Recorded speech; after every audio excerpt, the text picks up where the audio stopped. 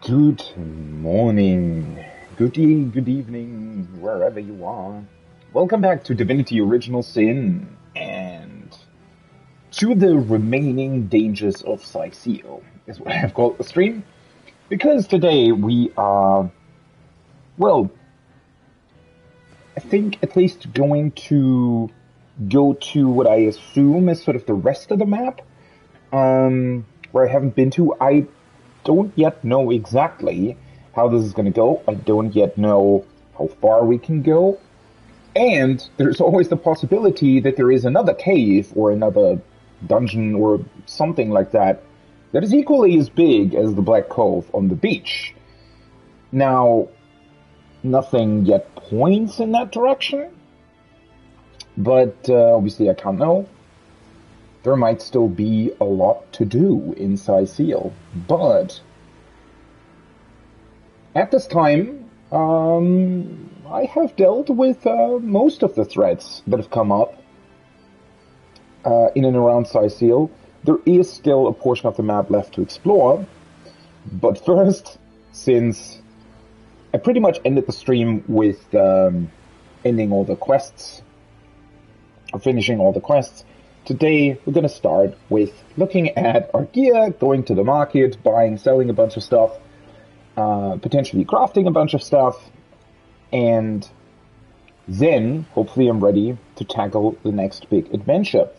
That being said, I am still not level 8, and I think monsters around the church are level 8, so don't yet know if I can deal with them properly. Alright, let's load it in. As always, saved in the inn. Though, I did also finish a quest around here, I think. Wait, did I? Well, I definitely finished the quest with the cats, but I think I did that last time already. Anyways, what is there left to do? Ah, right. I wanted to go back to the lighthouse, which we found.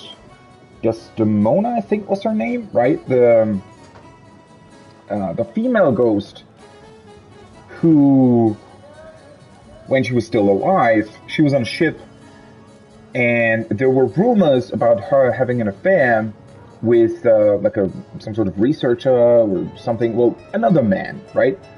But turns out, at least according to her, it was just a really good friend, and she actually came back to introduce this really good friend to her husband, right? But her husband apparently misinterpreted those signs. I think, if I recall correctly, he heard rumors about his wife cheating, and he became very upset and angry and turned the light off at the lighthouse. He's the one who was responsible for the lighthouse, and is still there as a ghost and sort of has to eternally watch over it now because he's been, his ghost is, I guess, attached to the building or something. But yeah, so he misinterpreted that, he turned off the light, the ship crashed, everybody, or it sunk, and everybody died, except for the cat, who thankfully survived, and is the very same cat whose collar we brought back from the cave as well, so that he could impress the female cat that's living at the mayor's house. They both, quote-unquote, married each other now. But yeah, that's one thing that I wanted to come back to is the lighthouse. The talking statues, I think I'm actually still missing one part of the puzzle, which is I think I'm still missing the person that was possibly screwed over by the Earth statue. All the other three, I have found at least one person who believed the lies the statue told them, and ultimately either died or, in one case, burned his whole house down, but survived. Yeah, I feel like I'm still missing one piece of the puzzle there before we can go back and possibly talk to the statues again. Other than that, The rest of the stuff is more or less main story stuff, I think. I could go back to, what's his name? Well, to the whole time roomy thing, main hub, something. I could go back there and take a look at whether or not there are some new developments there as well. Maybe a new room is opened up for some reason. But other than that, the section of the map that I still need to look at is this one, right? So it's not, doesn't seem like that much anymore. The thing is though, this is the church where supposedly now we can be quite certain that the undead originate from there. Interestingly enough, we also now have the Black Stone. Was it called the Black Stone? What was it called? The Bloodstone, not Blackstone. A Bloodstone we now have in our inventory, which might also be related to something. At least that's what the orcs were looking for, right? The orcs were trying to get the Bloodstone. While it was in possession of the pirates in the Black Cove, who, at least, well, the pirate captain seemed to survive with the Bloodstone as a skeleton. Yeah. This is the last section that we need to do. There was a monster at the entrance that was level 8. That's the only thing that I saw so far of this entire place, which is why I assumed that the entire part of the map is level 8. The thing is, though, there are a couple of what seem to be possibly like environmental puzzles or something over here, which I might want to do first in order to level up. My character is somewhat close to level 8, though I also have a couple characters that are a little bit further away. So I don't know if I actually can get to level 8 before dealing with the church.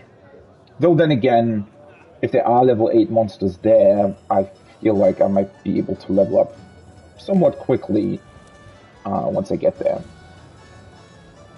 The thing is though, I think, well, I wanted to go to the market, but since we also still have a couple of quests to do, let's go to the lighthouse first, because if I get some sort of loot there as well, I would have to go back to the market or back through my inventory and look at all the things again. So it's probably better if I try to complete the quest first. Right, so Desolated Farms, that's a waypoint I want to go to. There shouldn't be anything left here.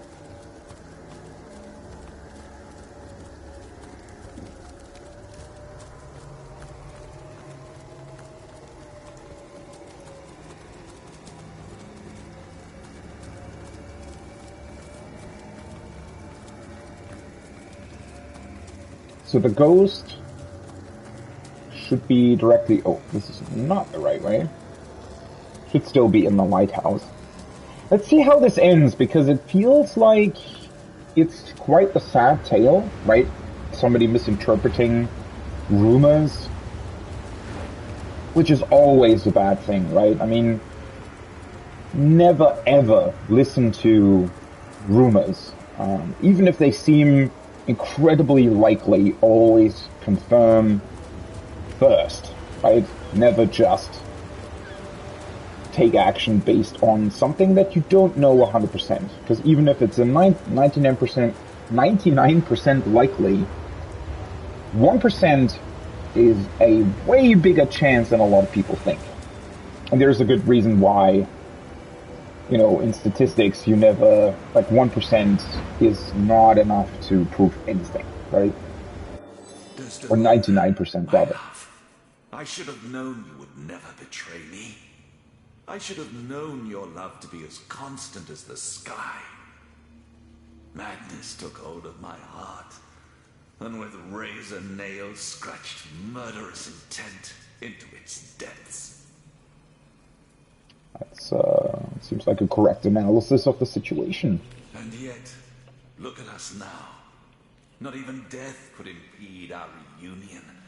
I beg of you, my love, forgive me. With but a word, you can heal my heart, efface the scars that lunacy left there. Forgive me, my wife, my own. Forgive me. It's actually kind of beautiful that he says not even death could impede our reunion. Kind of true, right? I mean, even though the, whole situation is pretty messed up, I guess you can give a positive spin on this. You've heard the whole story by now. Perhaps you can help me settle my mind. Half of me is furious and the other half is utterly enraged. What do you think of my murderer husband? That is actually difficult to answer. I mean, he actually killed a lot of people, right? We can't forget that. For a pretty, well, not dumb reason, but, considering everything that I just said, because he couldn't possibly know whether or not the rumors were true, acting so aggressively on them, still not the best thing. Then again, now it's happened, right? And arguably he's paid quite the price for it. So, I mean, well, the thing is, right? What's the alternative? Yes, he's a murderer. Yes, he killed a lot of people, based on a baseless rumor that he should have definitely confirmed before acting on it. At the end of the day, now, at this very point in time, there are basically only two outcomes. Either we say, well, or Desdemona could say, well,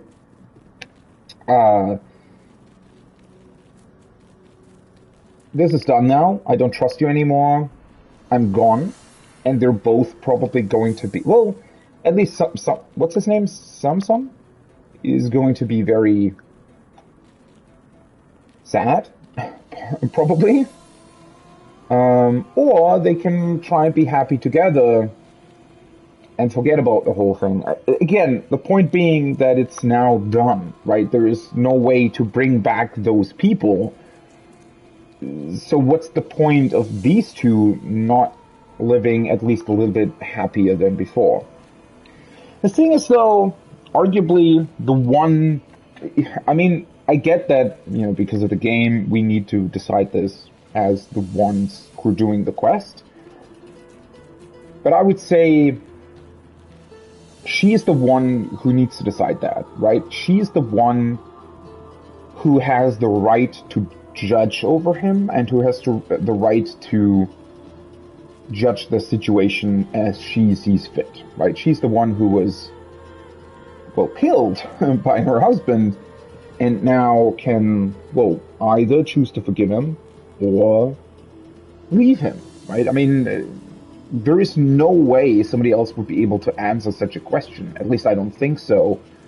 Whether or not, because, well, love is based on trust as well, right? And whether or not you can really trust a person, only you can decide that. I mean, other people can give you hints or can help you make up your mind, sure, but ultimately you're the one who has to decide about it. And, yeah, let's see what options we have here. Samson is truly repentant. Desdemona ought to forgive him so they can both move on. Desdemona is under no obligation to forgive her murderer, no matter how sorry he may be.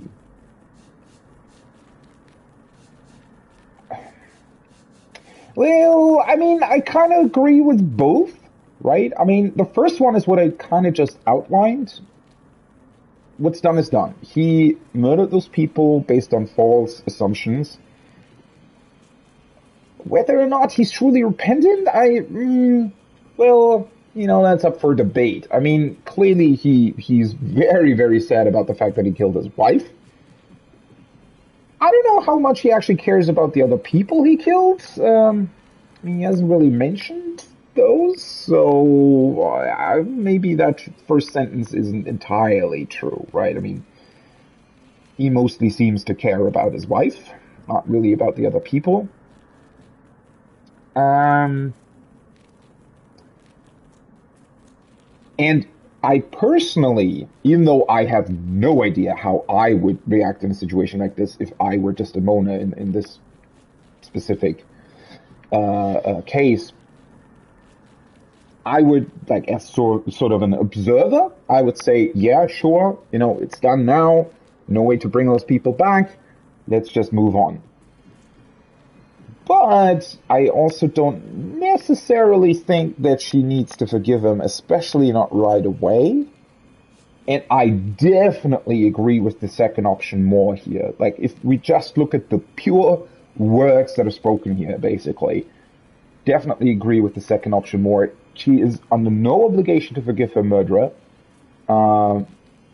His opinion, his feelings, nothing of his matters. It's only hers that matter here because she's the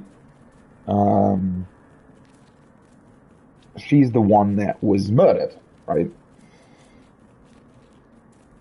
So let's go with the second one. Desdemona is under no obligation to forgive her murderer, no matter how sorry he may be. Why perpetuate anger and rage? Desdemona should forgive the sorry soul. Oh, yeah, this is difficult. Agreed. No one ought to feel compelled to forgive the fiend who snatched his or her life away. This, I don't like either of these.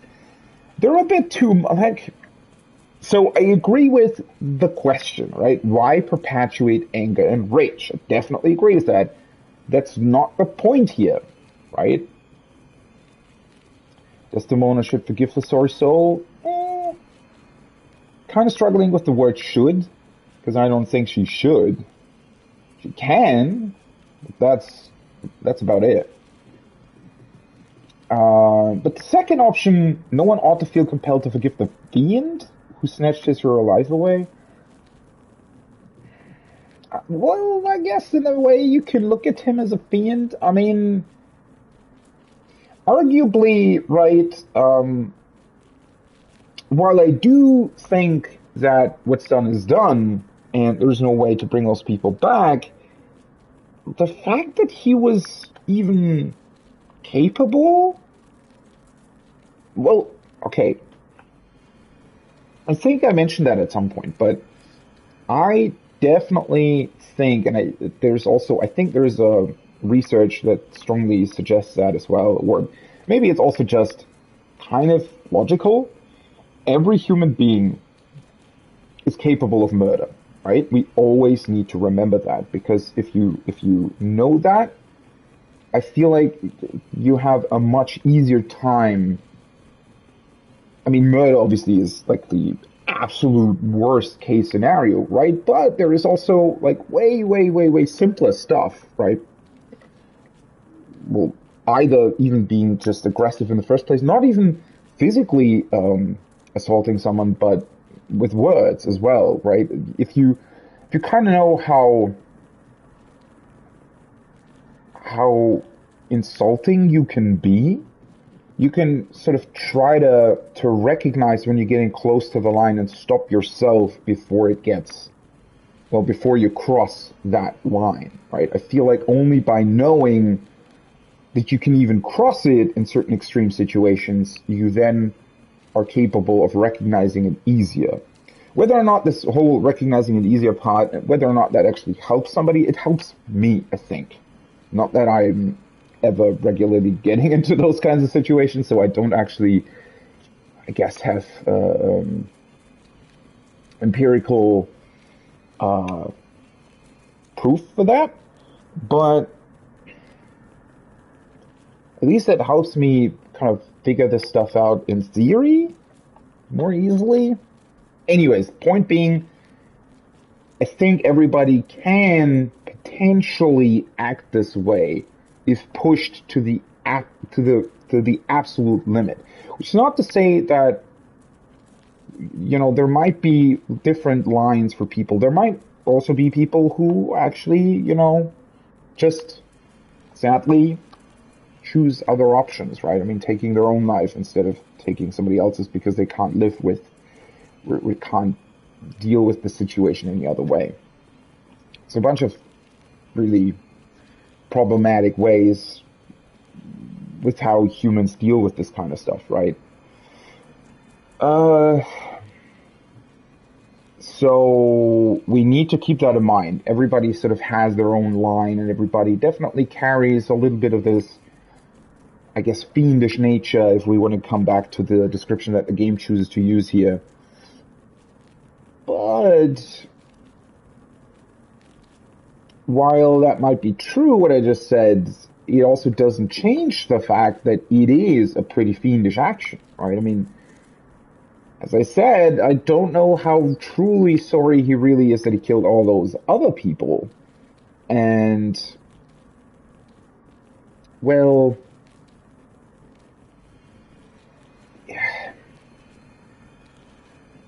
the thing is,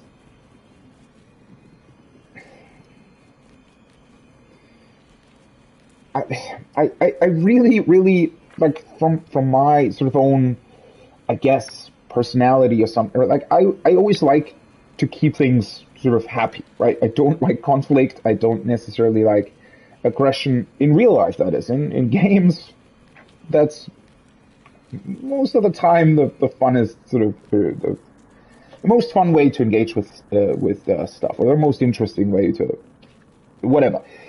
Point being, I kind of want them to just live a happy life, but considering his nature and, yeah, just the fact that he killed a lot of people here, maybe they would even be happier. I mean, you also have to consider that, right? I mean, just because they found each other again doesn't mean that they would be happy together now, right? And, well, I definitely agree with the second option more. I struggle with the word fiend because I truly don't think that he did that, or like he didn't necessarily want to kill those people, but ultimately he did, right? So that's still very fucked up. Agreed. No one ought to feel compelled to forgive the fiend who snatched his or her life away. Right you are. This cur deserves no more of my forgiveness than the devil himself. It's a bit too from much. me. For good this time. I'm not the biggest fan that the game is going a little bit too much into the extremes in a lot of these cases, right? They always present you with two options, basically. The cool thing is, if your two main characters disagree, then you actually get more options, right? They're a bit more distinct from one another, or rather a bit more gray, let's say, right? Rather than just purely one side or the other. But I do wish the game would be a little bit more,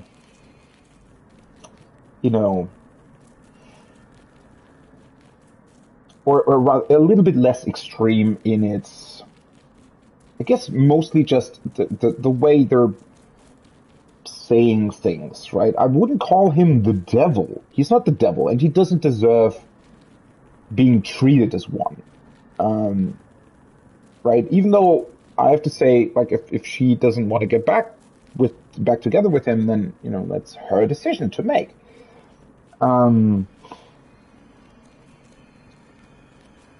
Yeah. I don't know. I wish they would sometimes just choose a little bit more careful words. Although, I guess we also have to remember that this is like a pretty much right after she found out about the whole thing, right? So, oh well. I do feel a little bit sorry for him because I think with her like being taken away from him again, he's going to feel absolutely awful. Then again, he also did an awful thing. Right? And maybe over time, I mean, he is a ghost. He'll live as a ghost for a lot longer, I guess. Maybe over time he can still be happy in a way. And maybe also recognize that being together with Desdemona, even though she is his love, maybe, brought some part out of him that wasn't necessarily meant to be there, or wasn't really good for him either, right? I mean, as beautiful as love can be, if, I guess, you're going to such extremes to, deal with it, that can also be problematic, right? I mean, maybe it's even better for him to, actually end this whole situation. Heartbreak I have sown, and heartbreak I must reap. Come, eternity. Let loneliness be thy instrument of torture. Regret I rack. It is no more than I, blackest of souls, deserve. For it was love itself that I yielded to the waves. I worry about seeing you in the next life, but I'm certain you alone will be banished to hell. Goodbye forever, Butcher. Yeah, I don't like the way she talked there, right? I mean, she has every right to do that, I think, but it's also not really healthy either. I think he had a much more measured response to this. Though I do agree with the end outcome, yes. Lost love at the lighthouse. We advised Desdemona against forgiving Samson, and they both vanished into their afterlives. Well then, that's this whole thing done. Took a while to get it done. We did receive quite a good amount of experience. Okay, so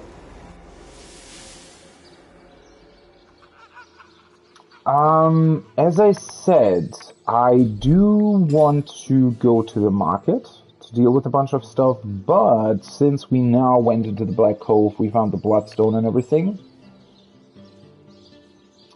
I wonder if there might be something we can talk about with either Arhu or the Captain of the Legion. I don't really know what... Well, Arhu might give us a hint or might, talk to us about the stone.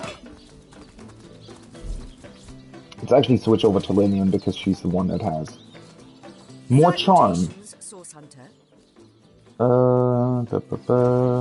They must come from somewhere, from some vile source. I could make a... Okay. Oops, that's not what I wanted. Doubly bless you, friend. I shall be very glad to share what information I can give you. So the chances of survival during these sorties are only about 1 in 10, you see. Okay, so she doesn't have any kind of new dialogue. Which does make sense. I mean, she didn't really talk to us about any of these matters specifically. Let's talk to this guy. Ah, the Source Hunter. Oh, yes. Discovered anything? These are the options we already had, right? If you must. Okay. So he doesn't really have any new stuff either. Let's see if we can talk to Arhu about the Bloodstone. Also, one thing that I kind of glanced over, Evelyn, the healer who had the Starstone, she was actually mentioned in one of the diaries, I think, of the pirates. Didn't I try talking to her about that already? There's definitely something weird going on there, because at least according to that diary, it seemed like Evelyn was the one who actually kind of seemed to want this whole expedition of retrieving another stone from the cave for her. So, but somehow that never really came up with anybody. Like, that wasn't something we were actually able to talk about. Welcome. By all means. And what might those be?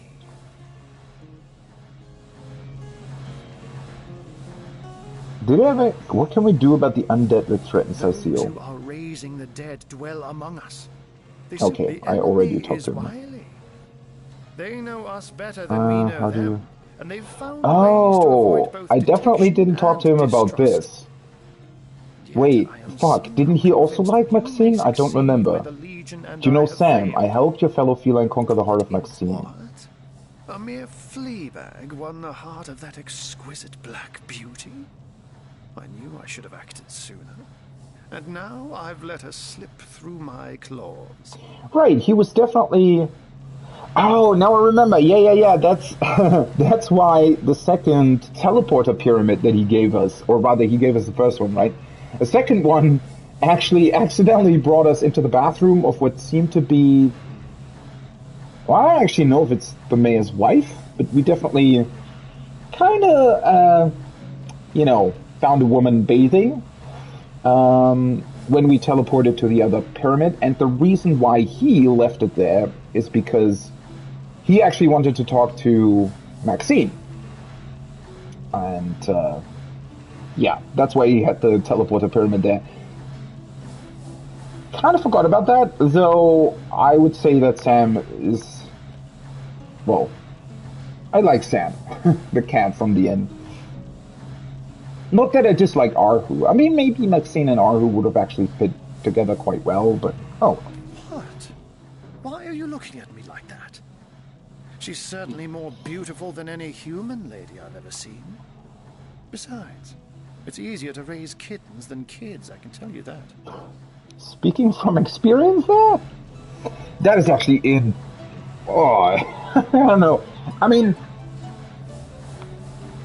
How would that work? Like, if magic like this, right, where you could transform, or a person could transform into an animal, how exactly would that work? I mean, well, in a way, in this game, most animals seem to be fairly human as well. I mean, you can kind of speak to all the animals, and they're just basically human-like, right? I mean, with their own, like, they're aware of their surroundings and whatnot, so... or self-aware. Whatever. But that's really, really strange, though, when you think about it, right? So he, being able to both transform either into a human or a cat, can choose to have sex as a cat, and then it's going to produce kittens, or he can choose to have sex as a human, which produces a normal human baby. That's sort of an interesting thing, right? We're fucked up, depending on how you're looking at it. I mean, if that's his deal, sure, but also, okay.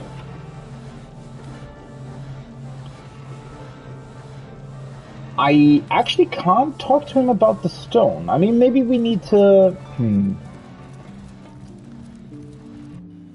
Maybe we still need to find out more about that?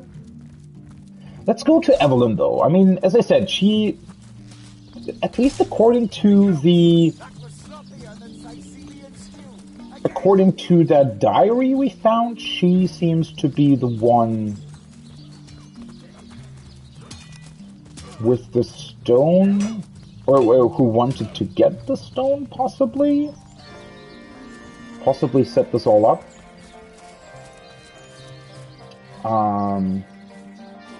Huh. In theory, we could probably also sneak in here, right? Try to take a look at Esmeralda's diary and stuff. Maybe that would actually get us a lot of information.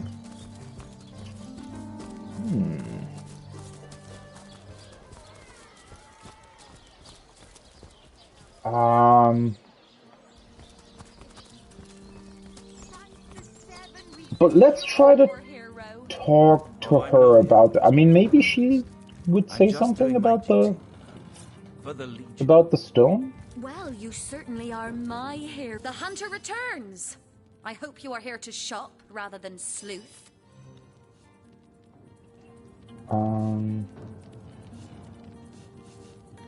So, what piece of irrefutable evidence are you about to present? Starster? Do you mean to imply he collected something dangerous? Something that may have gotten him into... Okay, so she doesn't actually have any new piece of information there. Unfortunate.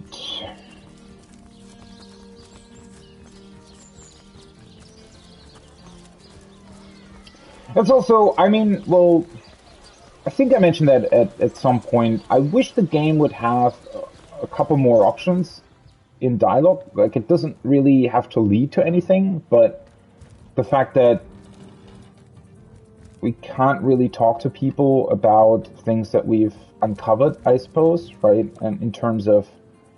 I'm not allowed to read this, right? In terms of... Well, just talking to them about the Bloodstone, right? It would be really, really interesting to ask Esmeralda about this. And even, like, she might just say, huh, never seen a stone like that, sorry, I can't help you, right? Even if it would just be something like that.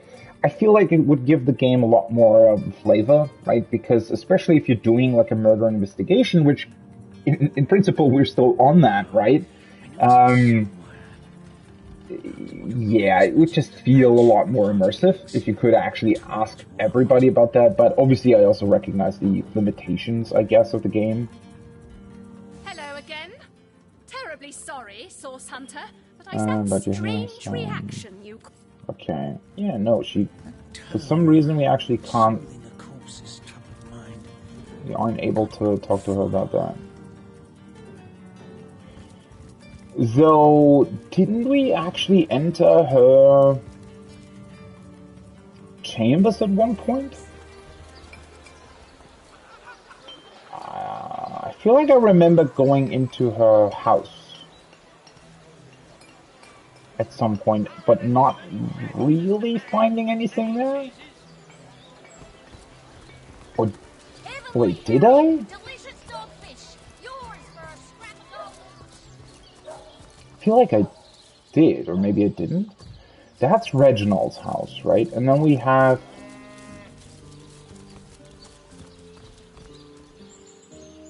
This is Evelyn's house. And as I said, we have... At least I have a suspicion about her possibly having...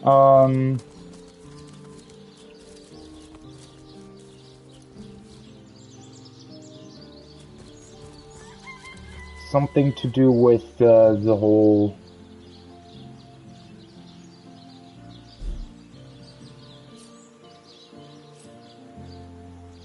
Oh. Ooh. We could actually destroy this door as well. Oh, I think that would raise some eyebrows. Maybe I wanted to go in here, but wasn't able to open the lock.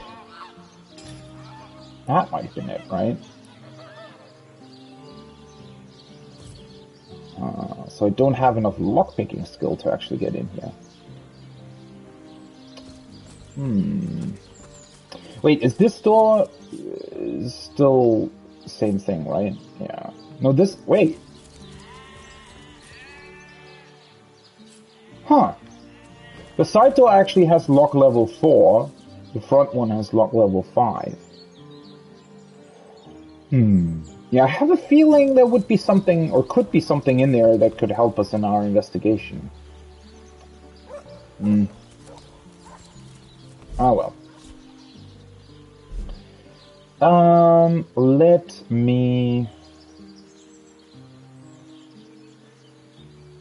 me sort through my stuff now, I think. Yeah. Let's see, do I still have some unidentified things on me? I don't think so. Okay, so I feel like I already went through most of the stuff that I found in the cave, but can't. It's probably good to have a second look here.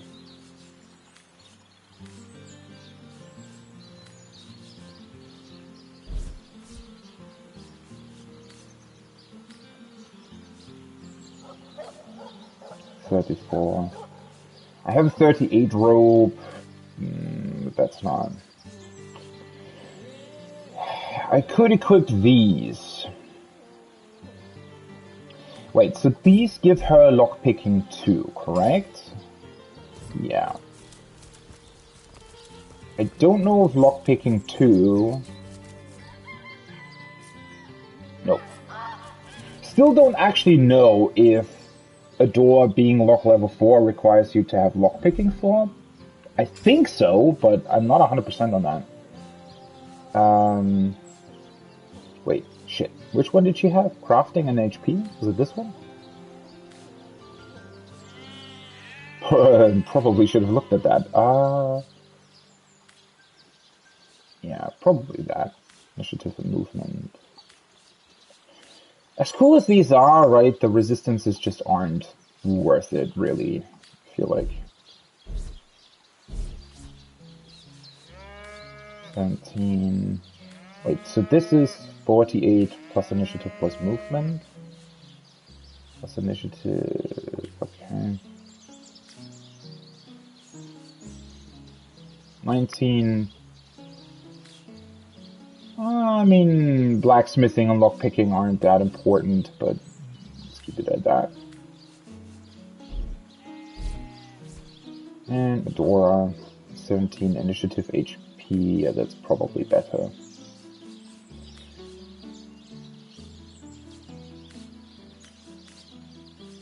We have this one, but that's worse. Okay, in terms of equipment, everything's fine. So let's move back to the inventory. In theory, I could sell these skill books, right? But you never know if they possibly come in handy at some point. Repair, let's send that over to Lillian. That can be crafted with medium poison resistance potion. I'll just sell those. Bunch of healing potions. This is for crafting. This is to eat. Resurrection scroll, poison arrow oil. That makes sense. Thunder jump, air absorption, summon air elemental. Avatar frost. Still don't understand why the brain scrolls don't stack, but yeah. And then all these pieces of armor, they can be sold, right? Well, this one... sure, let's sell it as well. Pickpocketing, crafting. These ones I'm going to keep for the pickpocketing. These ones probably also want to sell. I don't know if I can actually do anything with them in terms of trying to craft a better version of them or something. But yeah, let's sell this stuff. Movement. Immunity to muted. Let's just sell it. Immunity to poison. As cool as these are, right? I mean, they do require fairly special situations, I guess, in order to really be applicable. I don't really know how, you know, how likely it's going to be for me to be in those kinds of situations. Still no idea what to do with these essences, by the way. Moonstone, as I wanted to keep. The general race doll, no idea what that's for. These all seem like quest items, but at the same time, also they kind of don't. A diamond that is actually not as worth as much as I thought it would. Thought it would be.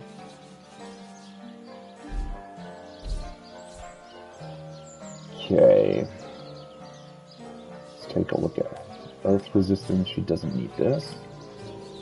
She has a bunch of stuff to eat. Actually, let's split off 3 of these, because I think that Medora actually doesn't have that many of them anymore. And she also has the orange juice, which actually makes more sense for her, even though it heals less, so...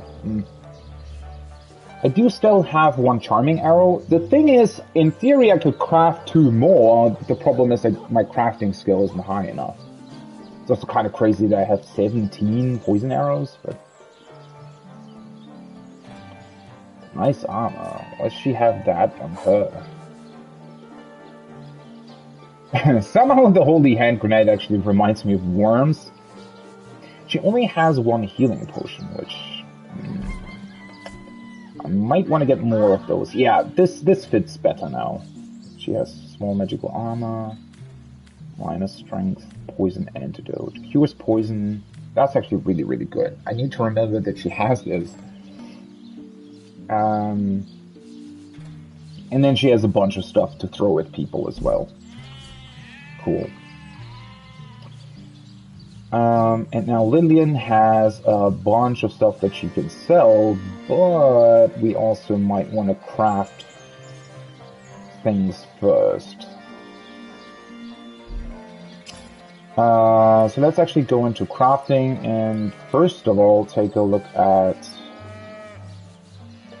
So I could craft a bunch of these and just sell them as well. The thing is, I don't know if there's actually something that I could buy in town, because my weapons are mostly sort of up to level. So the only thing that I would really want to buy, possibly, is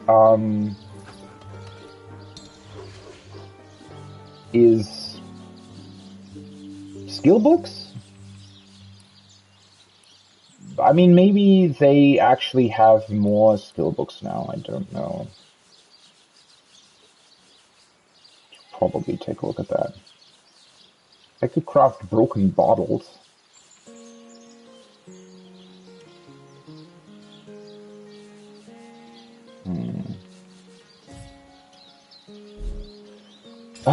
Is there any sort of potential combination that I wanted to try?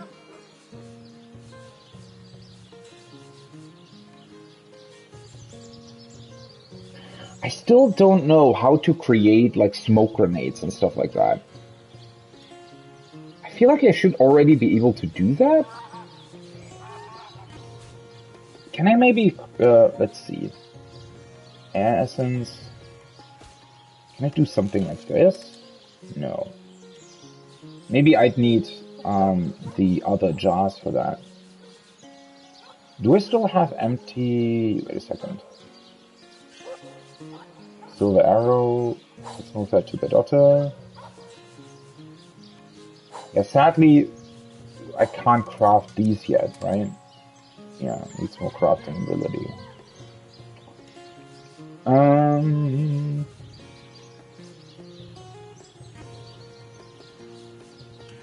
Do I not have... Oh, I have these. Okay, let's see if I can combine that with essences. No. I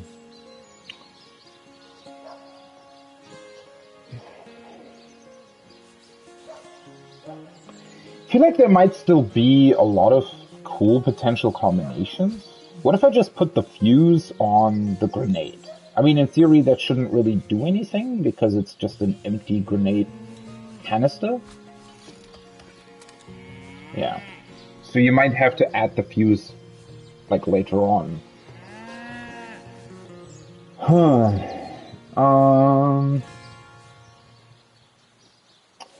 don't really understand. I really thought that you might be able to create smoke grenades, for example, either with, I think I already tried flour, I tried bone dust, I tried stardust, so that doesn't seem to be it.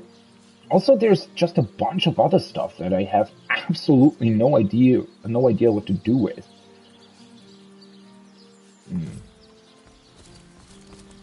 But let's actually go to the crafting stations behind the empty convenience store or general store.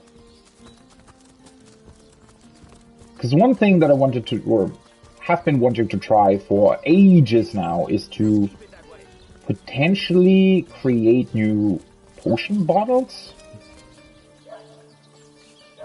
So can I use the broken bottle together with the furnace? Where is it? Here. No. That's unfortunate.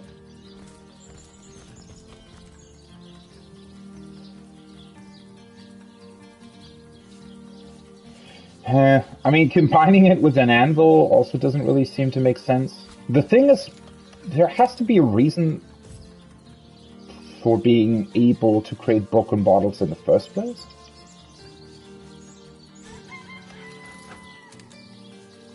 Wait, let's see if I can I maybe, although, I think I already tried that at some point, combining the, yeah, that's also not a thing. Well, I don't have empty grenade canisters, or not canisters, empty grenades. I think you can combine, maybe you would be able to put the glass into empty grenade canisters.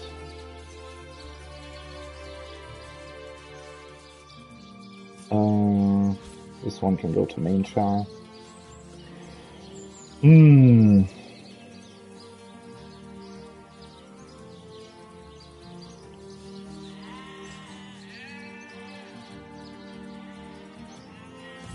Is there a way to, let me see, whetstone wheel? I mean, I might not have enough crafting skill to do this, right? Yeah, okay. Or blacksmithing rather. I'm also not using, wait. Abilities, she has crafting 3, blacksmithing 1. Does anybody have a higher skill there? No.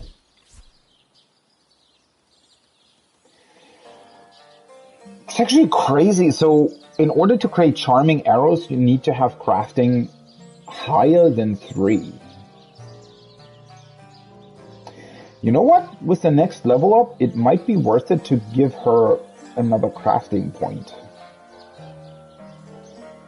Because in theory, I mean, this is 3 because she gets it from her skills and stuff.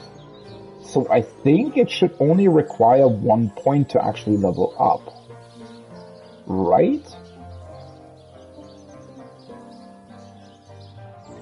Because if an additional point into crafting would allow me to craft charming arrows, that would be insanely useful.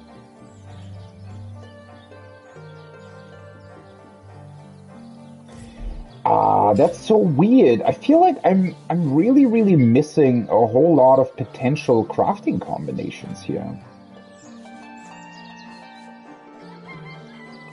I don't know, there's just so much still left, right? I mean, we have the empty potion bottles and whatnot. But I can't actually really do anything with it. Oh, can I, wait, did I ever try to combine a sheet of paper with a feather? Okay, but that's not it either. I'm still also looking for a way to craft ink.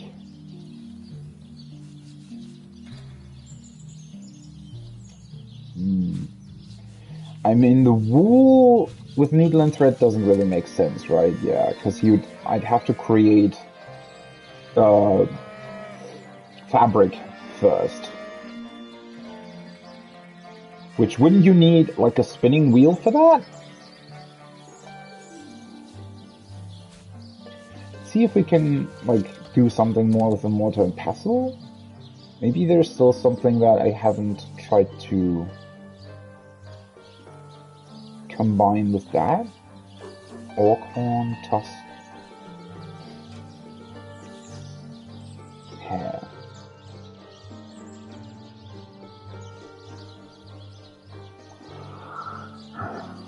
It's really difficult to say. I feel like I'm sort of missing, or potentially missing, intermittent crafting materials.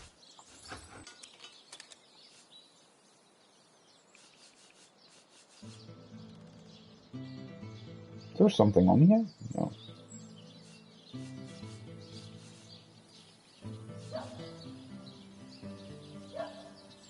Also, there is definitely a way to create scrolls yourself, but I feel like it seemed I need some sort of magical ink for that, and I have absolutely no idea how to create that.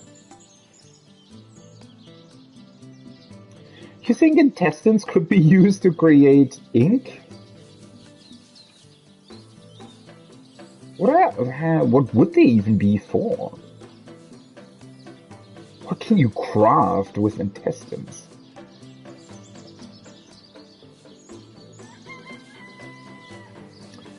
Huh.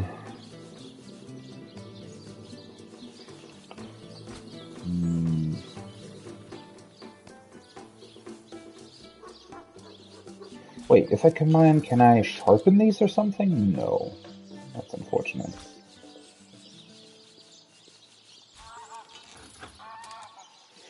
I might have also already missed a couple of, oh, let's actually move that to main character, because she has that skill herself, right? I might have already missed a couple of books that might hint at more crafting combinations. Though I don't really know where they would be. The thing is also, a bunch of these crafting combinations just make a whole lot of sense, like right out of the gate, right? So you wouldn't even really need a book to figure them out. But other ones seem a lot more complicated for some reason.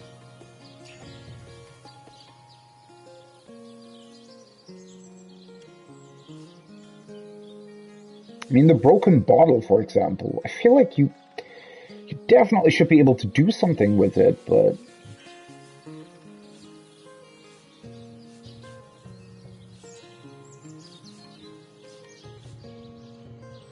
also,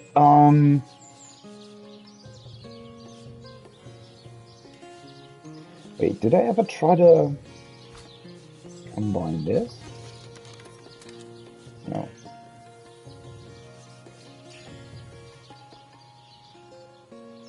Bread isn't actually that good. -1 speed is pretty bad, to be honest. Let's actually consume the wine. Ooh boy. Holy shit. That was being drunk. Blessed nice rope of the runner. Wait. What? What the fuck is going on? Did consuming the wine make her just get naked? What? Lillian, what the... Why? Why would you just undress yourself when you consume a bottle of wine? I mean, I get that a bottle of wine is a lot of alcohol, like an entire bottle. I get that, but, I mean, that's still an interesting reaction to being drunk. I feel like she's a lot of fun at parties, to be honest. Like, genuinely. If that's her reaction to drinking a bottle of wine.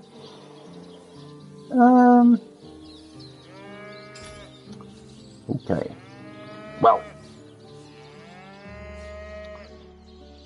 This is -1 intelligence, heals 5%, drunk status. I wonder if you could... Can you combine the beer? I mean, with dough, that doesn't really make much sense, right? Maybe you can combine it with ham or something to create, I don't know, some nice sauce. Can I combine the carrot with a knife? Aw, that's unfortunate. +1 sight. Kiss carrots are good for your eyes? That's actually cool.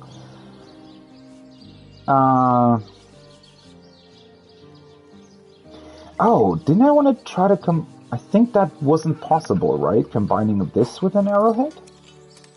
No. Unfortunately not.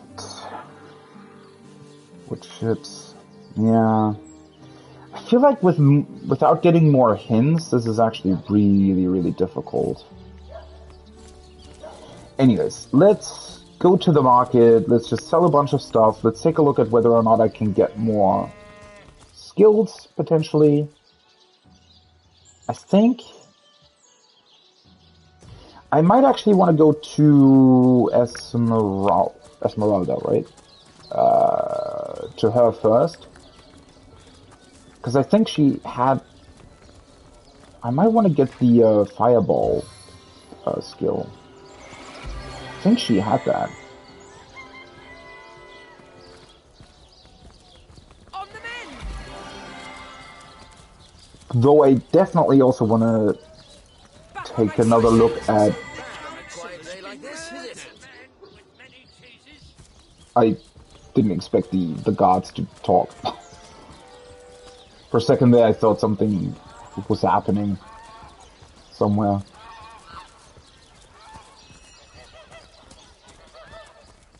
But yeah, I actually have quite a lot of gold to spend now, I feel like. Well, there might also be other people that I haven't tried to trade with yet. The hunter returns. I hope you are here to shop rather than sleuth. Oh, she doesn't actually have that much. She has these. Fire and air resistance. Not bad, but not really good either. Bunch of arrows I don't really need. I thought she had... Who the hell did I talk to that had the fireball scroll? Definitely remember somebody having that. Ah well, this is definitely not really the stuff that I need currently.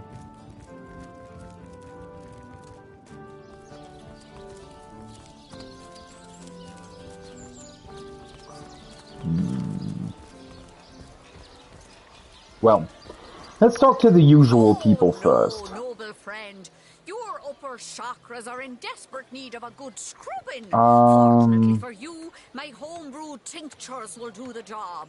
Or if you're in the mood for something a bit more electrifying, chance to set poison status. I wonder if there's... might give your system just the shock it needs. It seems to be the only quote-unquote negative effect that I might be able to combine with arrowheads.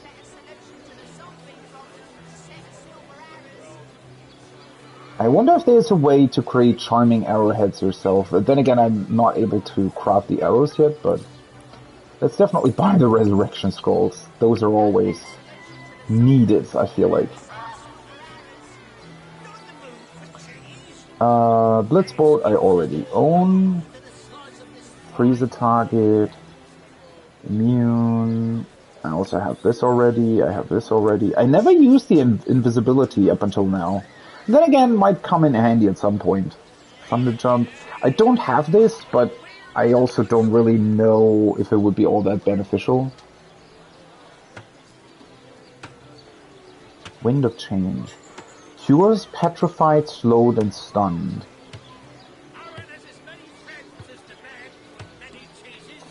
I mean, having more of these kind of curing spells available might not be the worst thing.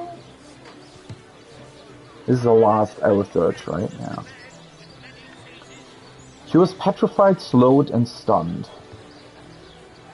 I mean, it's only 2 AP. It has a range of 15 meters on my main char. Wind of Change. I don't have that, right? I just want to make sure because I so far never really had to use these type of skills. skills would be here, right? Yeah. Might not be the worst idea to get that. Well, okay, wait, let me...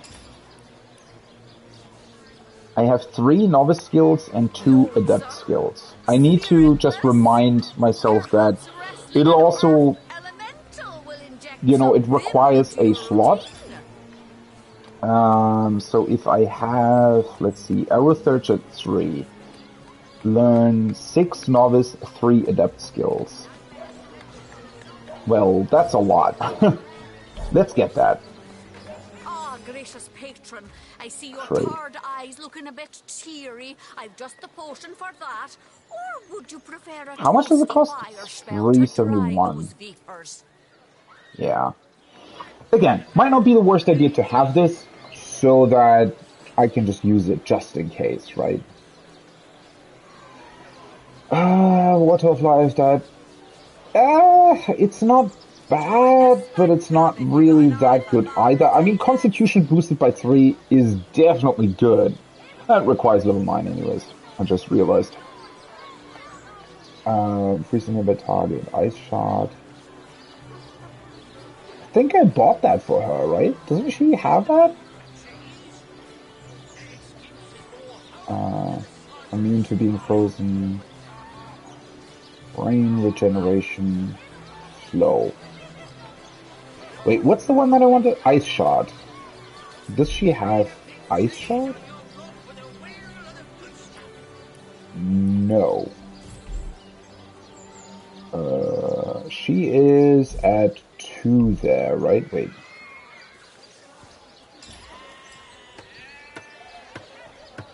Yeah. I think the reason why I didn't buy Ice Shot is because I'd still have to use more AP to use it. Or does it cost 7 AP in general? Trailing chart of ice, frozen status for a turn. Ah, right, it's an adept skill as well.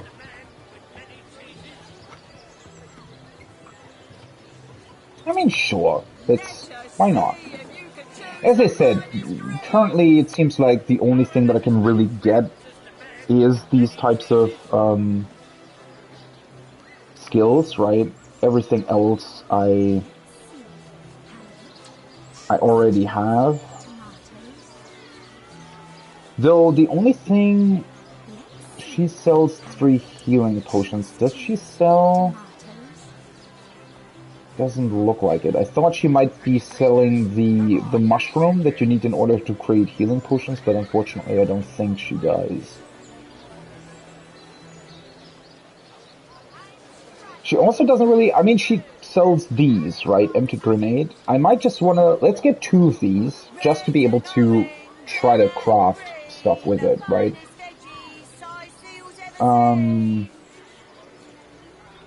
But then again, for example, the last time I crafted something with this, right? I was combining nails with the empty grenade, which made a nail bomb, right? And that's so straightforward that I think I would probably recognize if there were other potential combinations that I haven't tried yet. Alright, let's, don't need this anymore, right? Heavy cleaver. So the bows I don't need anymore anyways. So the broom as well. Bunch of daggers. These are old ones as well, right?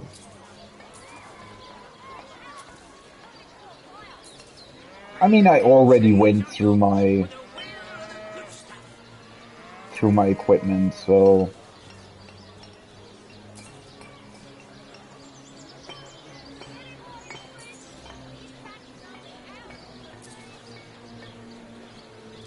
wow.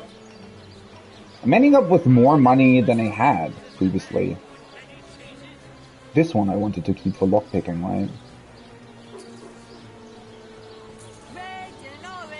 I feel like I might have sold something that I wanted to keep. Oh well.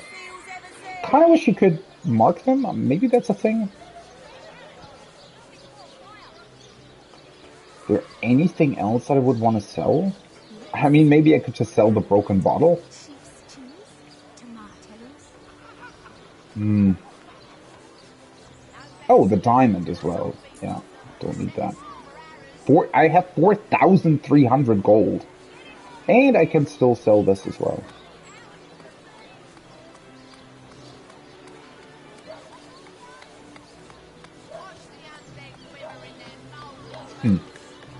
Yeah, I feel like I actually need more stuff to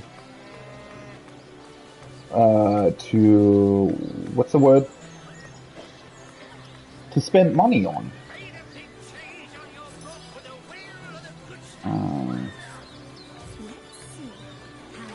Where did I put it? Here. It's a bit annoying, but sure. Then again, let's put Ice Shard here and put Water of Life here. Lonesome? Spiritless? Perhaps Wait. wrestling an earth elemental will inject some vim Oh, that's into your from the wand anyways. Oh yeah, perfect. Okay. Sheep's cheese, tomatoes. Yeah, it's really, really unfortunate that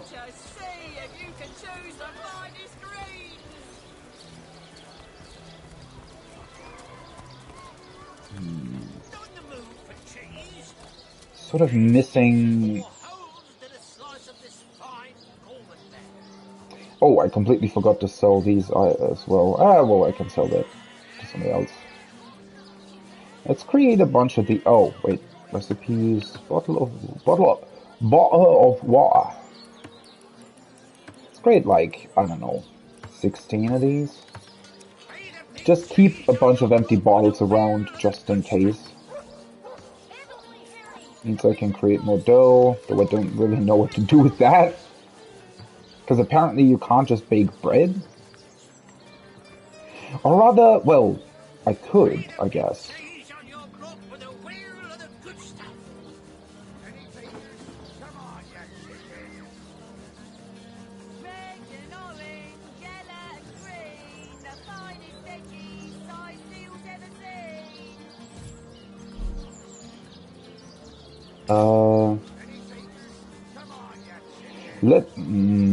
Wait a second, where the hell is it?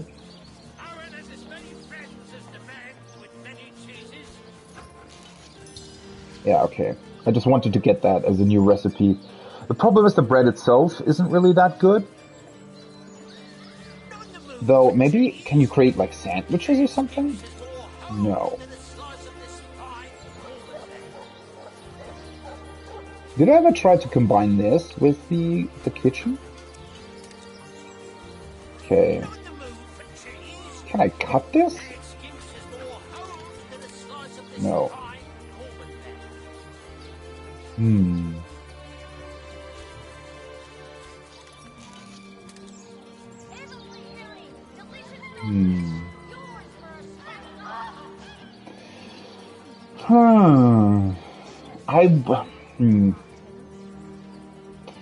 I don't know if it would make sense to be able to combine the bread with anything else.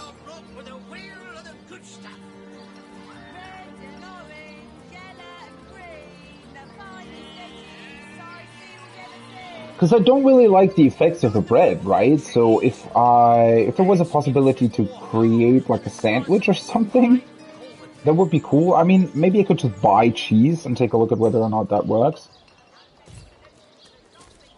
Oh well. Let's see. Halibut, sheep's cheese, tomatoes. Well, what sort of arrows do you want? Trade. Freezing, silver, poison? Definitely want more charming arrows. Those are insanely good.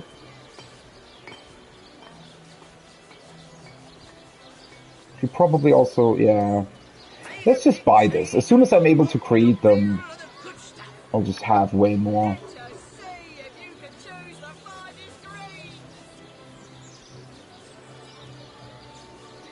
It's slightly annoying, to be honest, that they keep all the stuff you sell to them. I don't know. Decrease armor, but grant higher... Oh, right. I don't think that's really all that beneficial. This could be really, really good if you have, like, mostly a physical party. Or if you have the ability to switch over to physical attacks, but with my mainly magic-focused party, I feel like that's kind of bad. Then Forks of... I already have that. Already have that. Already have that. Sheep's cheese, tomatoes. I already have this as well. Increase luck and critical chance of you and all around you. I never bought this, did I? Survivor's Karma. Luck increases your chance to hit and improves the odds of finding valuables. Expert marksman skills are skills for archers and rangers. High dexterity improves these skills. I don't know if this is actually that beneficial in combat, right? I mean, having more luck, I think also... It doesn't say that it also makes it more easy to avoid enemy attacks with that. I mean, it lasts for 5 turns. It's not bad at all. I'm also slightly wondering, so should I basically cast this every time I open a chest if I have it? I feel like that gets annoying fast. Cures bleeding, crippled, and diseased. Heals target for 10%. This I probably should get, right? Why did I never get that? Because I have tree poisoning, right? But I don't have first aid?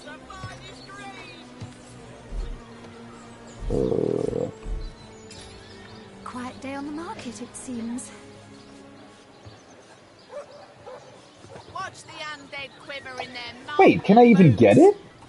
I have 1 adept skill and 5 novice skills. Why am I only level... I thought... Didn't I plan on increasing... Yeah, bow is already at 3. I thought I wanted to increase this. 5 novice, 2 adept. Well... Let's just buy it anyways, because if I level up, I think I might be able to level up marksman as well. Get to the point. And it's not bad to have a potential 10% heal. I mean, it's not much, but it's also not nothing. Let's buy this. And then... What was it that I wanted to sell? The earth resistance potion... Medium poison resistance potions... Well, if this can't be combined with an arrowhead, I'm still gonna keep it just so that I might be able to combine it with more stuff. Let's see. Halibut, sheep's cheese, tomatoes. Quiet day on the market, it seems. Inventory, let's move this over to Bedota. Let's move the... Where did I put them? The charming arrows over to her. Quiet day on the market. That's about it, right? Charming arrowhead. And I'm pretty sure that I'm not able to learn this. Yeah. Need to level up my marksman to do that.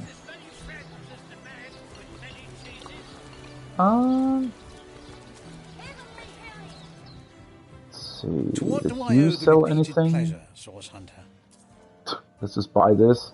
I mean, I could buy more healing potions, but they're way too expensive. I have the money in theory, but I also feel like, you know, as soon as I get access to more skill books potentially, I might want to spend a bunch of money on them. Wait, where the hell did Evelyn go? No, I know it is somewhere. I don't want to ruin this particular batch of party elixir. Oh, she's standing right next to him. I did not realize. Hello again. Terribly sorry, Source Hunter, but I seem to be fresh out of priceless relics for you to destroy. I don't think I ever actually realized that she also sells resurrection scrolls. This might be even more than I need now. Okay, so Arhu, I think, sells geomancy stuff, right? Who the fuck sold the fire stuff, then? It is slightly annoying, though, that you have to run around the entire town constantly to get all the different skills. Also, I think, who sells the,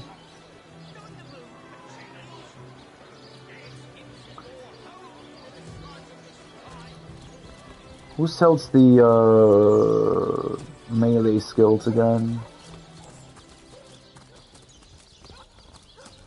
Let's just do one more round over here, and that'll hopefully be it for my, buying spree here. I mean, it is an RPG, so I guess it's kind of expected that these kinds of things are just naturally going to take a while, but it's also, What does this do? Fire resistance, earth. Why are these always just resistance? Oh, the charming arrow, though.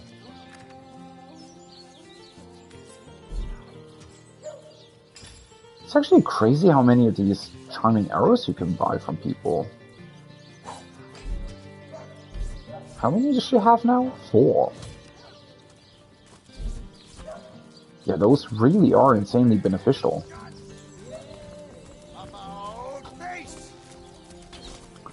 They're just background, right? Drill Sergeant? You can talk to him? That's all we do around here. Decaying Touch. Make a target decay so that it cannot be healed by magical potions anymore. It will be damaged instead. Oh, well,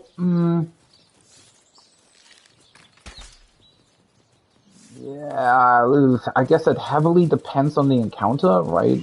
Whether or not enemies actually do that. I mean, some enemies do heal themselves, but they don't heal themselves through items most of the time. I have seen some enemies that heal themselves with potions, but that's kind of rare, I think. Ah, right, he sells this stuff. I was gonna say, I definitely talked to somebody who sold this stuff. Reflect melee damage inflicted upon you at the cost of your chance to hit. Toggle stance. Barbed wire. Oh, that requires a shield, though. Unfortunate. Crippling blow I already have. Cure wounds. Immediately heal yourself or a nearby target for 114 vitality. That's a thing? I mean, it costs 6 AP. Can only be used once per combat. Wow.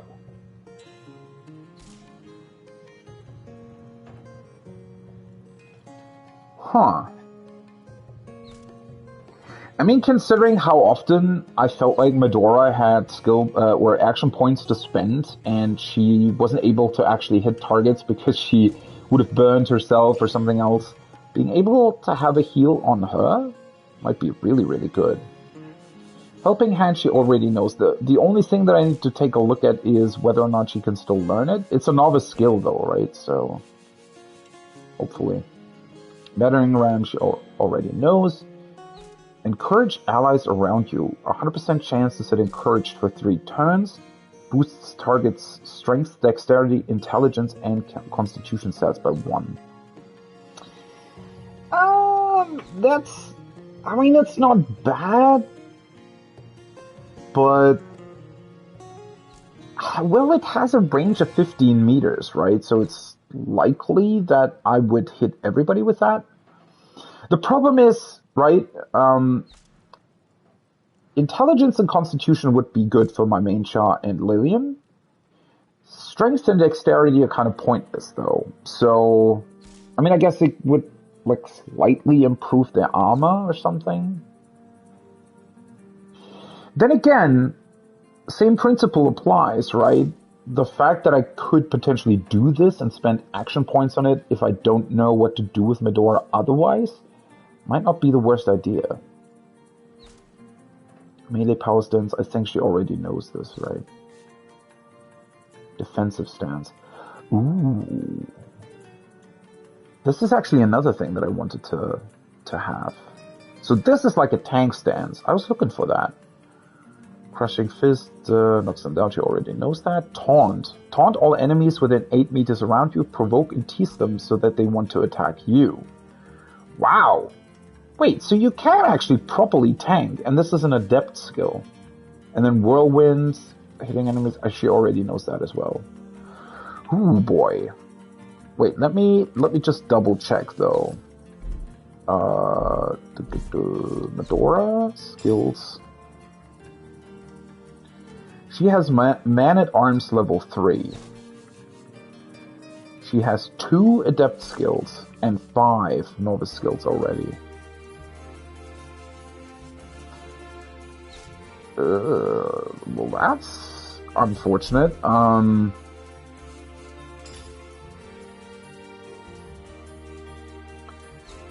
So she can learn 1 more novice skill and 1 more adept skill. But even if she were to level up, she wouldn't be able to learn another novice skill.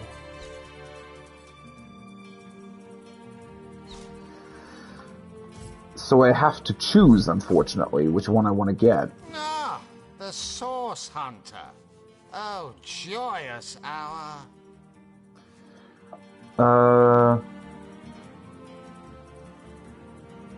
Crippling blow, cure wounds. Because cure wounds is a novice skill. Kinda wish she wouldn't know Helping Hand. Is there a way to forget skills as well?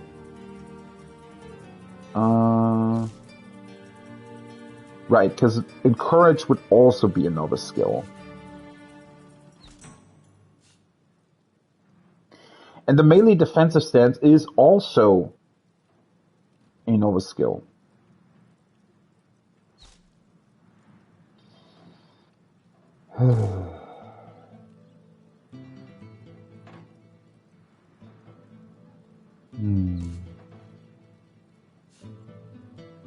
Taunt would be adept though.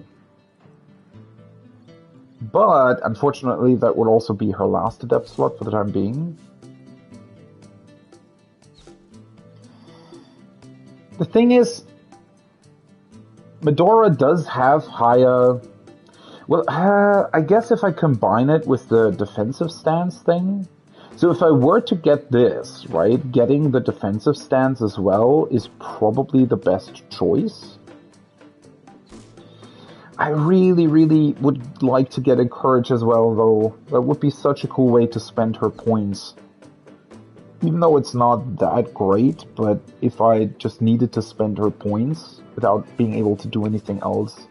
Having more support skills on her, same with... I mean, this is only once per combat, right?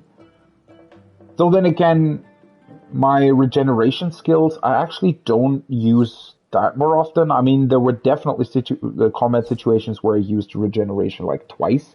But they also have kind of long cooldown, right? And I think most encounters don't really last beyond turn 10 or something.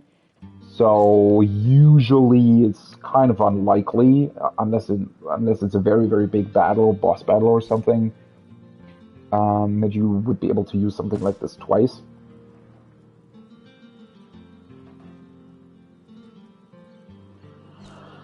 I mean, there might be a way to forget skills somehow, but I don't think you can just do it. That probably requires, I don't know, something else. Never mind. You can just unlearn skills. Okay. Well, help a knockdown ally back up or pad out. Okay, well, I never knew that you can pad out a burning ally. The thing is, though, usually when you start burning, it's mostly because you're actually standing in fire. And in that particular case, padding them out, I think, doesn't actually do anything. I mean, it's difficult to say. I mean, maybe I should get rid of Divine Light. Set the warm status decreases target's willpower and bodybuilding within the spell's area of effect. It's not bad, but usually, first of all, it's really difficult to angle it properly. And then it's also kind of...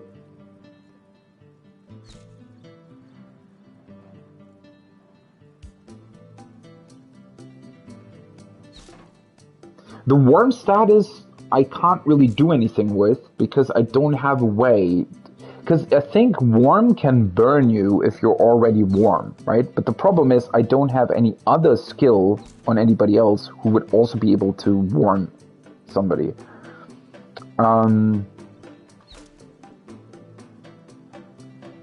And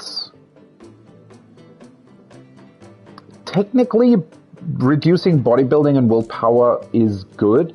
The thing is, though, unless it's a boss enemy, I think, most other enemies or most of my skills already have very, very high percentages of setting statuses to enemies, right? So usually it's highly likely that enemies are going to be, you know, either stunned or poisoned or whatever anyways, right?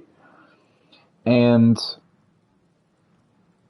especially since all of my characters can do something like that, even if, you know, I end up not being able to stun an enemy, at least so far, I was always able to still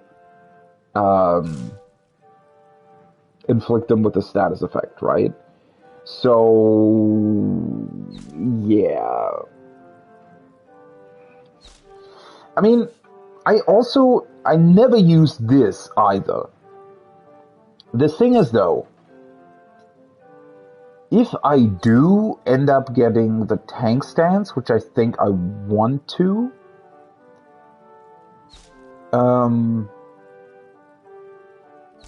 it's good to have another one to swap back and forth between them. I know you can also cancel them, but I think it requires a turn more to reactivate it then, maybe? Anyways, but I do like the idea of being able to switch between stances. Let's get rid of Divine Light. You will need to find another skill book for this skill. Yeah, sure.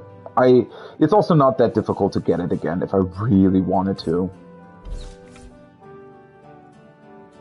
Oh, what now? Okay, what was it that I wanted to have? So let's buy Taunt. The defensive stance and courage, right? Because as cool as it would be to have cure wounds, I think encourage is actually the better choice in this particular case.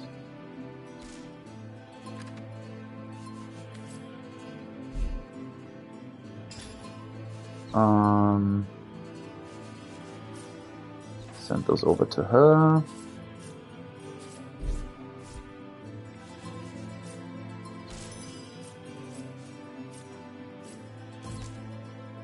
Nice. Courage, defensive stance, and taunt. It's really awesome that she can learn taunt. I wonder if I'm actually going to use it. I mean, it might be pretty good if another character is on the brink of being killed. For example, in that particularly difficult fight against the really, really strong chest, being able, or if I would have been able to switch on her defensive stance and also taunt the chest, I think that could have been pretty good, because I could have focused my healing on Medora and dealt with the chest way quicker, because everybody could have been in range, right? Whereas now I had to move everybody back, essentially not do anything with them, and let Berdotta kill it from range, because she had a higher range compared to the chest.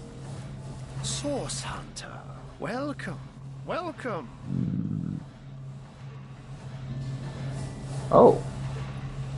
You also sells a bunch of resurrection scrolls.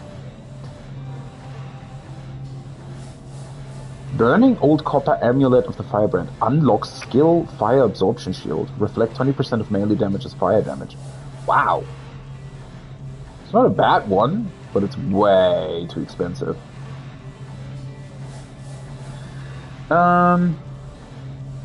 Bless the target removes curse. Don't really need that. All that. Already have that. Geomancer spell to Earth by high intelligence. Armor rating plus 20. 100% chance to set fortified status. This would now actually be really, really good to put on Medora, right? If she is tanking or taunting, putting on her defense stance, and then also support her with this, further improves her armor rating. Midnight Oil. Turn a nearby target to stone, dealing earth damage. 80% chance to set petrified status. I mean, it's not that high of a chance, unfortunately. Poison Dart I already have. Earth Shield, don't really need that. Summon Spider I already have as well. Let me also double check her. She's at level 2 and has 1 Adept skill and 4 Novice Geomancer skills. So I should be able to get 1 more Adept and 1 more Novice skill if I wanted to. How can I help you, my friend? That would actually work out well, right? Because, let's see, Fortify is Novice, and Petrifying Touch is Adept. Don't know, well, 4 action points is not that much, right?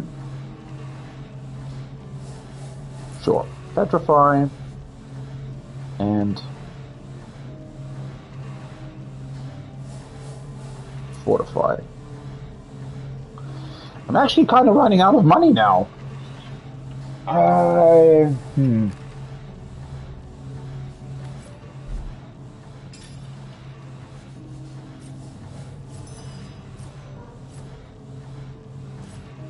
just want to sell a bunch of other stuff. Also, my hotbars are an absolute mess again, but I don't know.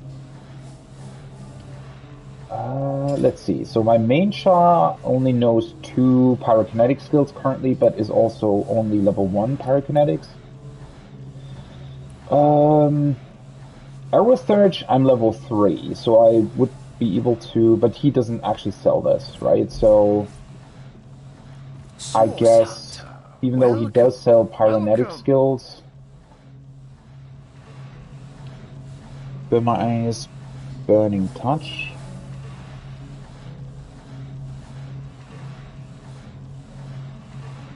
Self-immolation.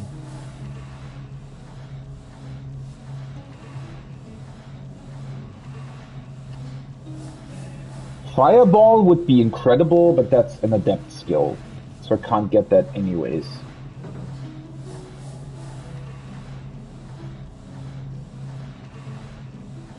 Well, fuck, this would set a warm status.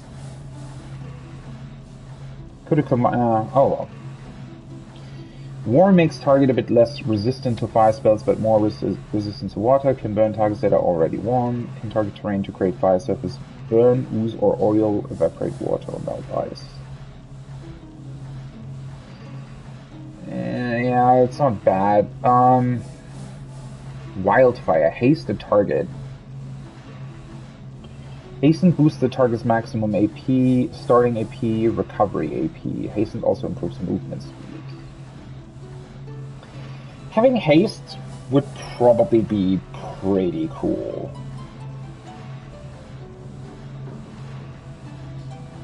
Smokescreen is adept. So there's a bunch of really cool fire spells that I can get as well. So if I can haste, let's see, Wildfire. Just to double check, how many skills can I learn? 3. So I'd have to level Pyrokinetic anyways in order to do that, because I don't really think I want to get... Well, no, never mind, I only have 2. Well, I should be able to buy it if I sell something else, I think. How can I help you, my friend? That was it? Haste a target. 911, so I need 100 more gold. Oh boy.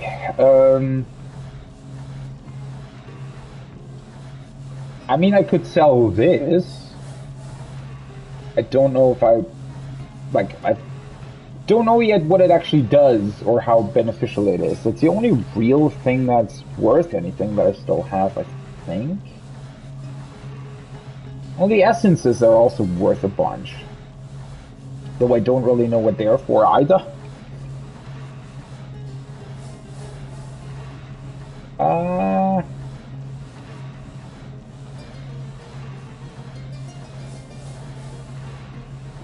I mean, I have a lot of them. Let's just sell a water essence.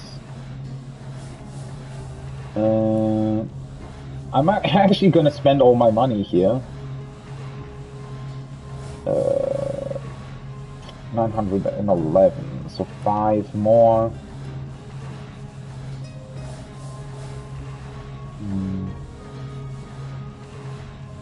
These would be worth 5.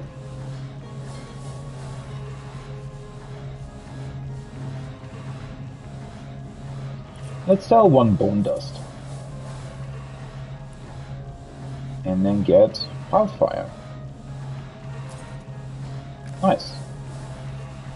Now I'm all out of gold.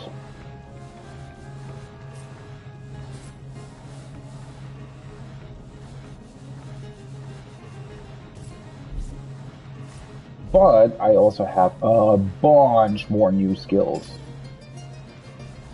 So hopefully come in really, really handy. Oh yeah, I completely forgot that I bought this as well, right? End of change, and where's the other one? Wildfire.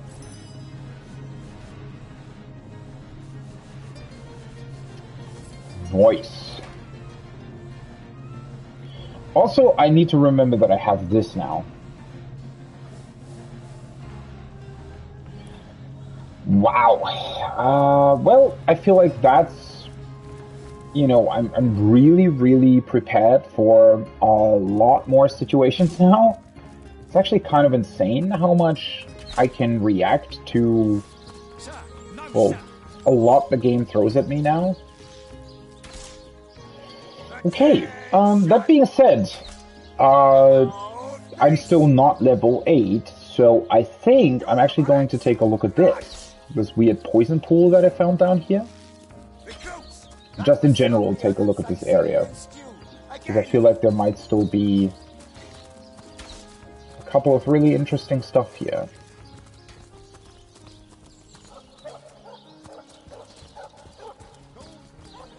Welcome back to Seal Hunter. I wouldn't venture too far out of town if I were you. Many legionnaires did so before you. So either they're not saying it anymore because I already talked to them about it or something, or because I opened the door already from the other side, but they're not saying anymore that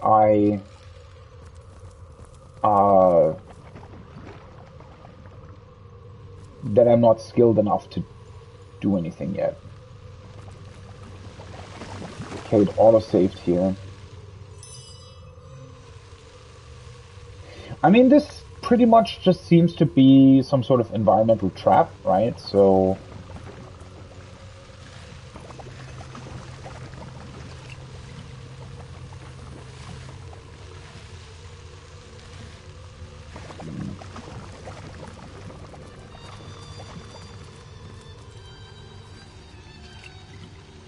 So they actually give you resistance potions to deal with this, I guess. But I should also be able to just move them. And... Careful, I spotted a trap. Oh.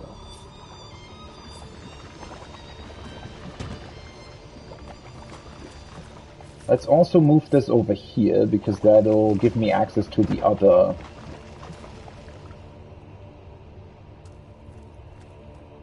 The poison bits over there. Are you... Careful now, that's a trap. Why? Why would you run through there? Really?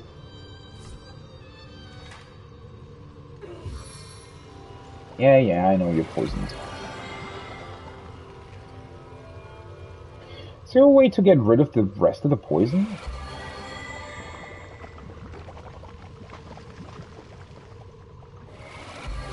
The thing is, I don't really want to blow up the barrels and stuff. You know what? Let's do this. I don't want to have them constantly running through the frickin' poison. Although then again, kind of want to keep the...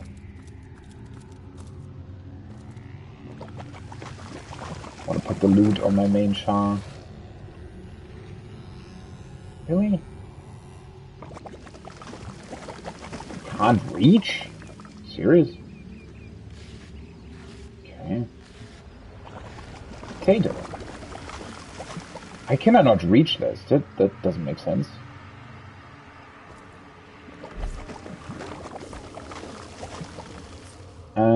Only issue is that I think Medora doesn't actually have perception that would be high enough to see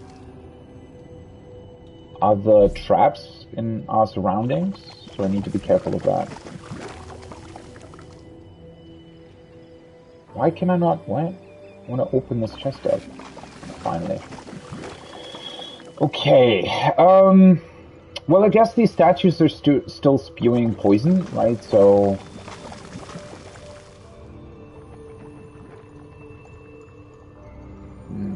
I'd still have to move through the poison as well. So they very cleverly place these traps in a way where even if you deactivate the... or even if you put the barrels onto the traps, you're still not actually able to walk through this whole situation.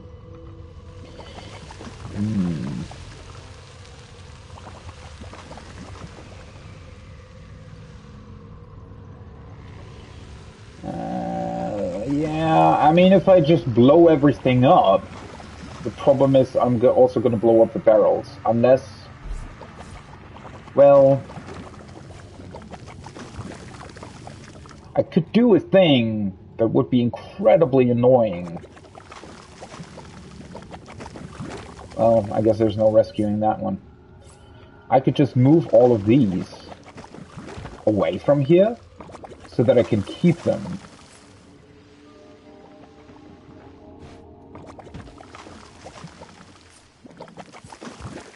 Thankfully, I can move them quite far.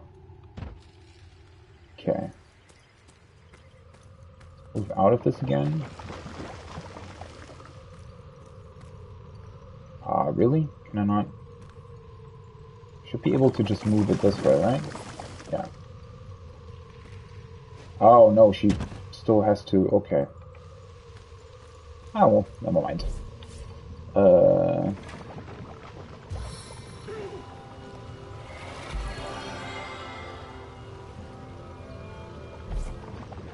Just want to make sure that I have all the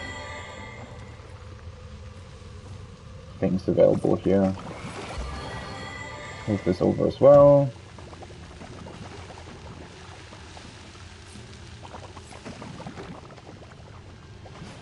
Okay.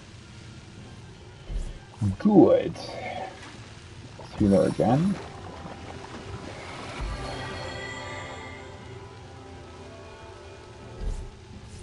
Back to her. Into the fray once more.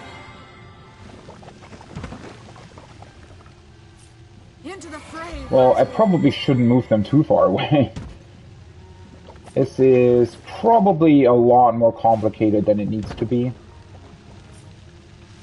But I want to see what happens if I blow everything up. Because, in theory, the poison should react with everything, right? The traps are still gonna stay around, I think. But, yeah.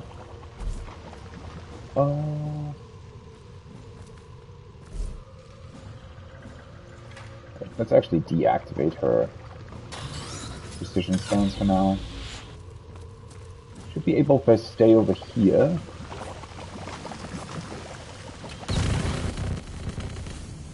Yep. That's what I wanted to do.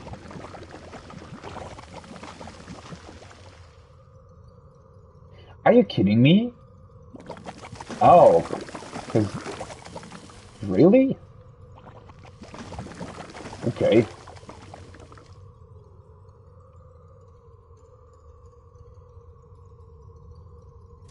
Yeah, so now in theory, I got rid of all the poison that was outside of the actual traps, I think. Which now should make me able to just place these on top of the actual traps. And it also technically should have gotten rid of all the other traps as well. Let's actually save it. I mean, it wouldn't really make sense to have more normal traps around now, right? I'm pretty sure the entire ground was burning everywhere. Oops. That's not what I wanted to do. Why can't she move stuff so far? Never noticed that she was able to do that. But yeah, it technically should have blown up all the traps except for that one. Hopefully. Let's move this one over here.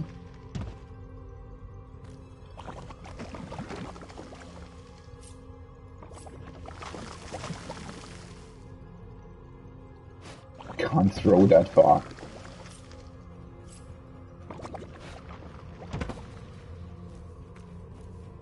You know what? Let's actually get everybody together. Because hopefully, if there's still a trap around, should be able to see it. Summon Earth Elemental, nice.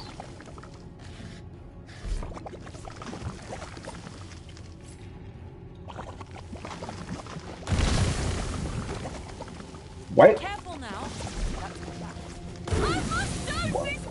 Can you stop going in there?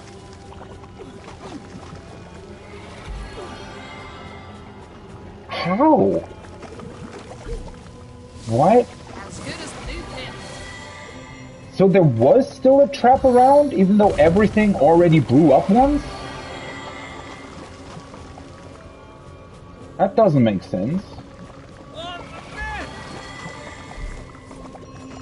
Wait, what? Did I, like, overlook something important?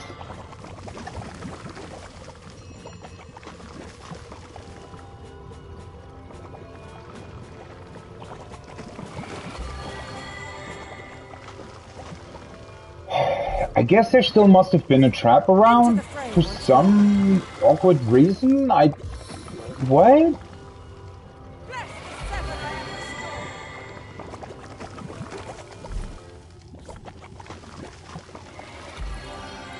Or maybe, but that doesn't, like, mines have to blow up, right? If they're...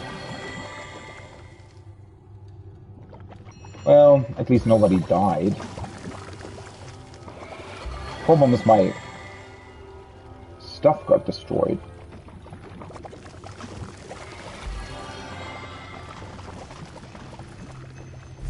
You know what, since I'm still a little bit further away, let's actually blow this up as well.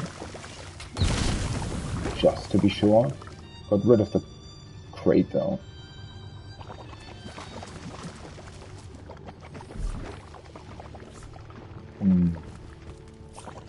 Save it again.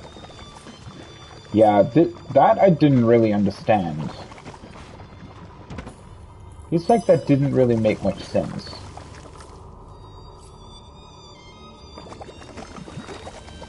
Too steep?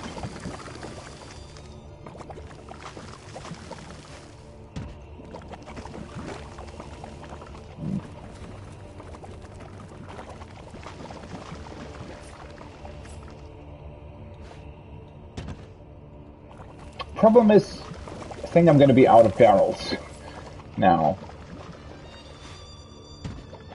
Unfortunately. Because I blew all of them up.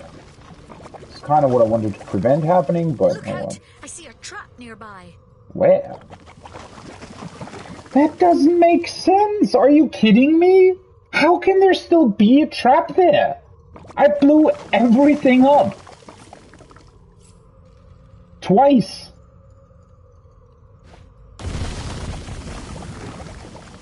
Yeah, sure. How does that make sense? I'm sorry, that doesn't make... This whole entire section... There's a mine, like, right in the fire. How does that work?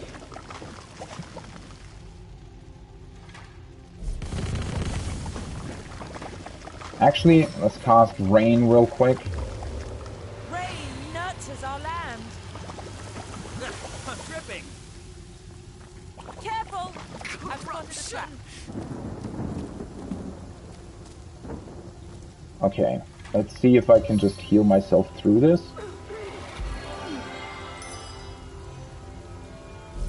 Why does it always take so long to choose your... Okay, yeah, that works as well.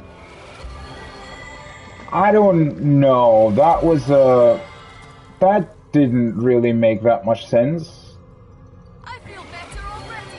I really think blowing up one mine should get rid of all of them. I mean, obviously that would be a simple solution. I get that, but the fact that the entire thing is burning multiple times and it's just not, like, the mines just don't care. I don't get it.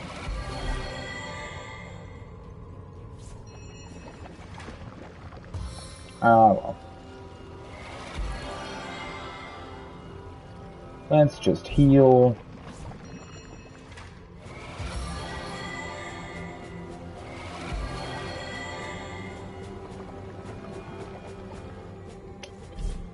I need one more heal.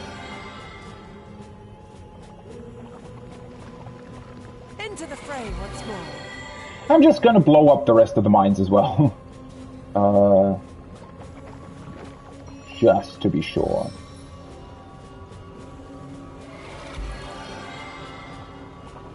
Okay. Look out! Move I see a trap. Another trap? Garden back to... This is a garden? Are you kidding me? Let's just throw this in here. Really? How? Why does it not blow up? I really don't understand how these mines work, to be honest.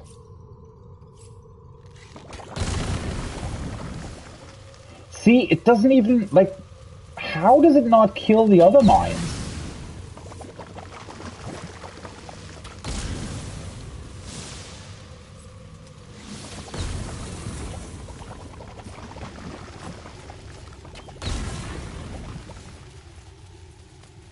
Well, at least hopefully that got rid of most of them. Let me actually double check my equipment, because that was a lot of attacking.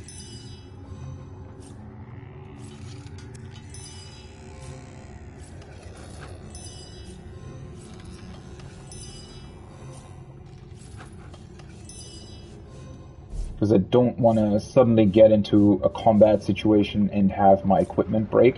That would be really annoying.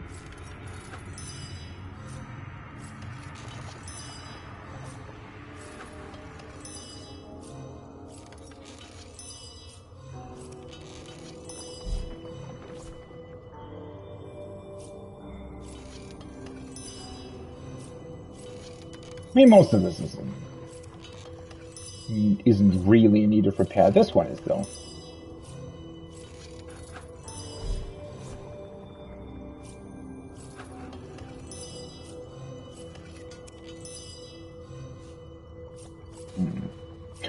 I am wondering what's waiting for me here. Is this really...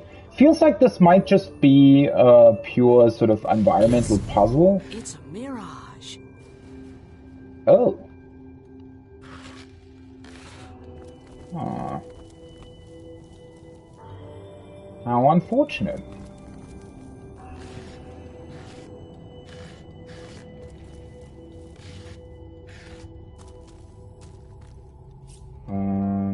examine. Lock level 3. You can also attack it. Careful now. That's a trap. What? What? Wait, was she... What? Is she talking about the lever, or...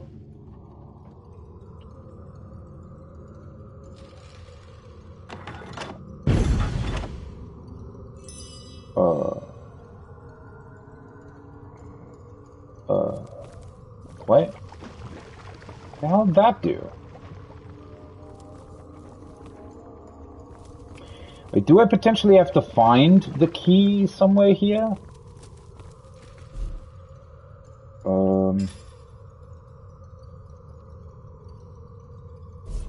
Lockpicking. So her lockpicking is 1, right? And I have... Do I still have the... lockpicking? I don't think that's enough to lockpick the door, though. Yeah, okay. So, well, at least that seems to confirm how lockpicking works. So, you actually do need to have...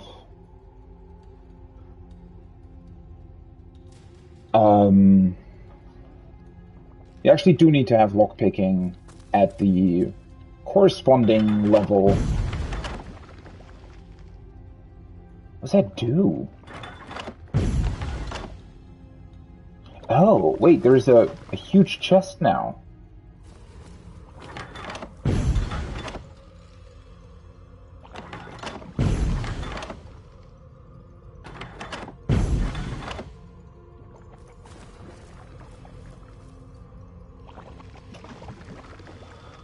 Huh. Well, this is all quite...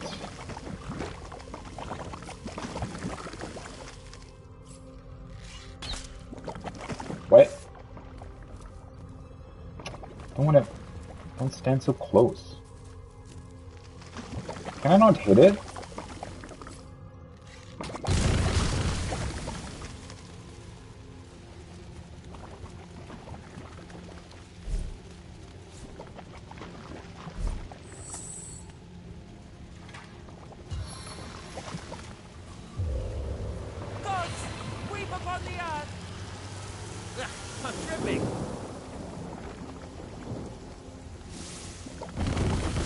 Nope.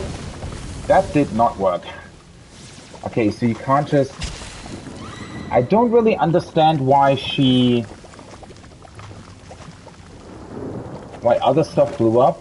Oh, it's probably because the poison came back, right? Yeah.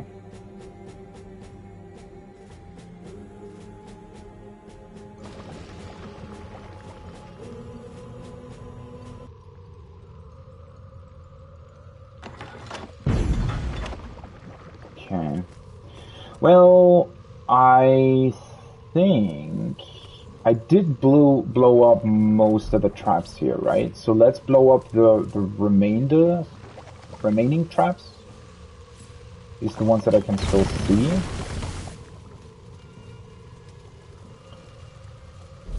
And then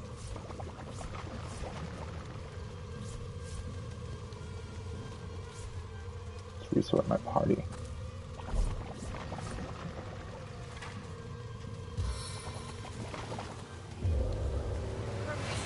Just do this.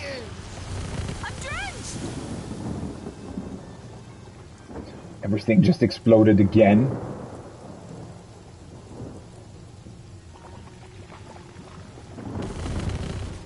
Yeah, because it keeps it keeps interacting, right? The poison and the remainders of the fire.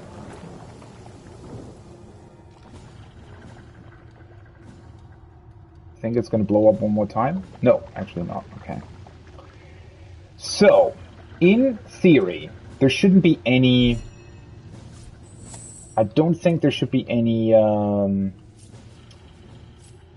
mines left. At least not here.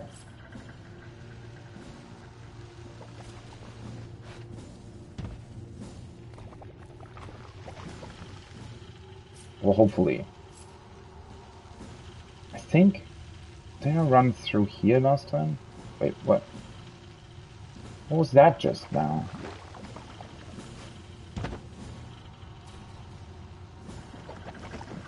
Okay.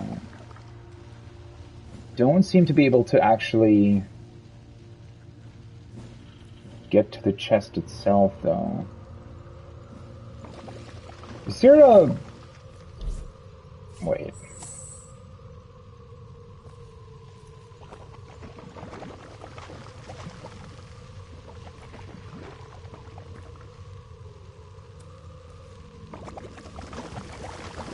Is there actually a trap beneath the chest itself for some reason?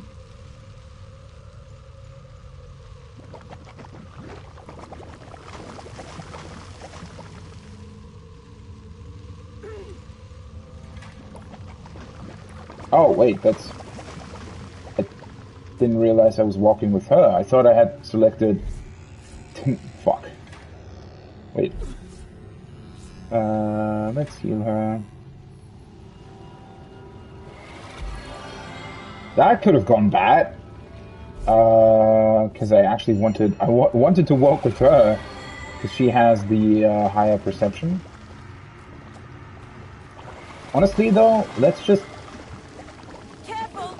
I've spotted a trap. Let's just heal myself. Where did she spot a trap? Where? Oh yeah, it's right below the chest. I feel better already. Open it, goddammit! Sweet relief. Wait, what? Oh.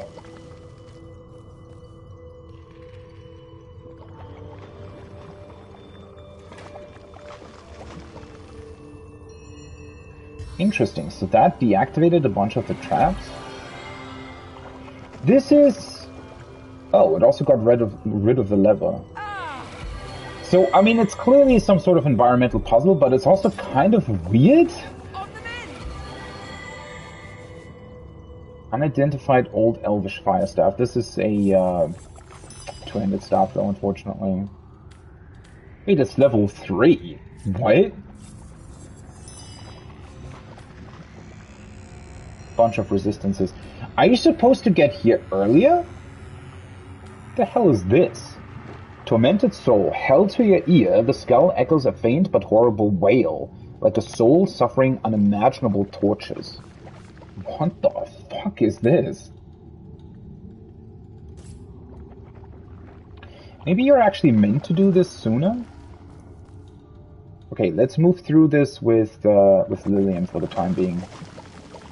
Because there might still be more traps around, right?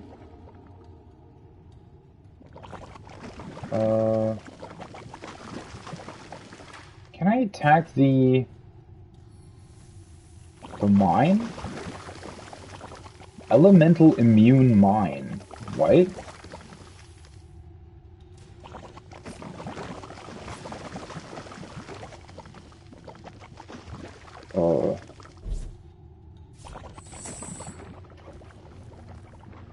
Let her handle that.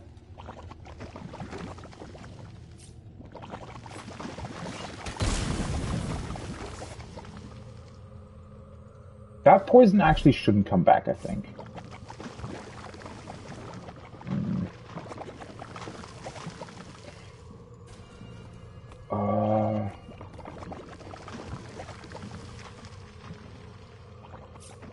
Okay, let's save it. This seems to have deactivated all the traps.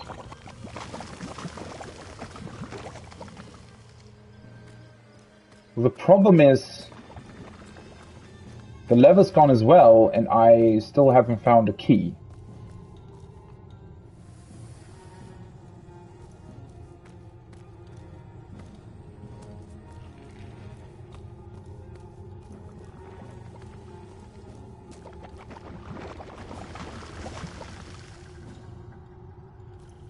It's kind of weird though that the fish statues are still spitting fire.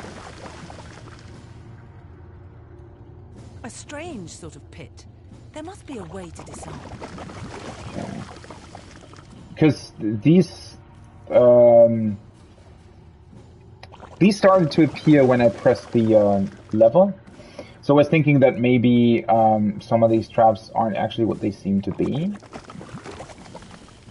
It's also really strange that the fish statues actually don't poison you, even though they're spying, or... Can I stand on these? A strange sort of pit. A strange sort of pit. A strange sort of pit. Yeah, a strange sort of pit. A strange sort of... I've I mean, spotted something interesting. Ah, so that's what we were looking for. Maybe I shouldn't have... Wait, what did it do?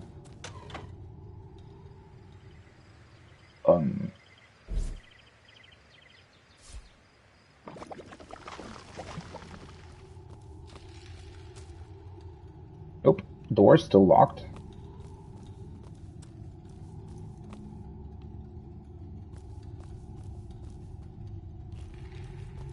Let's actually shoot this as well. It's annoying me that it's still here.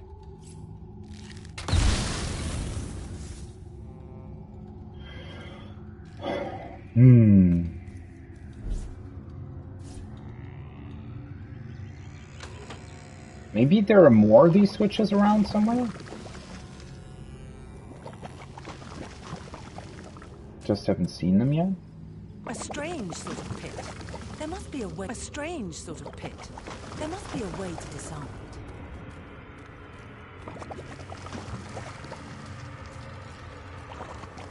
That's rather strange, though. I really thought that that switch would do something on its own. Maybe we're missing the second one? Fortunately, kinda could be anywhere, right? Seems like I have to be really, really close to find these things as well.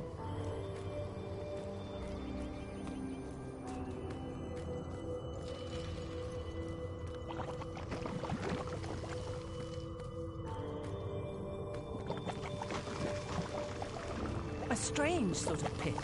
There must be a way to... A strange sort of pit. There must be a way to disarm it. I wish there would be... Also... Wait, let me...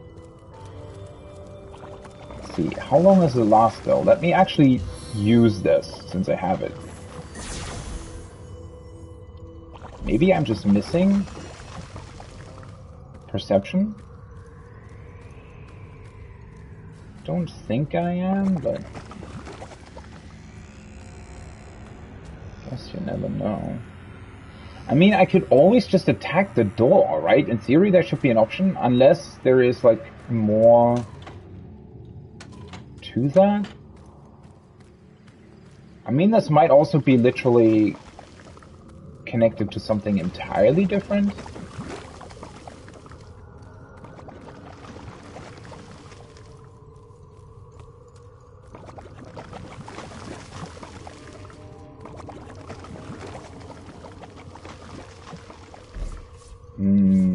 Wait a second, can I actually...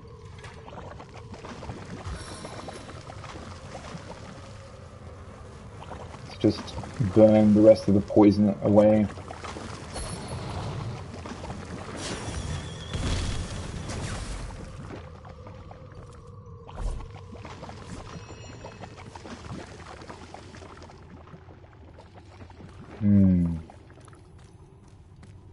But I mean...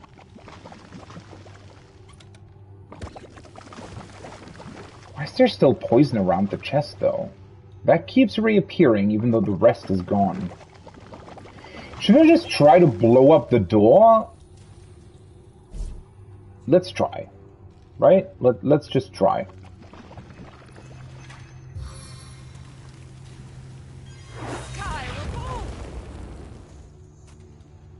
Wait, did it actually damage the door, or... Yes, it did. Oh, got rid of the oil as well. Oh well. I mean, I guess I'm just gonna attack it normally?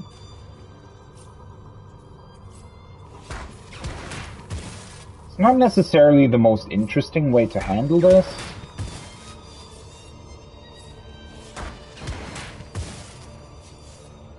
I was gonna say, for a second there, because the locked text disappeared, I thought that it might say something along the lines of, because I damaged it now, it's not actually locked anymore, but...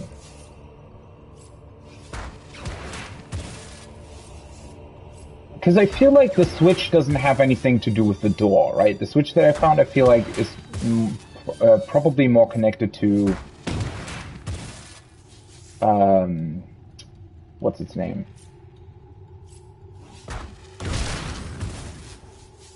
Switch might be more connected to whatever other puzzle there's still left here. Oops. Actually didn't mean to save at this point. I wanted to repair my stuff. So let's put the party back together.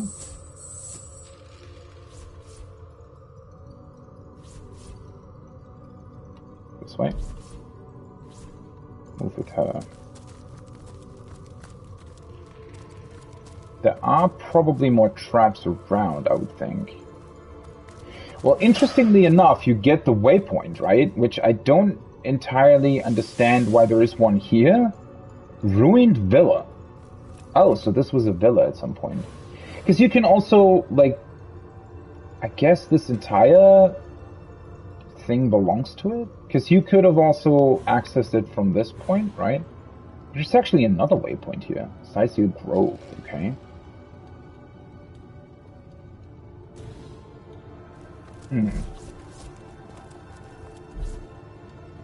Oh, whoops. Wooden stake?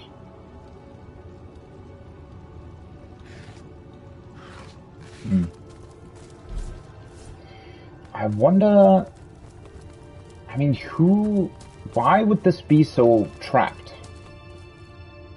What's the point of that, exactly? Wait, I didn't miss anything here, right? And why put a waypoint there? The waypoint is the most confusing part about this, because it's so, like, it's literally within the villa, I guess? Ooh, this looks mysterious. Okay.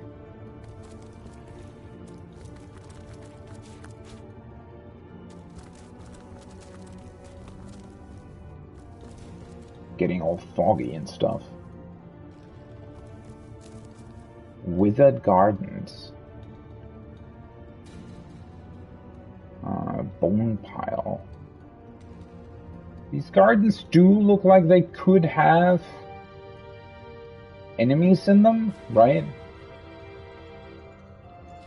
I guess that's the actual entranceway to this whole place. Maybe it's good that we went in from the other side.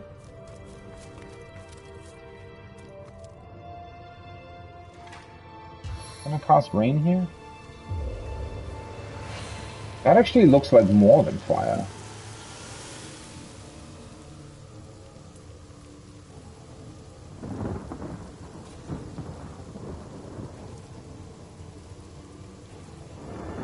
That also doesn't really seem to be doing anything.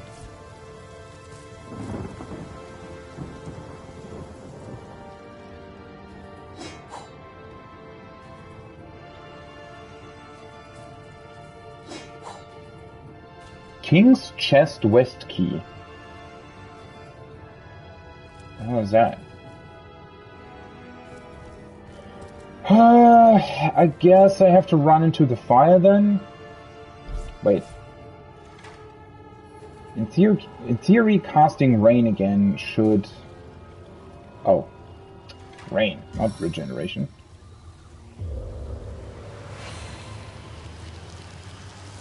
It never rains but it pours, eh?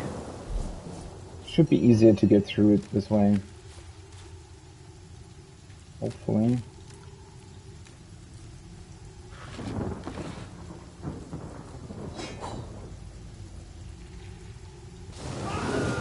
What? The fuck?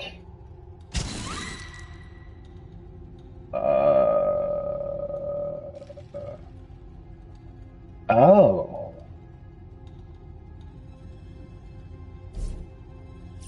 Well. Yeah, let's load it. I haven't really done that much here. So that's not a burning surface, that is actually lava. I guess I should have known, since the rain didn't really do anything. Wait, how do you get rid of it then? Oh, for fuck's sake, this is where I saved? I thought I saved... What? Really? Okay. Sure, I guess.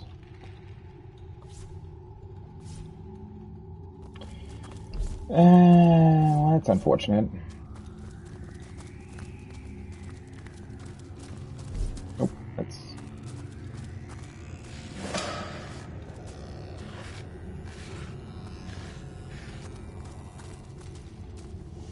Waypoint. That's also somewhat... they really have a problem with communicating, you know, ground effects.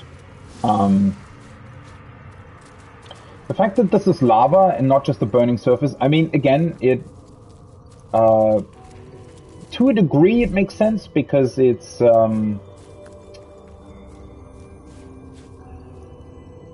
it looks slightly different and is...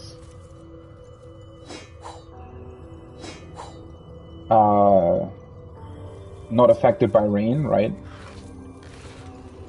So in that way it makes sense, but... Where the hell is the... Wasn't I able to pick up the pickaxe last time?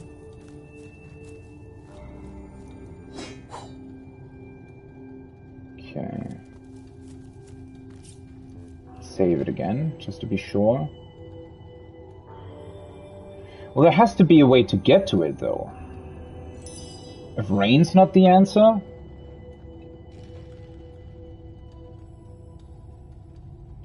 Also, why are the other... Oh. Wait, it looks like it's actually standing on a trap as well, but...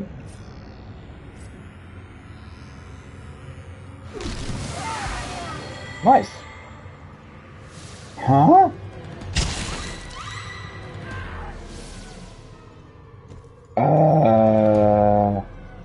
Why? It didn't actually create more lava, though. What? Okay, let's... This is really strange. Let's move everybody over there. Okay. Just move it away. Oh, nice.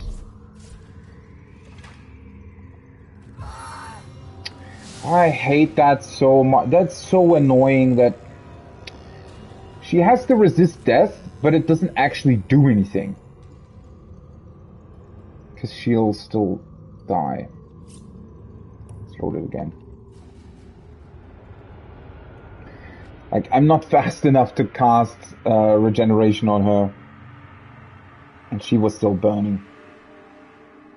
I feel like resist death should remove a possible burning status or something.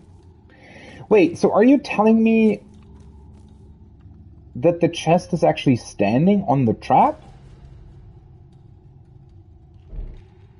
Wait.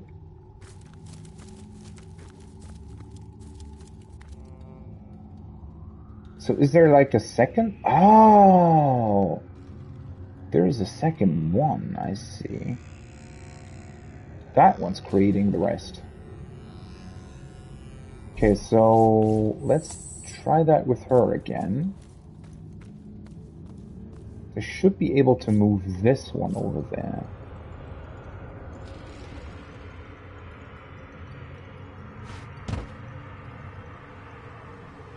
Well, I guess it counted. Okay.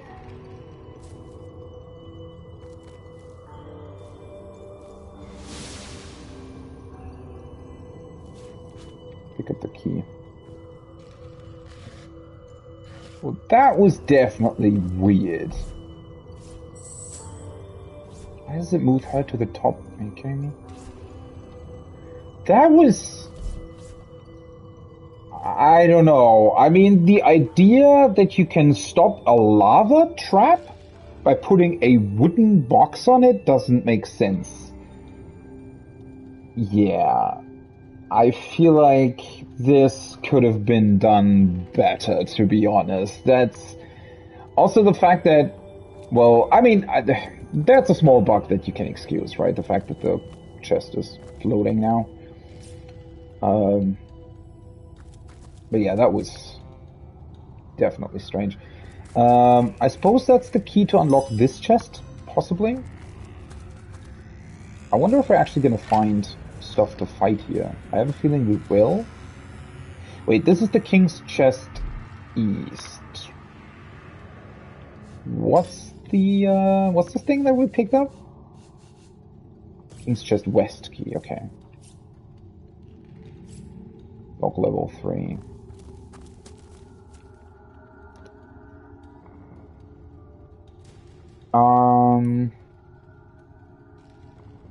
Do I just want to move over there and then lock the waypoint shrine? Why not, huh? Let's slowly get closer to the actual... Oh! Hello there! I heard a skeleton move. Oh, that's a bunch of you guys. 5, if I see that correctly, right? Well, this is kind of an awkward situation. Let's see.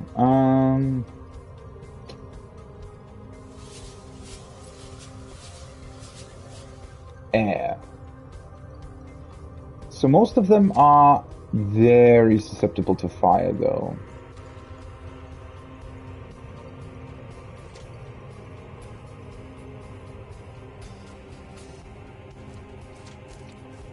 Let's move here and just burn them.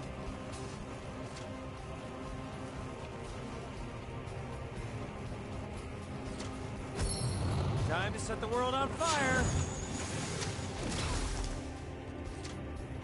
Nice.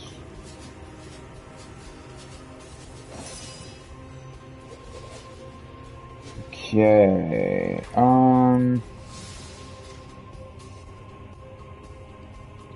Yeah, definitely a little bit in an awkward, kind of an awkward spot here, but... Oh, I should have known that was going to happen. Why is it always so weird? Why doesn't she automatically move? She could have moved behind. I should have seen that. It was my mistake, but it's so weird.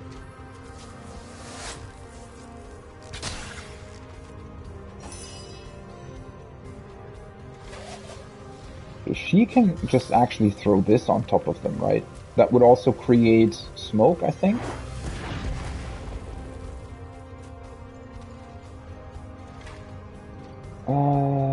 Immune to being... Well, she's burning, right?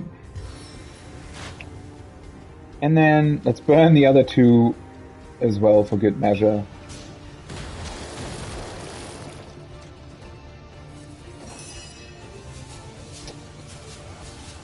Now it's her turn, everything's burning again, which is cool, because this time around that I can actually do something, which is encourage my allies.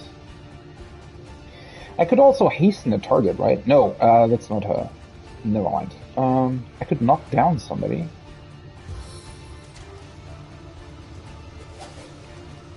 He's not burning, so let's knock him down. Immune to knockdown. Oops. May this divine gift lead us to triumph. Holy shit. He's almost dead. Running over to me. Yeah, this should be easy enough to deal with. He didn't know what to do because he didn't see me, I guess. He just ran through the fire and died. Nice. He's doing the same thing. Where the hell are you running? Why was he running so far?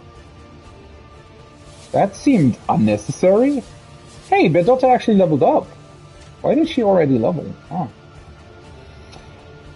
Well, to be honest, I think it's just easiest to kill them. Oh, well, I should probably attack this guy, right? I mean, the last one has no idea what's happening. But Medora can deal with him, so let me just attack this guy if I can target him. Eternal silence awaits you. Nice, next level up. Wait, I actually still have enough AP to... Death is its own deliverance!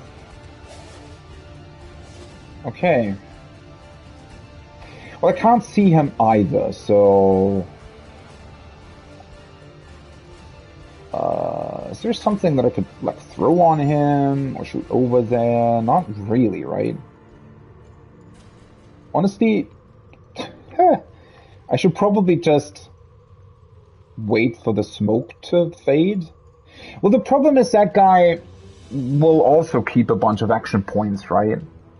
Although, then again, I can just keep throwing stuff onto him, maybe?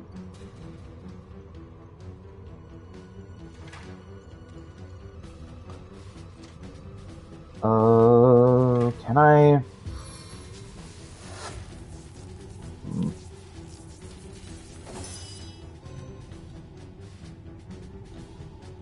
Lillian's turn. Oh, maybe... Let's see. Can I summon in my spider over there? I can.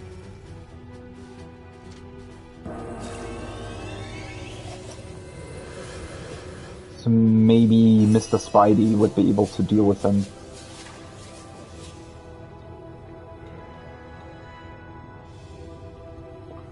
She could use her ram, but... I mean, is there actually... The problem is I'd have to go all the way around to actually reach him, right? And this way is even longer? Oh, hello. Iron Ward.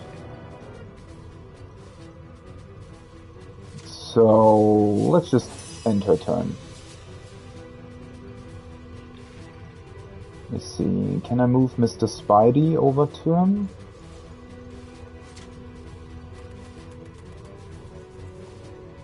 Do want to make sure that I'm not burning the spider.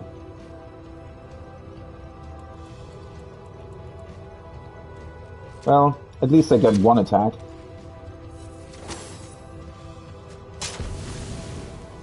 Huh.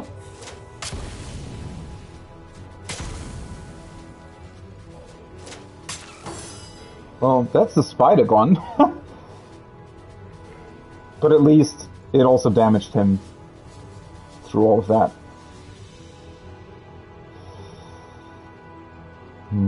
So I can't see him. Can I... Would I still be able to... No. I mean, that would have been weird if I had been able to do that. I could summon in Nick. Completely forgot about him. Nah, let's... Don't want to summon him for everything. Wind of Change, Petrified Soul and Stunned. I could hasten. Let's maybe hasten Lillian, because she has skills that can still hit him through the smoke, right? Whereas all of my skills actually need to...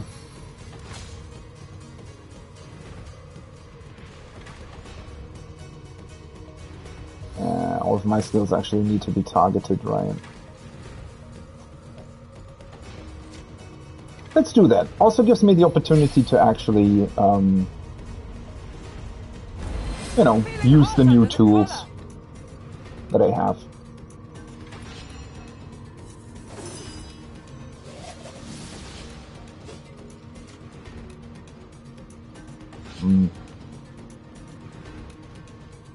I wonder if he's actually going to move or something. I really wish he could still... I mean, even if the hit chance would be insanely low, I wish he could at least try. Right? Because this feels kind of bad to just sort of stand around and do nothing, because you just can't.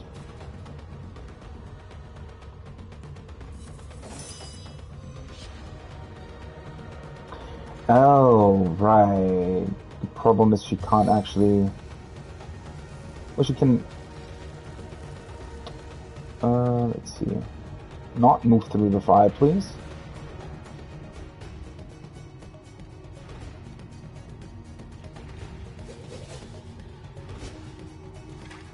It would be a little bit too far away to target this though, right?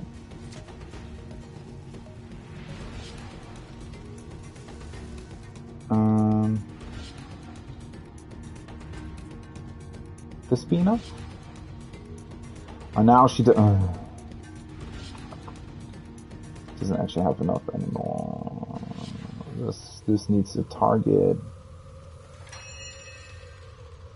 Well, I guess I positioned her better. What's this again? Petrifying touch.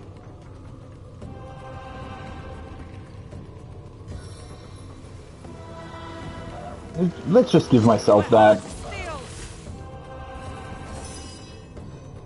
End my turn.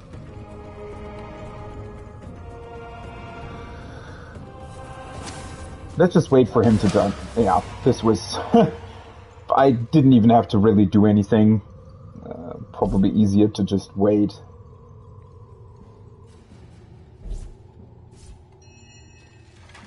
Okay, let's heal up. The daughter. This was really easy to deal with. I was accidentally in a really, really good position though as well, so... Avatar of Storms. At least it makes sense to, like, do this first, right? Because now we can actually level everybody up to 8 and then deal with the church. That's pretty cool. Let's see. Character. 2 ability points and 1 attribute point. Holy fuck. Okay. So, currently I get 1 intelligence from gear. I feel like 10 intelligence is pretty good for the time being. Making my characters a little speedier and getting more action points per turn actually feels like the way to go, to be honest. Because having more action points per turn is just... I feel like that's by far the best thing you can have, because it just gives you a lot of flexibility, right? That's what I like most about it, because increasing my intelligence, sure, would increase my damage output, which can be very beneficial as well, no doubt about that. But maybe you don't always want to damage somebody, right? I mean, being able to heal, cure status effects, hasten somebody, giving somebody armor, or doing all kinds of other stuff, I think is just so much more beneficial in the long run. Wait, does it not actually increase my action points this time around, though? How many action points you gain per turn? Wait. Does it not? Improves my initiative. Wait, okay. Offense rating. Initiative, crit chance.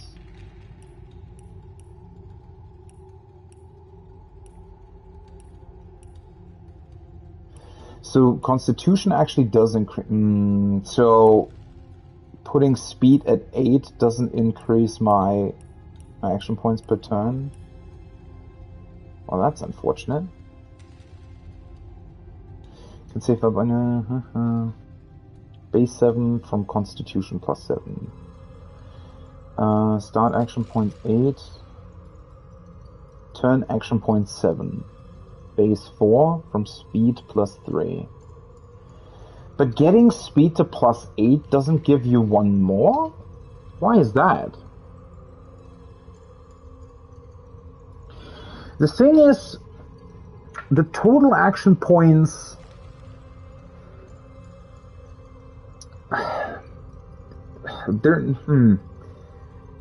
That's not that beneficial, right? Man, that's annoying. So my base intelligence, or yeah, the intelligence that my character has is 9, right? The plus 1 from gear kind of not counting.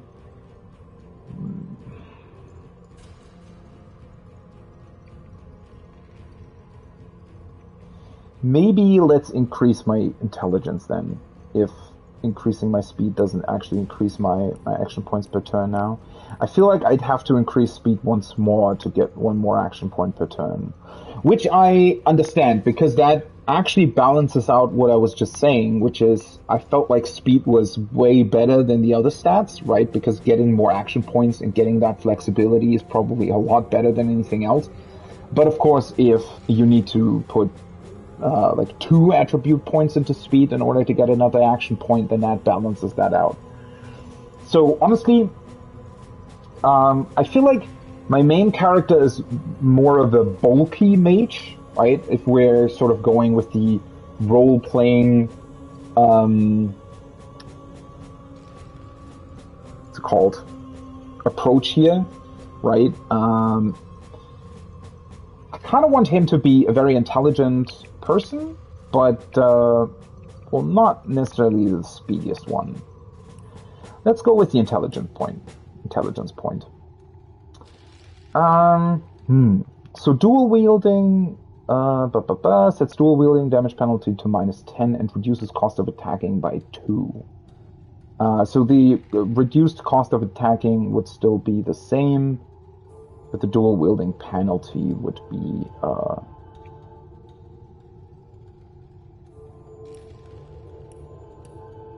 so this would increase my damage output somewhat.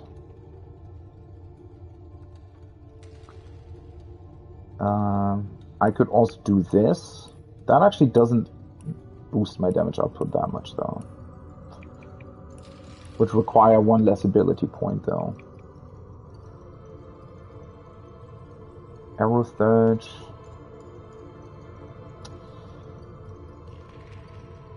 I would kind of like to upgrade Pyrokinetic, though.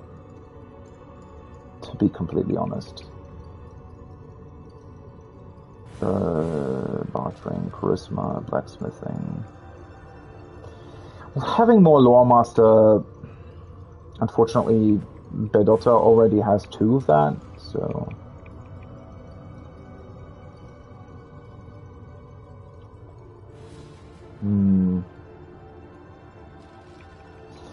I feel like leveling up Pyrokinetic probably does more than, like...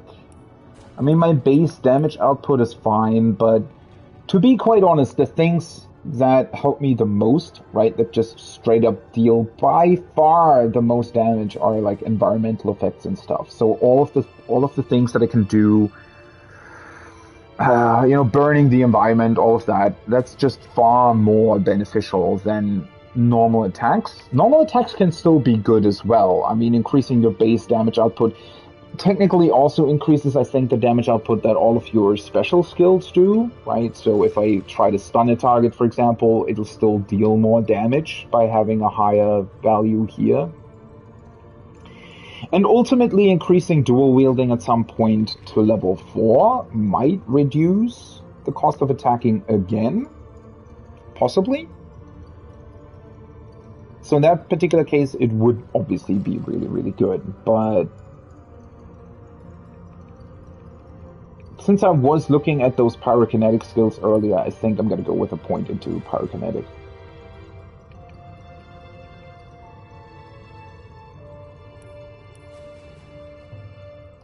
Yes. And then let's level her up as well, an attribute point. Where does she get her dexterity? So she has a +1 from gear. Improves expert marksman and scoundrel skills. Oh, right. I also put another point into intelligence on my main character, so in that regard, he's already dealing more damage through that, right? So that also supports the whole going for more Pyrokinetic skill first. Okay, so her perception and start action points from gear +3. That's the rings, right? Speed. Wait, so would this give her? Yeah, okay, putting speed at 9 gives you 1 more action point per turn. So I could make her really, really speedy. I mean, the action point per turn would be kind of insane. More dexterous, I mean, would increase her offensive skills. Let's make her really speedy. I feel like that's cool. And then I wanted to level up her marksman, right? Yeah, definitely need to level that up. So I'm actually going to hold off on using the ability points. Nice. Let's save it. This was a fun encounter.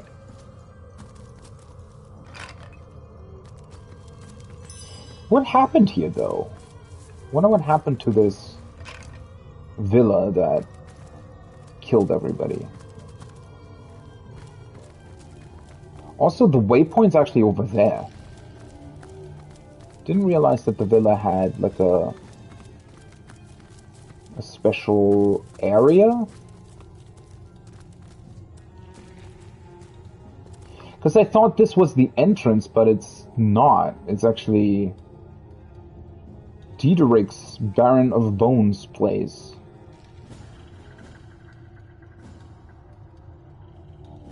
Wait, so is he supposed to be the boss of this area? So maybe I want to move there last, actually.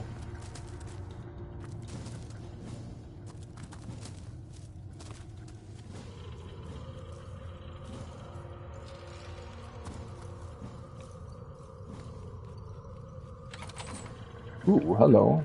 Resurrection scroll, nice. Silver ore. Still need to find the other key. Yeah, let's maybe deal with the boss last. Right? Wooden log. Garden door? It's locked though. Careful! I've spotted a trap. Yeah? Where?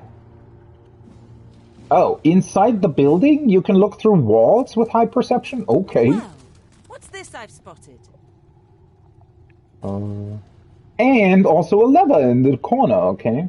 I wonder if it turns... So this is also lava. Well, in this case, I mean, you can clearly see that it's definitely different to the... to just burning ground, right? That being said, though, the reason why I didn't think that it would kill me straight away is because... Well, it was very clearly... It's not actual volcanic lava, right? I mean, its properties might be the exact same, but... So, just sort of in my mind, right, the reason why I think you immediately die if you step on lava is because you'd think that you can sink into lava, right? So if the ground beneath you is burning, you start burning, that's fine. You don't die right away, but you're burning. But if you're on lava, you know, I guess the assumption is that you sink into it. The thing is, though, if the lava is magically created and it just covers the floor, technically it's not that different from just a burning surface, right?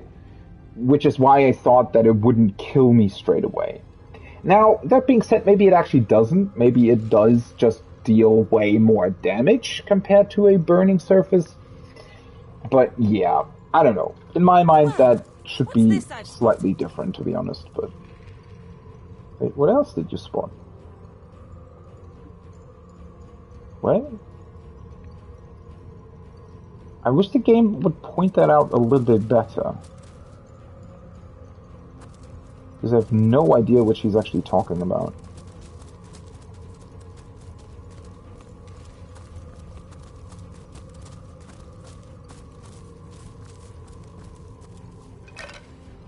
Okay, this main square here, though, doesn't seem to have any sort of other part to it. Well, then again, I wonder if dealing with the big baddie would give us access to the villa. I can just attack the door, though.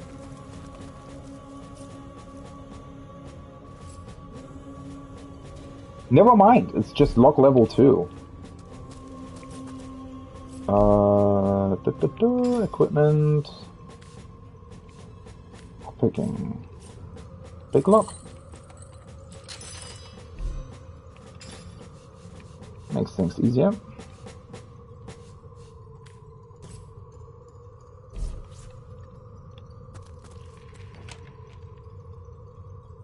I wonder if there's somebody in here. I don't think so. Garden door key, okay. Ho! Our enemies have laid a trap. Where?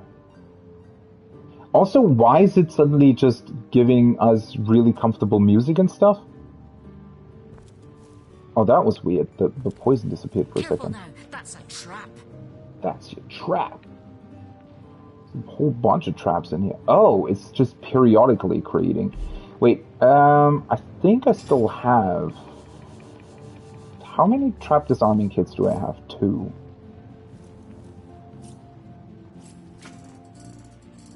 Maybe do that in this case, because it's also in front of a furnace. Ooh. Trap house chest?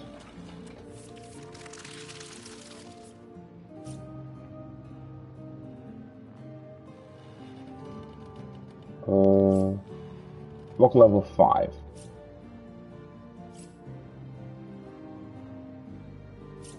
Right, that's safe. Can I open it though? I don't have the key for it, right? Yeah, it's locked. Garden door key. That's a garden door, so that's already open, basically. This is just an anvil and furnace though, which typically I don't really have anything to combine them with. Hammer. Oh, nice nails! With those, I'll be able to create more thingamadoos. What are they called? Nail grenades?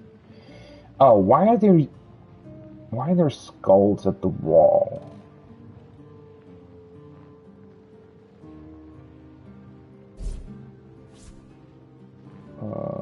Let's see.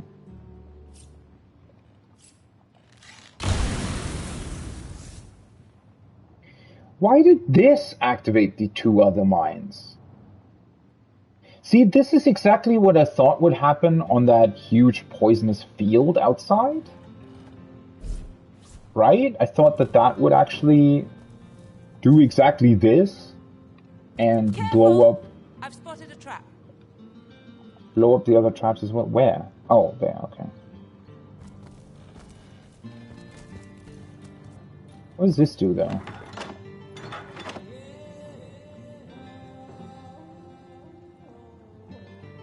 This... Did it, like, deactivate stuff? Or... Because this all looks very much alive. I mean, this...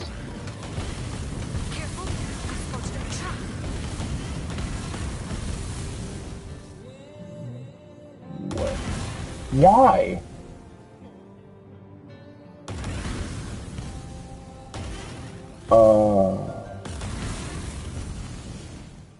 Did we, like, accidentally activate them or something?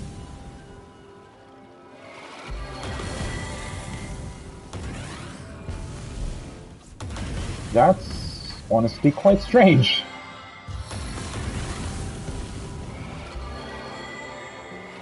Do they just auto-activate?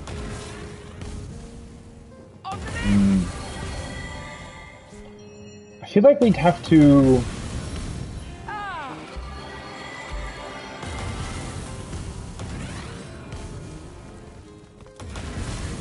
Oh, I needed that.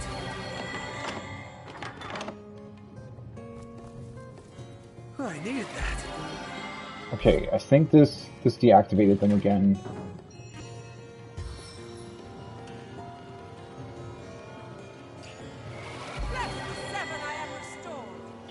Well, the thing is, I could try to approach this whole thing from the other side as well, right?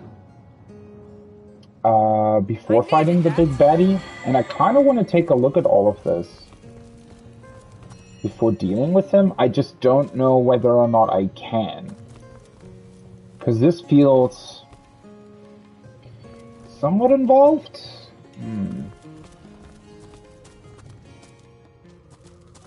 I mean, the thing is just dealing with the big guy, right?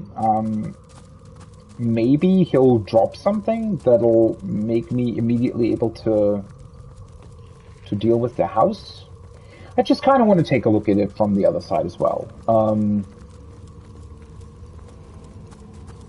Still don't really understand why there's a waypoint shrine here, though.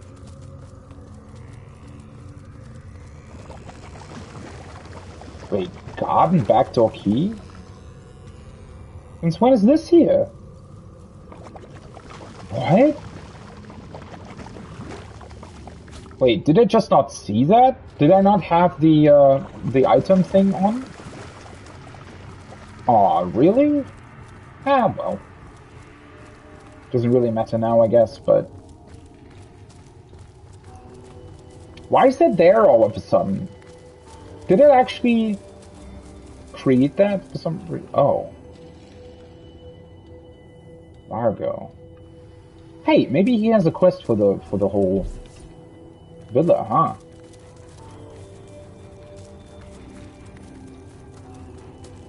No, he's just running away.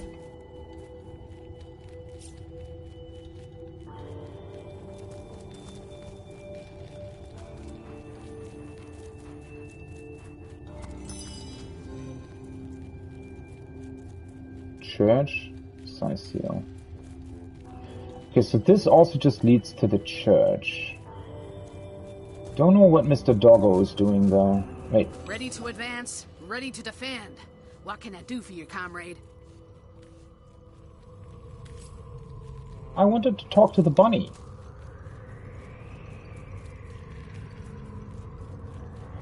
We can just come back here.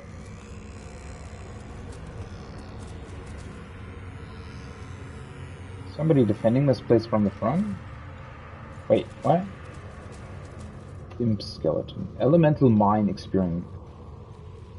Oh. Maybe this actually gives me... Maybe I shouldn't have approached this whole situation from the backside? Brilliant, brilliant, brilliant. The elemental mine experiment is an absolute success. For testing purposes, I've colored the mines according to the element to which they are immune. All seems to be going quite swimmingly. Even more promising are the mines I've enchanted to be indestructible to all elements except the color indicated. Just when the watch thinks it has me figured out, I hit him with the old trickaroo. That ought to keep him out of my backyard. Okay. Well, I mean... They're never... Like, they can always be activated by physical damage, though, I think. So...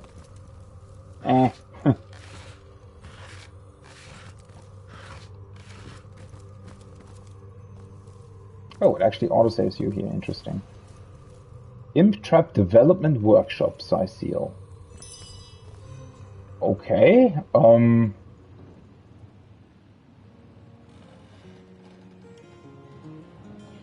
But this is kind of strange, though.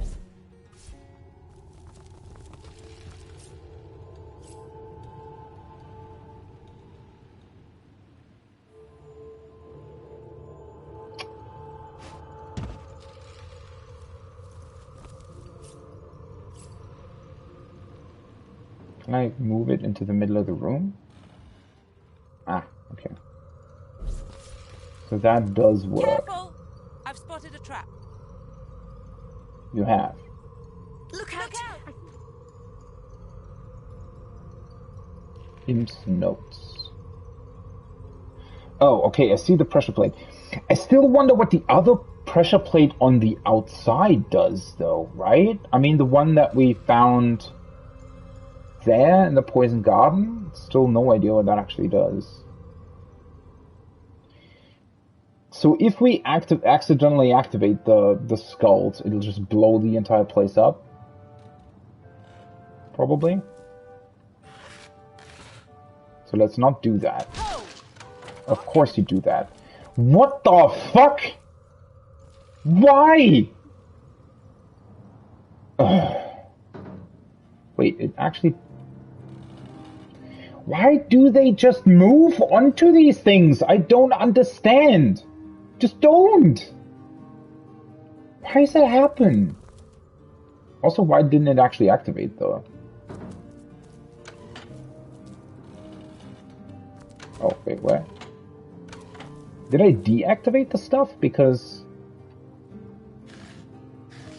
I pulled the lever or something?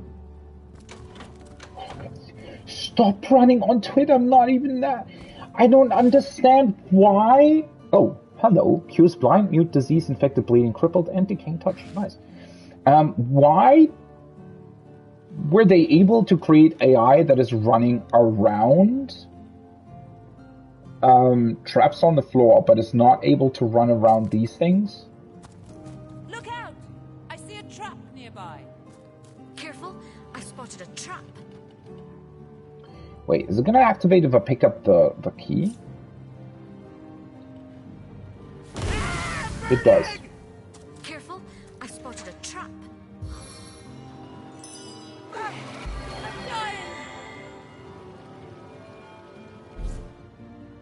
I can see the white light.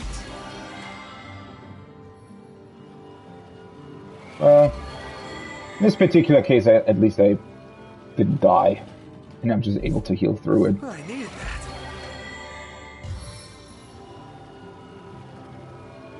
Back to my feet. I kind of knew that it would activate. Like, otherwise it wouldn't really have made sense to put that there. But yeah.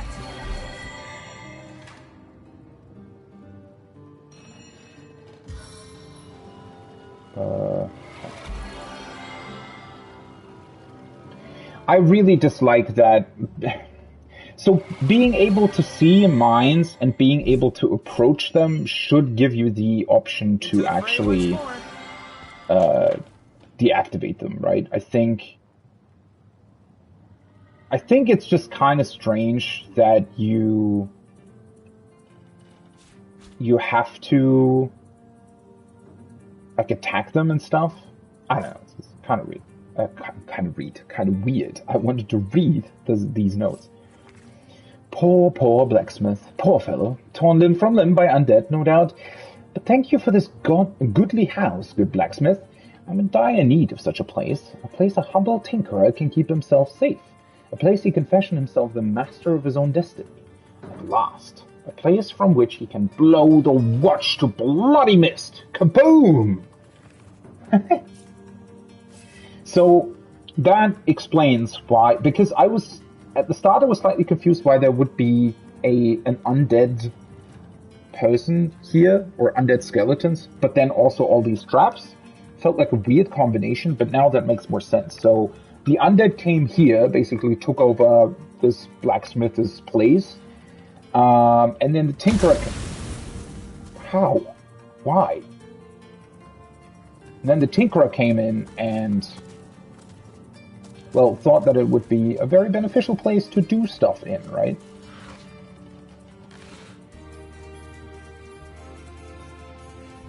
I should probably try summoning in one of those elementals now. I have a bunch of these things. Okay. Really? Wait.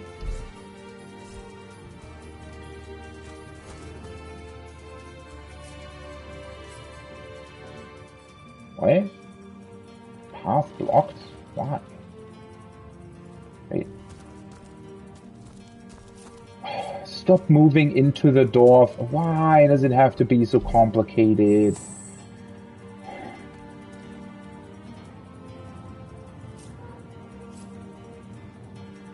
Why?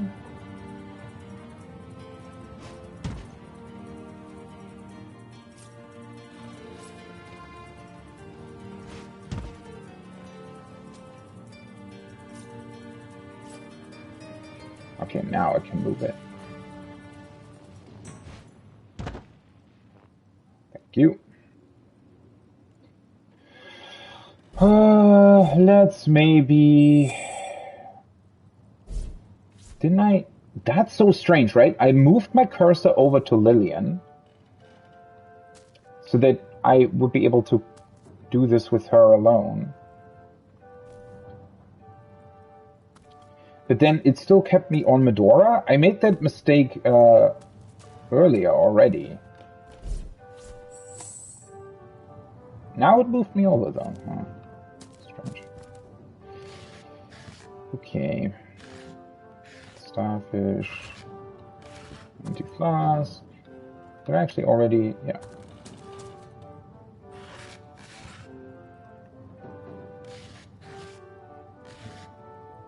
Hold on, arrow.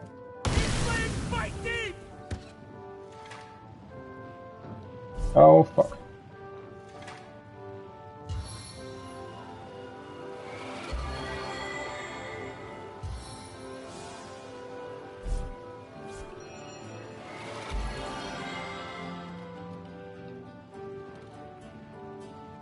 As good as a new penny. Well, that's funny. So I'm permanently stunned, but still, but I'm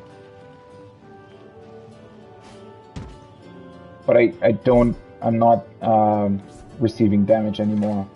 That's funny that can happen, okay.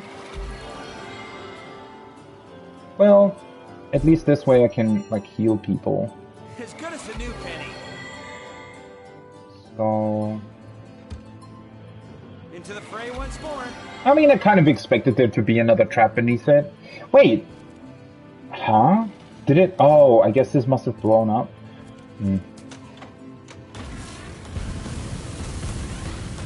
Okay, so that's how they activate. Why do they activate, but the other ones apparently do not?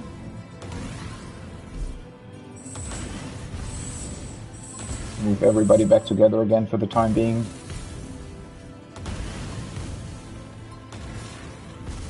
Shouldn't this also be like a pressure plate or something?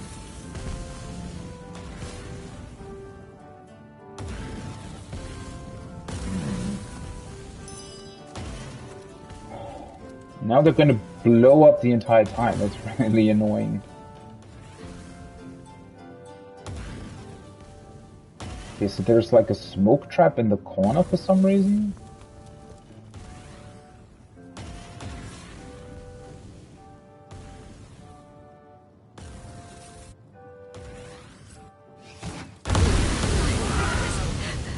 Well, at least they're saved. Why?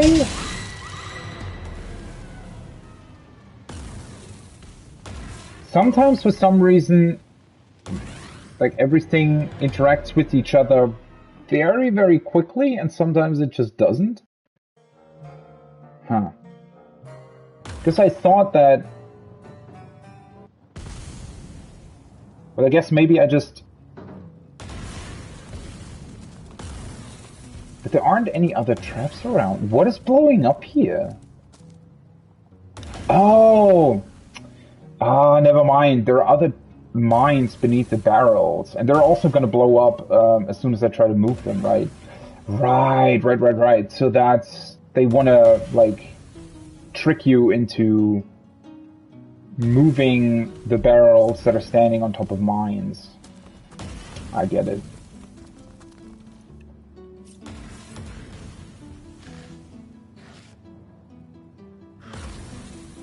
Yeah, that makes more sense now. That's why there are so many mines here. Ah, and so the clicky bit also creates lava over there as well. Interesting. So I'd have to move...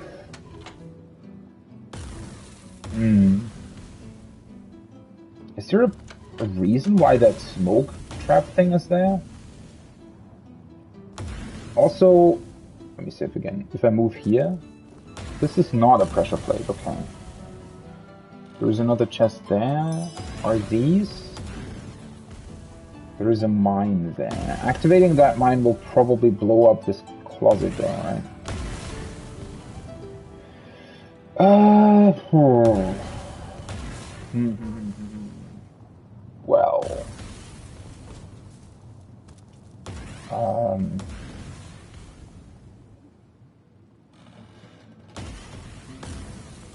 Let me see. Let me actually walk back outside. And...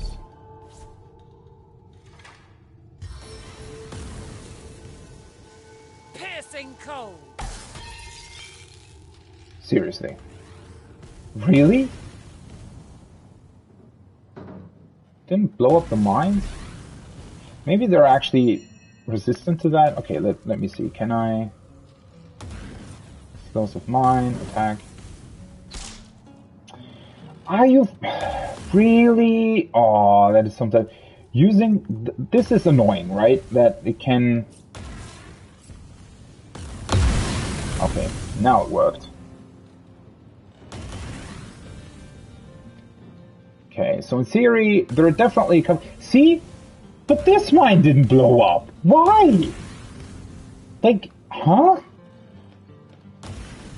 Oh, you know why? Because these barrels were standing on top of the mines. So the mines were basically already activated, and exploding these barrels also automatically explodes the mines. Okay, makes sense now. Well, fuck, now I reactivated this one though, right? Maybe? I didn't think about that. Let me grab another one of these boxes here. Well, at least they give you enough of these. Well, otherwise it would probably also be really annoying.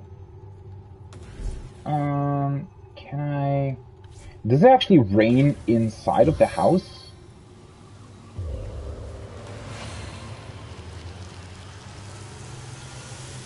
It does. Okay. Well, it makes sense. It's a spell, right? Oh, that actually reintroduced the poison. Well, that's annoying. Now it's burning beneath the poison.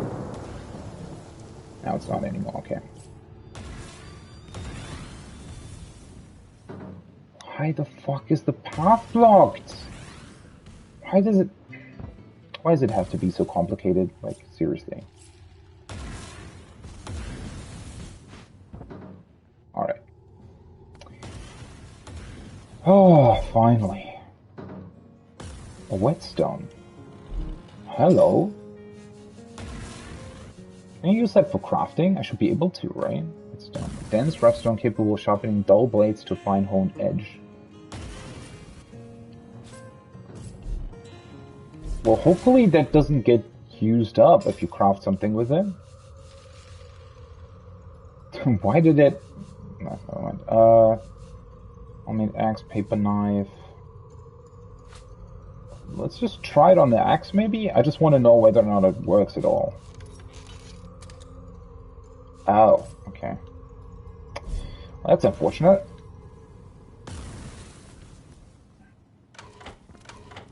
Stop fucking stepping on everything! My god! Did I actually save? After I blew everything up? Okay, there isn't a mine beneath it.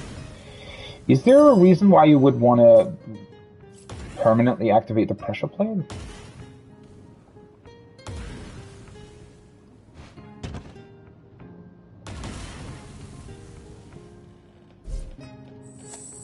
Oh, no, that's... Probably want to do this. Torch.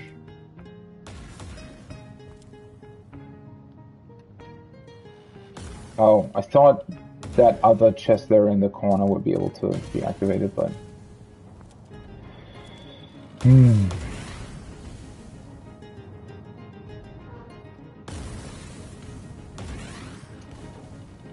Well, I don't really understand how to deal with these last two rooms, though.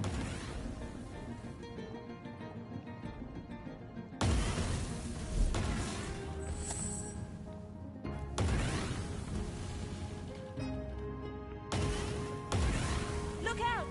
I see a trap nearby. Okay. Bunch of traps. Can I just cast rain here? I don't think this will do anything, but... Rain nurtures our land.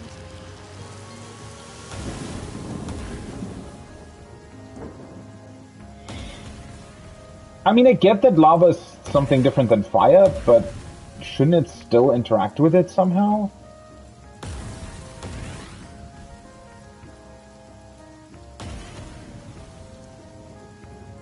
Like, at least create smoke or something?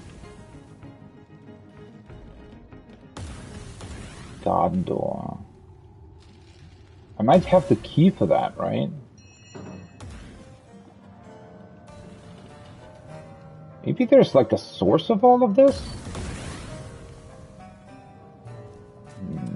I'd have to move all the way back around though. I mean, I did put something over the smoke thing here. I don't know if there's really any point to that though. Thing is, it doesn't look like there's actually stuff that creates the lava, right? Which is... I mean, activating the mine will just explode the closet and stuff. So I feel like there might be a way to deal with the...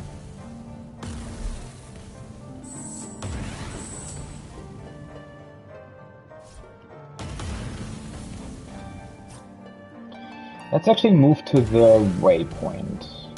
That was this one, right? Yeah. And let's see if I can potentially, if I can open that other door. Maybe that would help? Yeah, I picked up the key for this, okay.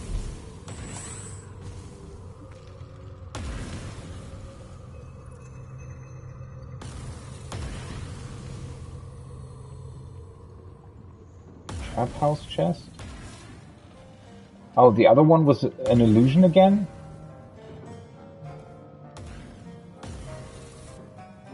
Or maybe not. It's just called key.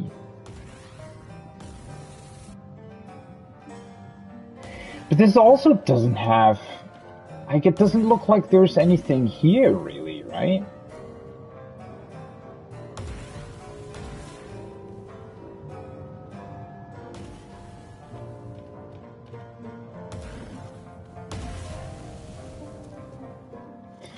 Actually, do I have...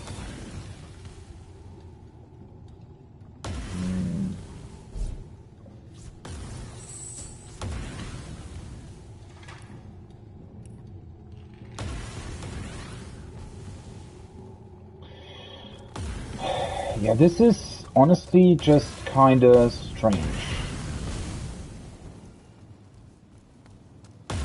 Where the hell is she running?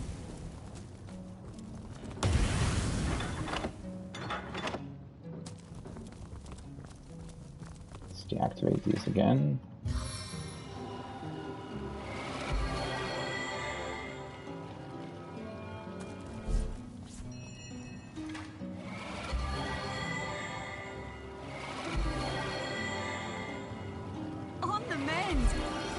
So I picked up the key for this chest, right? I thought. Wait, did I? A stitch in time, eh, my friends? Oh, for fuck's sake, where the hell are you? I guess not.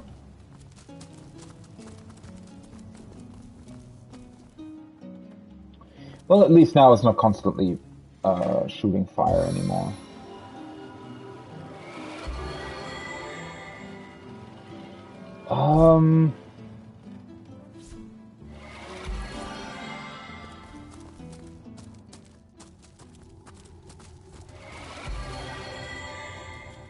Wait, let me...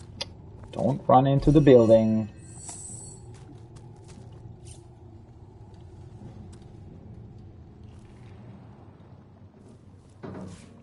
Ah, I was gonna say, I can pick them up with telekinesis, right?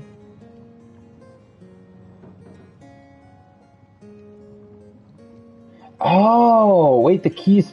That's why it's doing that. So it's basically changing position all the time? Like every time you want to pick it up, it's just moving?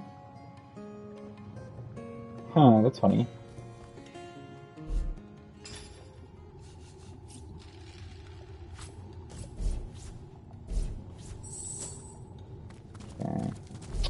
Nope, I don't wanna...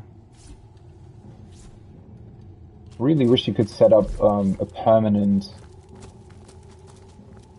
thing for your party so that it doesn't get moved around the entire time. Okay. Survivor's... Ah, that's unfortunate. Didn't I just... Wait, did I buy it? I might have not bought it. Or maybe I did buy it.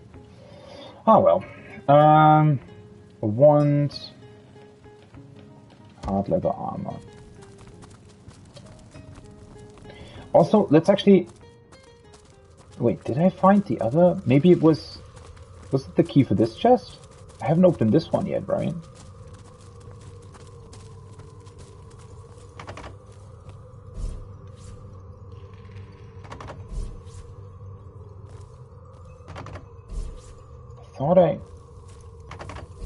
Thought I had found the key for this.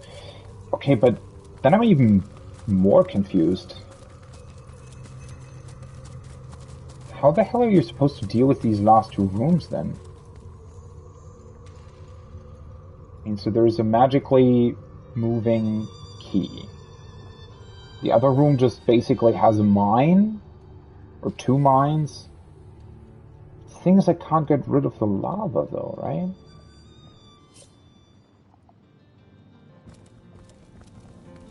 That's the weird part about this.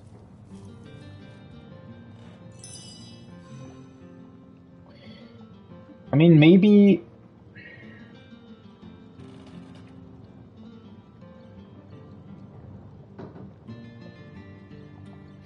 But then again, I mean, the lava here and everything was set up by...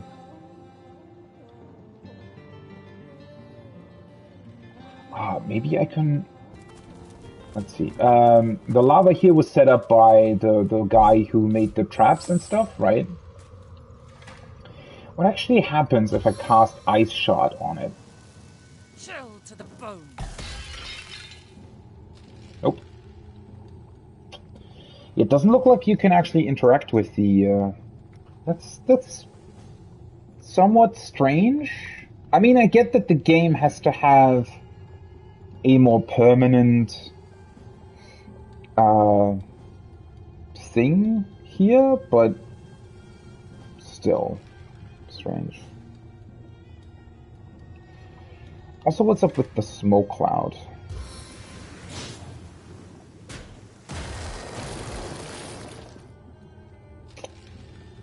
That gets rid of the shock cloud.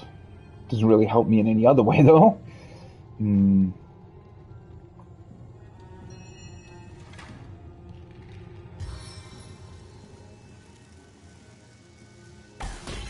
Just comes back. Yeah, I'm honestly really confused as to how you're supposed to do this.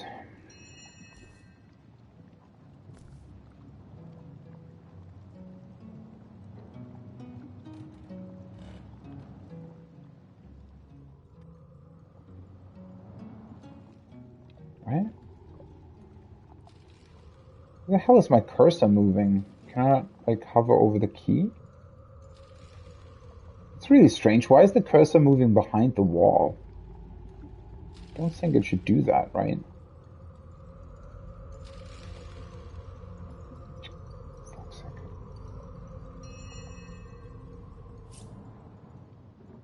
Key combine with.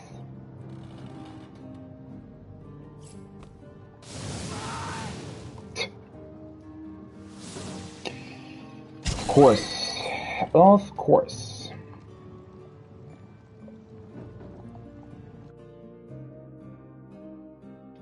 Why can I combine something with the key, though?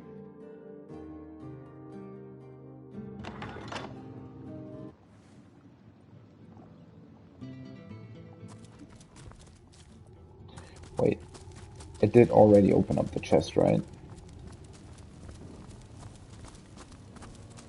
Yeah. I really just want to fight the bad guy. I really don't understand what you're meant to do here. I mean, Medora has better telekinesis, right? Oh, for fuck's sake, now everybody's moving in here again.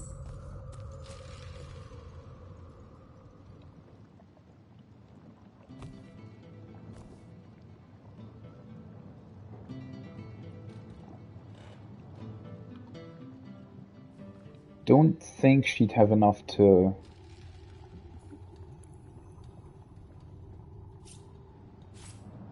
hold.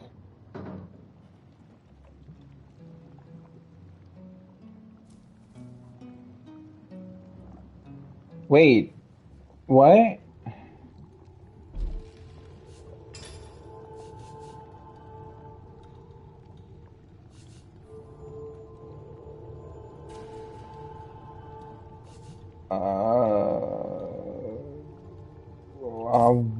What is happening?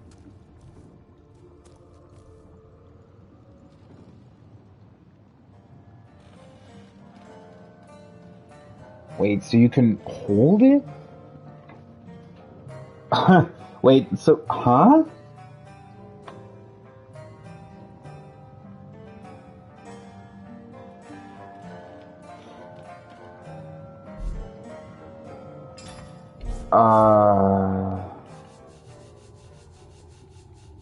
I mean, we did find this,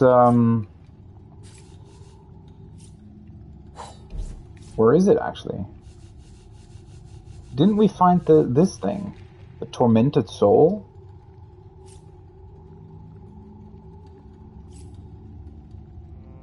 Would it make sense? Wait, can I... Let's see, can I do that again?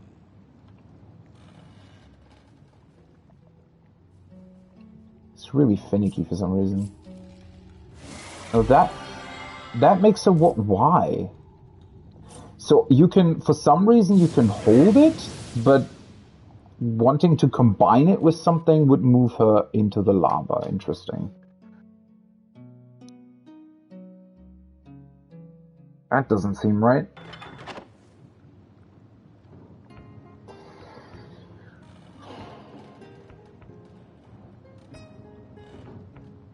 I mean, maybe... I don't know, maybe the solution really... I don't want to run around the entire house again. Wait, do I even have to? Why did I do that earlier? Ah, for fuck's sake. Maybe because of that.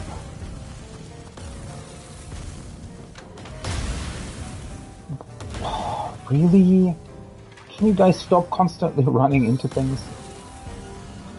The thing is, though... First of all, let me actually test something that I wanted to test.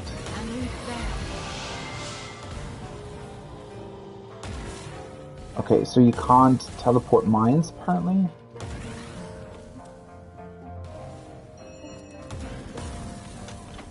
Why would you move up? Why do you move? Oh, that's so annoying. Yeah. For some reason, you can't teleport mines. I don't necessarily agree with that, but oh well. I mean, just blowing them up. The problem is, even if I did anything to them, I still wouldn't be able to move through the lava, right? How, like, what are you meant to do here?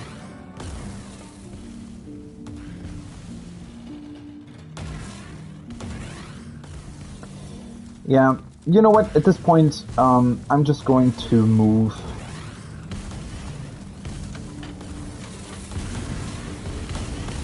Oh, let's activate the lever again, because this is really annoying. I'm just gonna fight the main bad guy here, and hopefully that'll give us some sort of other hint as to what we're supposed to do here. Because the magic key, I don't really get it. Like, I can't grab it, obviously, and it needs to be combined with something. But I don't think that I have whatever it needs to be combined with yet. I mean, maybe I do?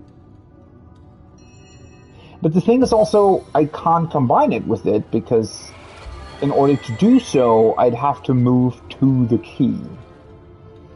Unless you can somehow stun the key or something, or to make it not move.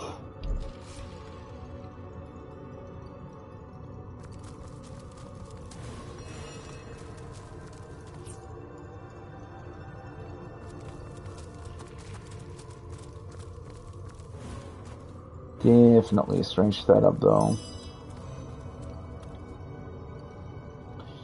Okay, so he's just going to... Can I examine him already? Yes. So he's weak to fire as well. Improved initiative permanent, okay. He's probably going to summon in a bunch of other stuff. So he's a normal skeleton. Weak to fire, but... right, I forgot about this thing. The Iron Ward. Physical immunity. So this thing will give everybody here also physical immunity, I guess. So I probably want to get rid of that real quick. Oh, wait, I didn't even realize there was somebody else sitting on the other one. Oh, hello. She has the physical immunity. Improved initiative aura. Okay, so I think the way you want to do this is probably kill this thing as fast as possible. Then kill her, because as soon as she isn't immune to physical attacks anymore, she'll be much easier to take down. And then he won't have improved initiative anymore. Okay, now the only question is, can I actually sneak up on them? No, of course not. Well, that's... I should be able to hit that thing, though. Oh, wait, but the problem is this has physical resistance as well, correct? Yeah. So Berdotta can't actually hit it. I need to hit it with magic.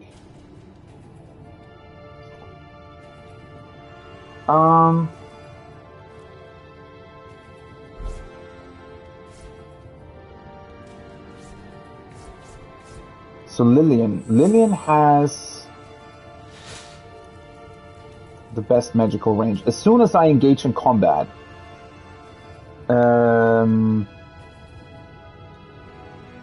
I guess I want to potentially hasten Lillian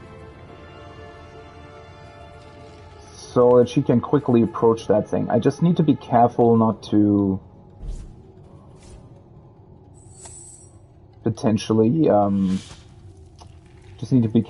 potentially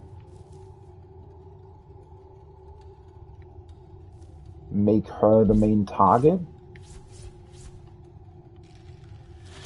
Though I have a feeling I'd have things to deal with that. Okay, so...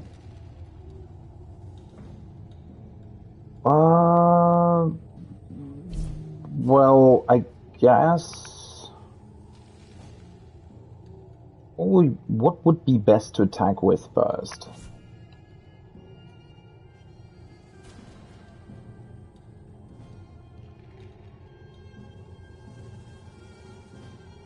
I could just...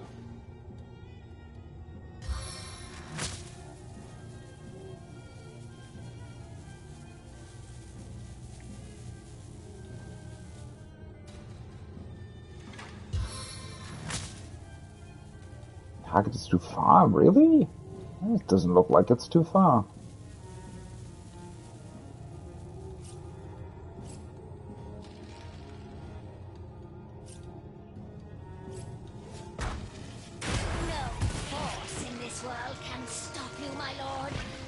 Well, that also works.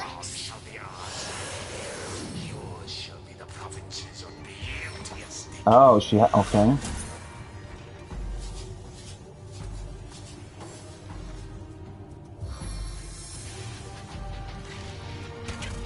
A couple more people here than I thought there would be, but okay.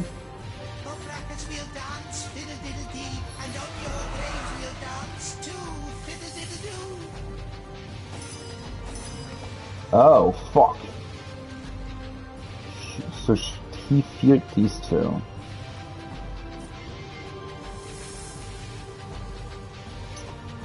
Well...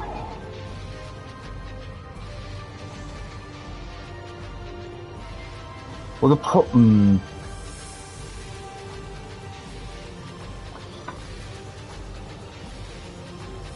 I'd have to move up quite a bit to hit that, right? And the problem is she would be able to... Like, she would be the prime target for everything then.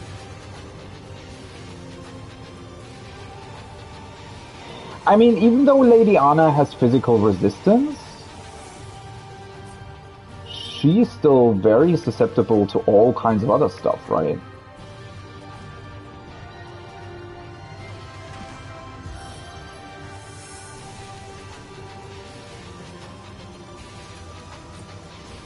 Oh, right, I can't actually look at that.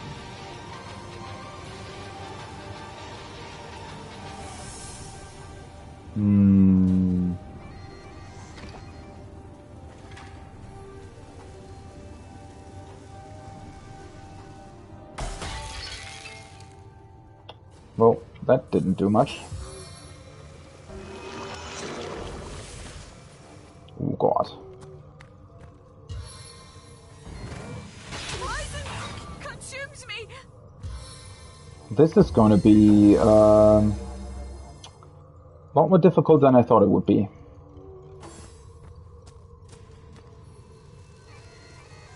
Well, the fact that they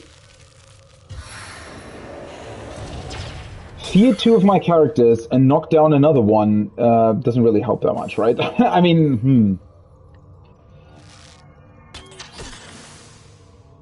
And now she's slowed? Holy fuck. Yeah, this really didn't work out the way I thought it would.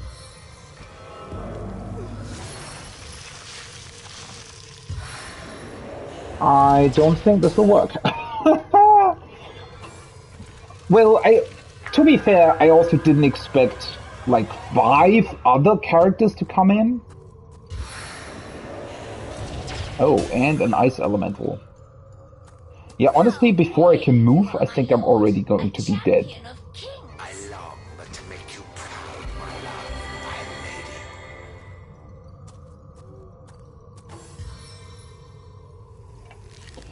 Well, I'm fading. Fast. I think I just want to do this again. I vastly underestimated this, to be honest. Though, well, I won't be able to heal is the problem. I feel like I kind of need to in order to deal with this. I just need to be careful not to hit.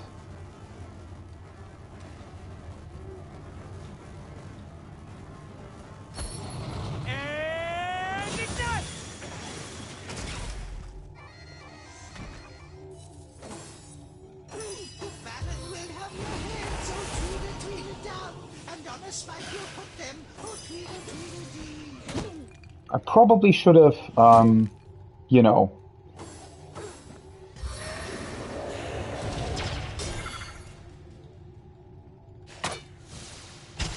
Lillian's just dead.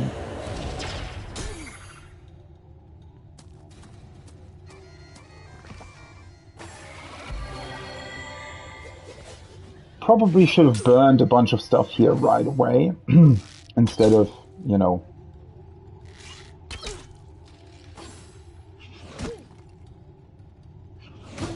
Okay.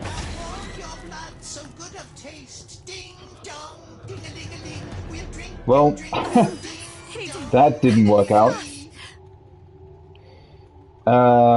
Yeah.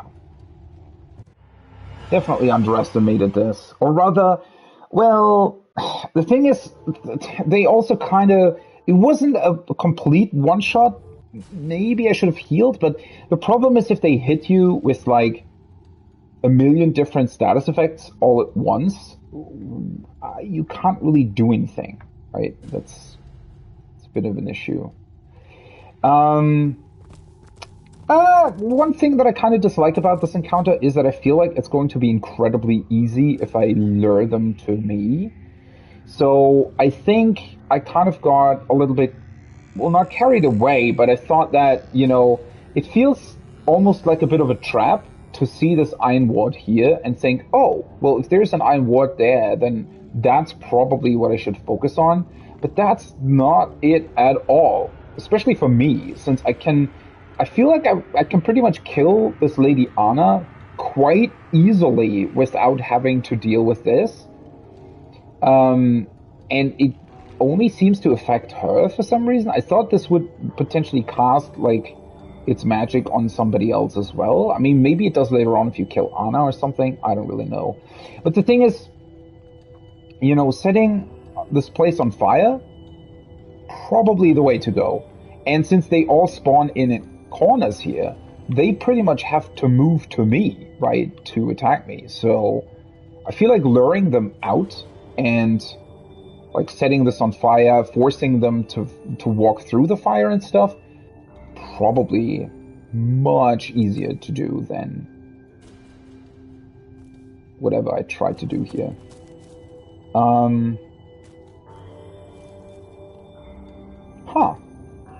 I feel like it didn't autosave last time for some reason. Can you not, like, why is she moving outside of the gate instead of following me in? Man, sometimes that's annoying. Well, I could try to hit her with a stun or something right away. If that works, at least she won't be able to do anything.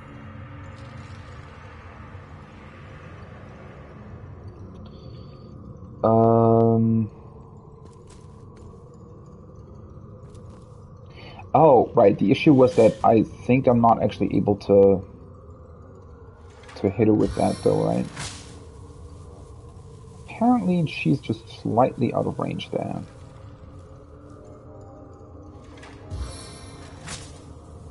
Okay, this would work. I could also teleport her. That would be funny. Well, the problem is it's going to bring in everybody else, right? So...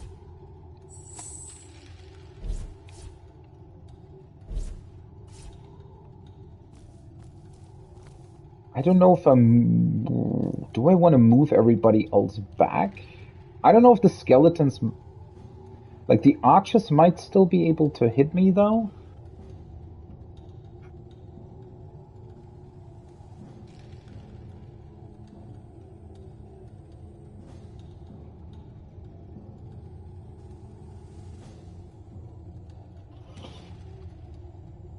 Let's try the setup. Let's try the setup, try to stun her as well.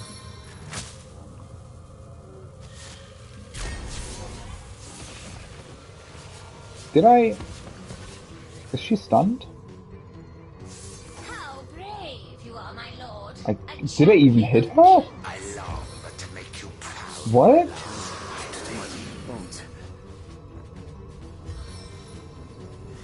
I'm in the dark here! That was... Huh? Feels like the game just didn't count my attack at all. Wait, and now he's moving? Huh? Was he... Like... Oh no, it did hit her, okay. Yeah, this worked out entirely differently to last time. I'm knocked down, blinded, and chilled. Okay. Well...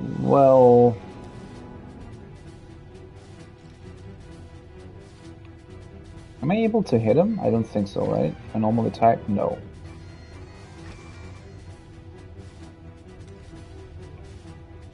So most other attacks probably wouldn't work either. Well, the...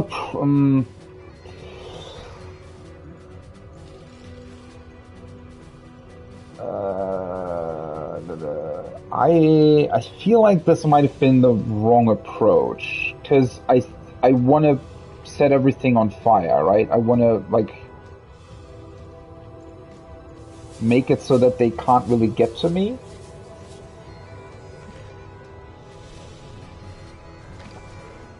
Because I was trying to stun her.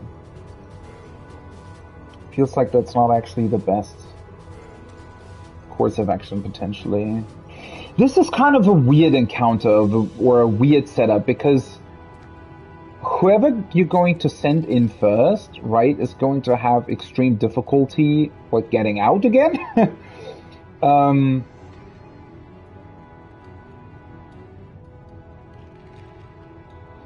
So instead of getting a preemptive attack, maybe I should just try burning the place right away or something?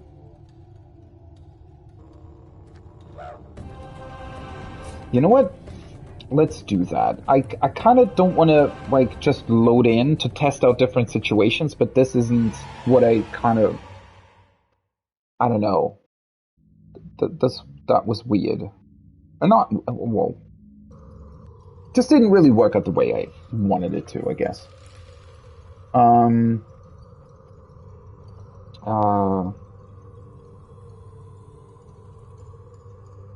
second. Didn't work.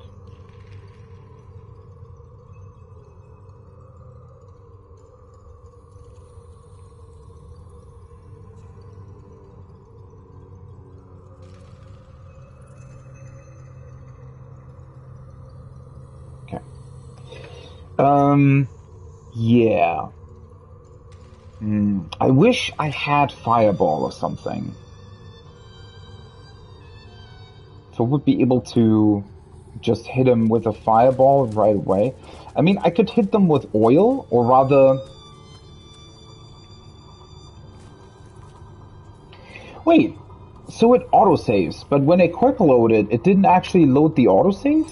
It loaded my own quick save? I guess that's what quick load does, for some reason. Weird.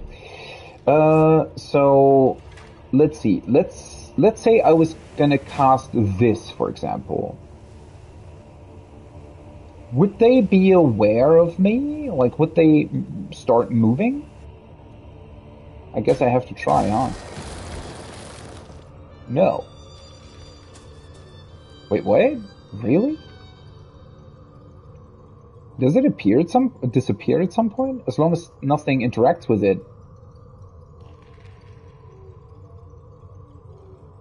Really?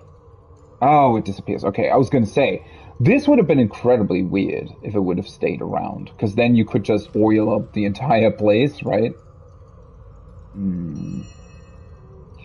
Okay, well, the annoying part about this is, though, that I'm still gonna be somewhat close to them, right? I mean, I guess I can keep the rest of my party sort of at the back.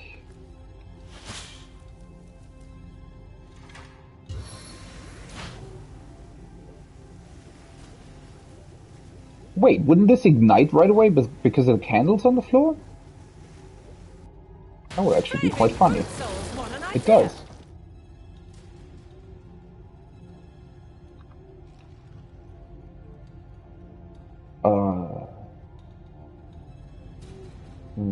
What? I guess it doesn't properly interact with them or something? What? Okay, so the spider's fangs deal piercing damage. That's unfortunate because this thing is resistant to oh, for fuck's sake. Sometimes the camera does really weird stuff. Yeah. Because otherwise I would be able to summon in the spider next to it. I guess Nick wouldn't be an option either, because he would also be... I think Nick's also dealing... Wait, can I actually... Does it say somewhere what kind of attacks? Nick's attacks deal crushing damage. Okay, and may inflict a disease. Okay.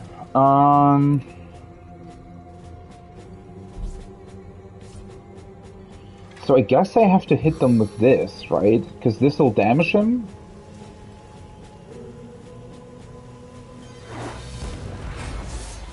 Okay. Yeah, that actually starts the fight. Okay, that's really, really strange, though, I have to say. In this world can stop you, my lord. Not even Also just burned her right away.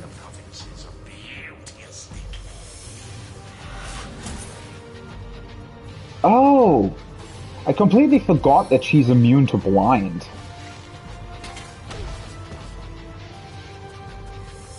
That's so... like... the fact that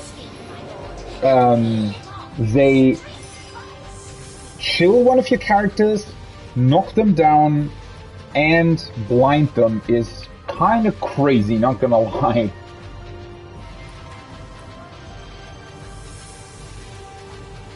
Well, she's immune to this anyway. I could... Well, the problem is I'd have to hit him, right?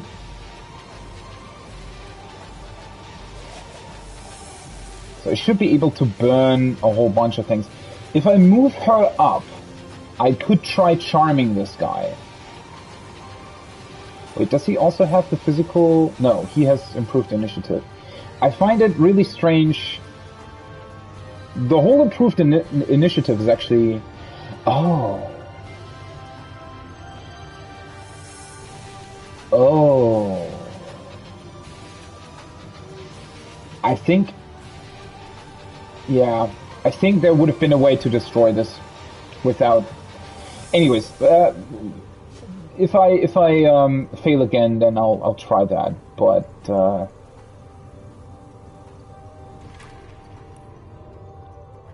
yeah. So in theory, the problem is I don't really know how far I have to go in order to be able to hit the other guy with a charming arrow.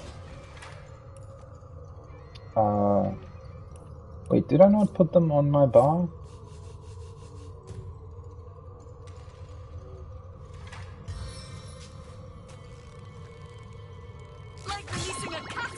Nice. Okay, so that'll help. That'll help massively. Other than that, I guess I could just hit him, because she isn't susceptible to my attacks, right? Okay. And now, in order to prevent them from reaching me... Well, the problem is I really can't burn enough surface. Maybe I should just heal Lillian for the time being? Can I... Wait, what's she... She's knocked down and chilled. Chilled, minus movement, plus fire resistance. Well, she would still be... I was thinking about maybe I could burn her, and then chilled would be removed, but the problem is she would still be standing in burning things then.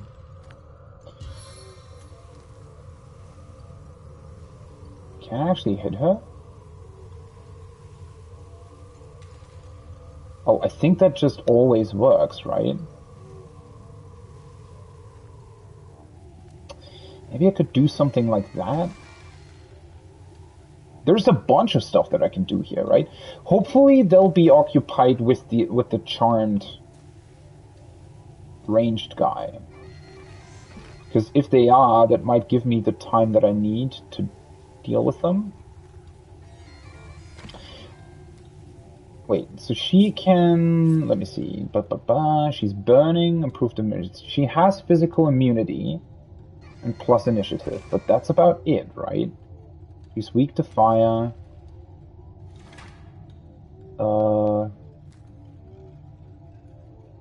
We should be able to just blind her, right? Blind failed. Well, unfortunate, I guess. But yeah, having that one guy charmed.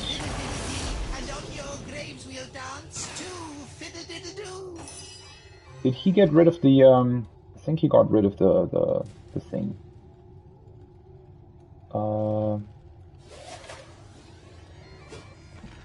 Should probably do this.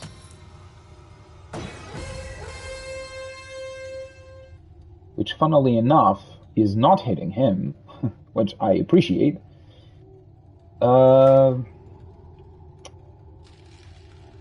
Defensive stance. Could actually try to chuck this, but it really doesn't have a whole lot. Really doesn't have that much range. Should I just move her up? Yeah, let's do that.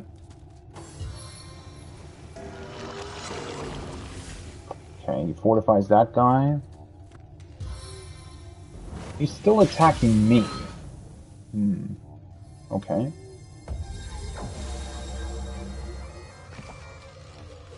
So I feel like whatever they're doing here on their first turn is somewhat scripted, potentially.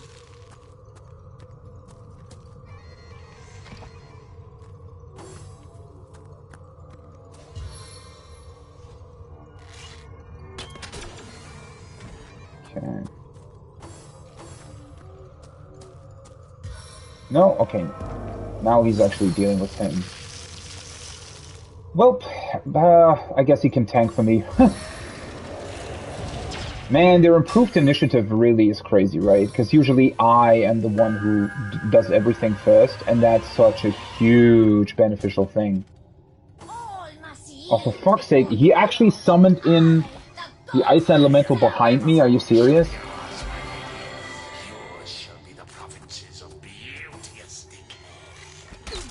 Well, I could try to charm somebody else as well, like the other arrow guy, for example.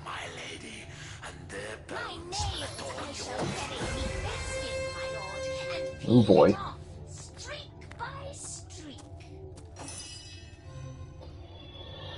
Oh boy! Yeah, let's do that. I actually got the arrow back, which is good. Should I charm one of these? Might actually not be the worst idea, huh? Okay, well, having the ice elemental behind me, probably not that great. Ah, for fuck's sake, now Medora is also standing in front. Well, I could move up a bit, right? I can move quite far. Let's maybe move this way. Medora could try dealing with the ice elemental, hopefully. And then... maybe I shouldn't exactly hit the ones that I charmed. Let's try to create like a barrier here.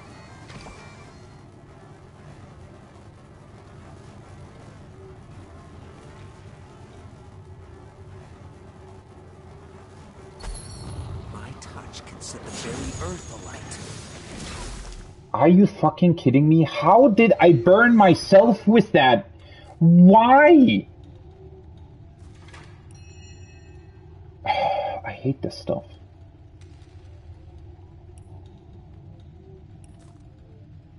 Wait, cures petrified, slowed, and stunned. Who's slowed? She's slowed, right?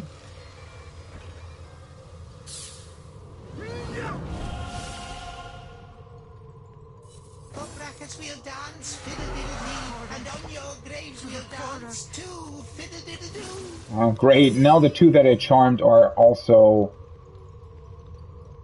feared. Oh no, she's feared as well. Shit. How much HP does the ice elemental have? Quite a lot, actually. Fuck. Yeah, this is,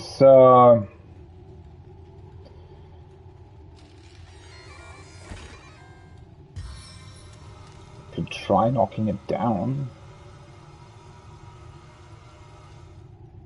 I only have... let's try knocking it down. Of course it failed. Oh, it's immune to knockdown. Well, that's unfortunate. What? The heck? Oh! oh god, I'm an idiot. The ice elemental belongs to the cryomancer now.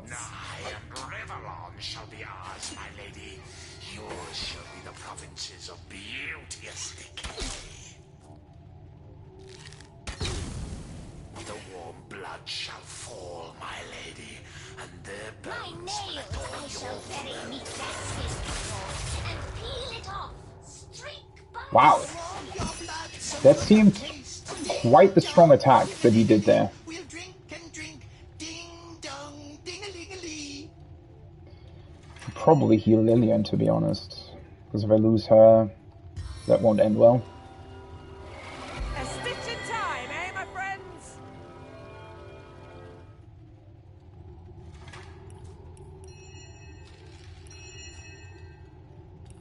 Can't really do that much else. Could eat a potato. Well, I mean, I have healing potions as well, right? This won't do anything. Oh, he's not charmed anymore? Are you kidding me?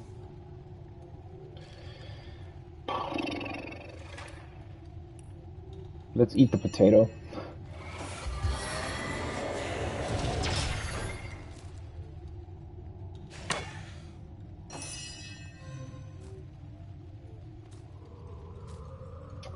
Could summon in my spider, though maybe creating an oil surface actually makes more sense still. Could try burning all of them, right?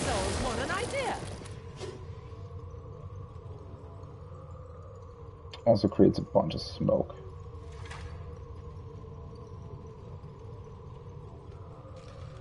I could try slowing him. Might not be the worst idea. Of course it failed.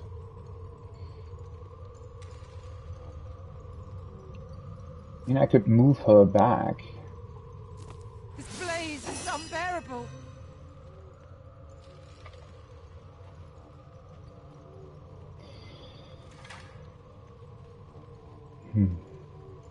She could taunt, but I don't really know if that helps, to be honest.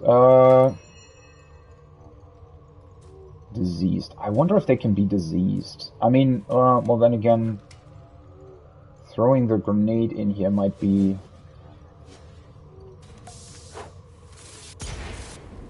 the better option at this point. Did she already eat? No, she actually did not. I thought I did.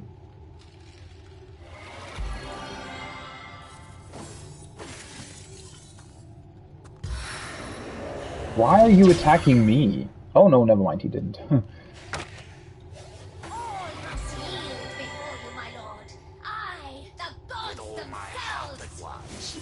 know your words ring true, my lady.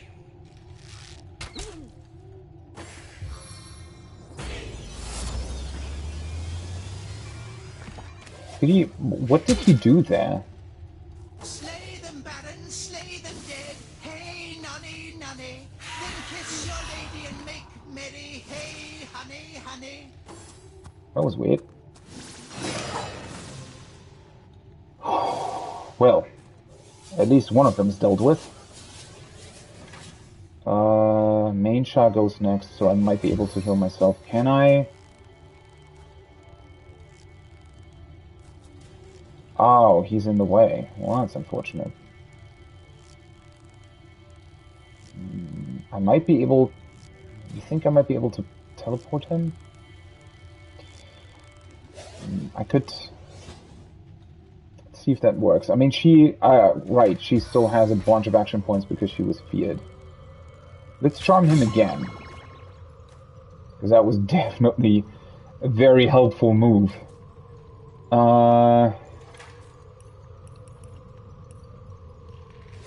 Well, I'm kind of fine now, so... Let's maybe try to burn him again? This is kind of running the risk of burning myself here.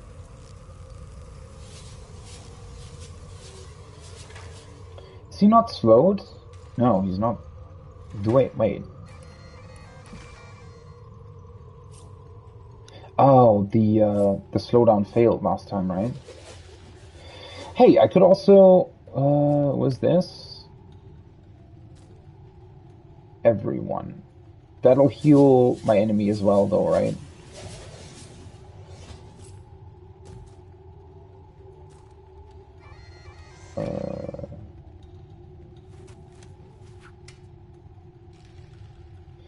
I could accidentally hit him, which is kind of a problem. Though if I don't... Stitch of time, hey, my Nice. That actually worked out quite well.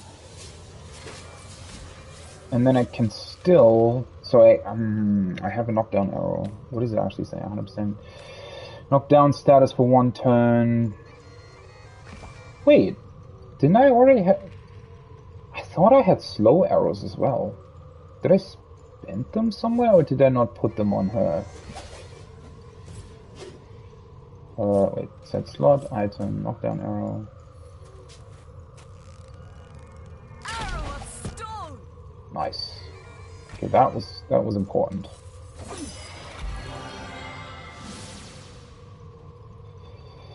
Okay, I could summon in Zombie Nick.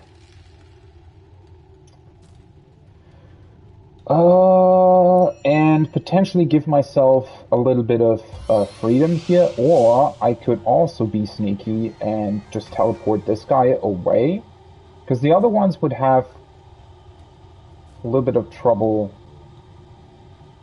coming back to me, right?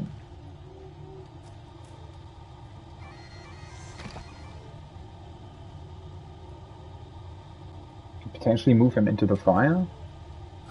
Would also move him in front of the archer. Okay.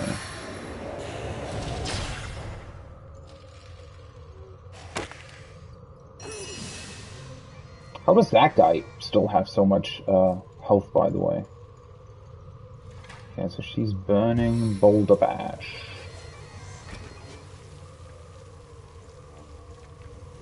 I want to keep this burning as long as possible. Wait, did I actually... Wait, did it hit it? Did it hit them? Sometimes that's really, really strange. Like, sometimes it's not properly showing whether or not you hit them or not.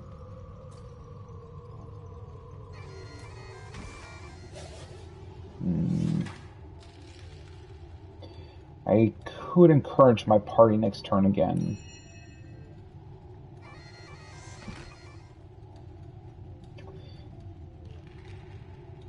Could throw even more oil.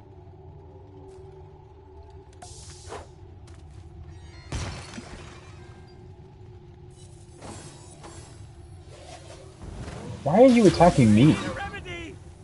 Seriously? You're literally standing next to somebody who's trying to attack you. Whoa, holy shit. How many... What? Why did he still have so many action points?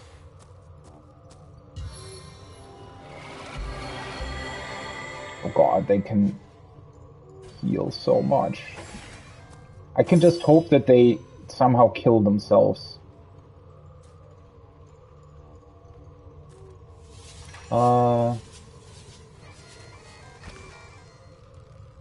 Wait, what does burning... So he's blessed and fortified.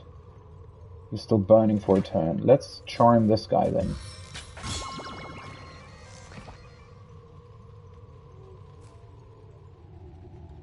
Can I hit anybody? I could actually hit him, huh?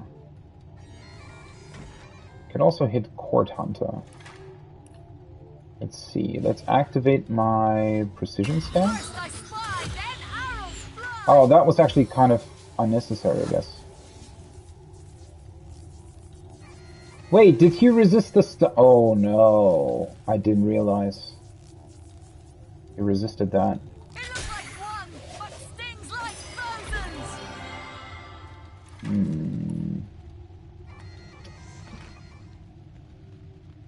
Still on cooldown.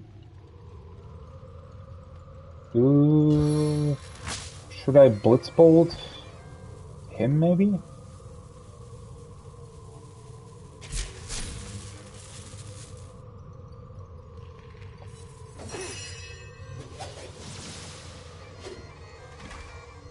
Definitely need to heal.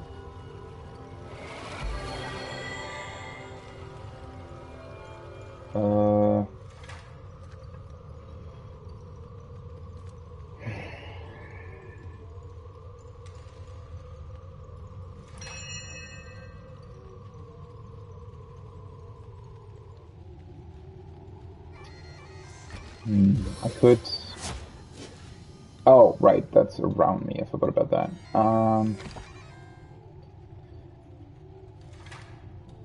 What else do I have?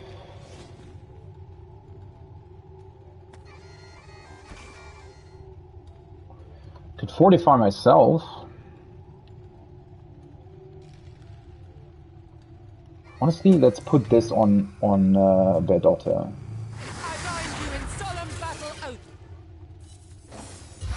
Might be a good call, hopefully. That guy's almost dead. Nice. Oh, that was important. That was also the fortified and blessed one, right? Okay. Do I actually have items that I may not have set on my bar? I actually have a healing grenade as well. I have... Yeah, I wonder, the diseased stuff's probably not gonna help that much, to be honest.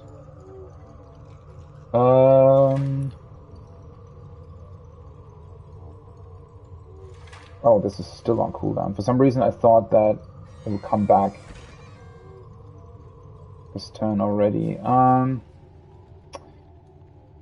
thankfully he's still standing in fire, so they are still burning as well. He hopefully might still... Wait. I chuck this over.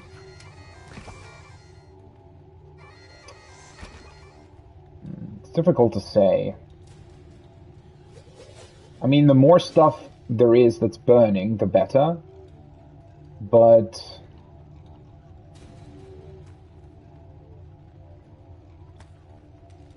if I chuck it here... Actually, that might be better. With a little bit of course. Well, I wanted to chuck it here because this thing would die. Although I completely forgot that it's completely immune. But yeah, that works out as well. Okay, so I targeted here and she threw over here. Sure. Should I taunt? Well, she's full health, right? Actually, you know what? Let's go into my defensive stance and taunt.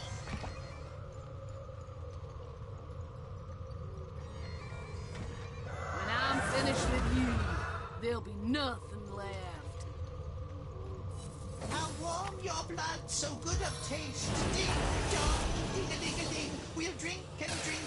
Ding dong, ding-a-ling-a-ling.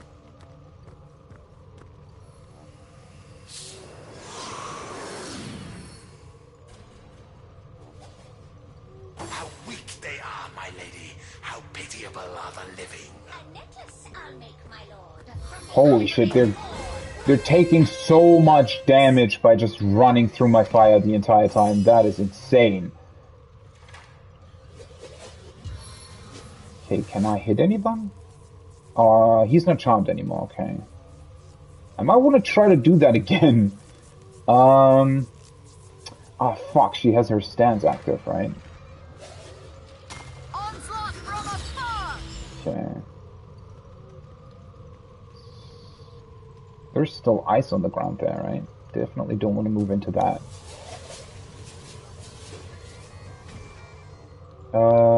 Are you fucking kidding me? How can I...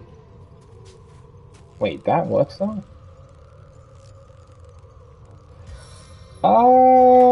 Well, I don't want to, like, use up all my charming arrows. Wait a second. They should be susceptible to... Wait, are they? No. For some reason they're also... Well, I could burn him, though. Bunch more burning stuff on the ground. Probably not the worst idea. Oh. I should have known that. Oh well.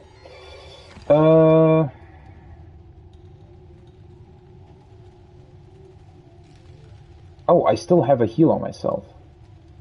Am still poisoned as well, though. Maybe I could summon in Nick now? I mean, I kind of want to know how he works, so... Do you know any sea shanties?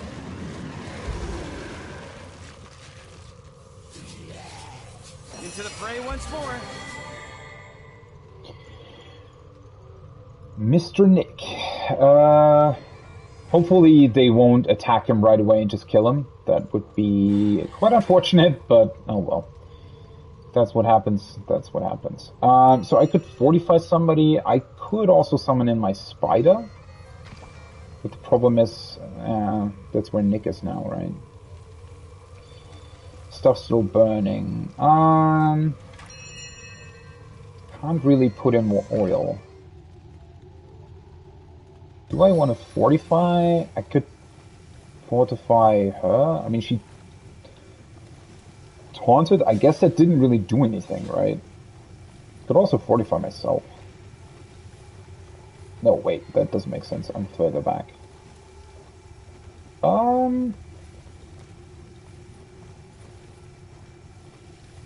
Let's fortify her. My heart is steeled.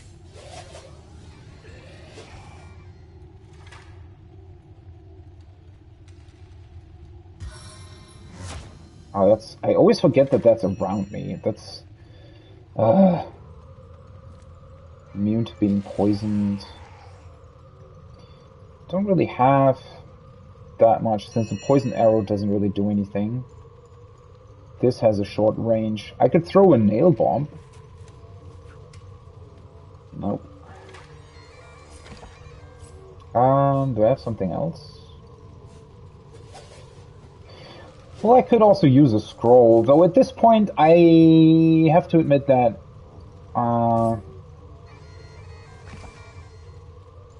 the fight's already looking way better than it did a couple turns ago. Oop, not skill item.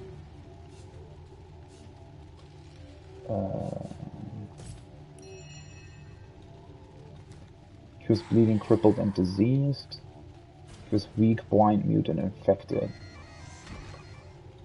I really need more curing stuff as well.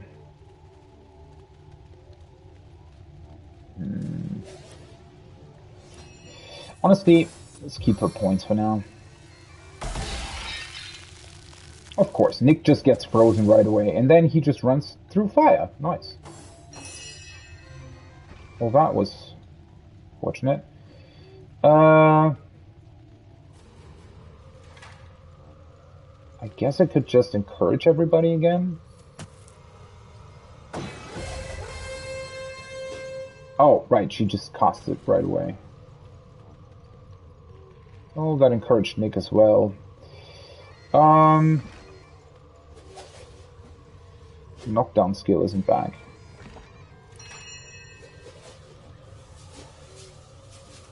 Let's chuck an oil flask somewhere? No, doesn't actually do anything.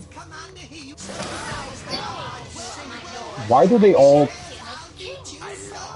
kill themselves? Okay. Well, that was unfortunate. All must bow before the Baron. This one here falls no exception. My lord, raw shall I consume it. The problem is he still has probably an insane amount of AP left because, well, he didn't attack.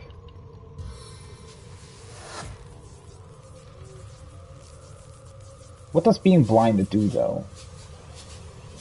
I have, well, a billion different effects on me. Wait, why? Why is it so complicated to examine yourself? Power stance, fortified. Armor plus 20, encouraged, blind.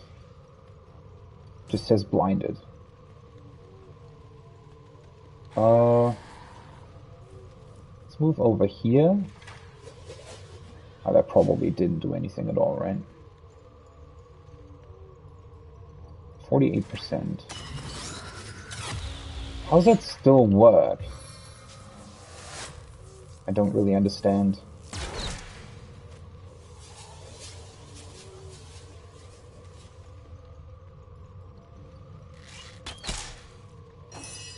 Huh.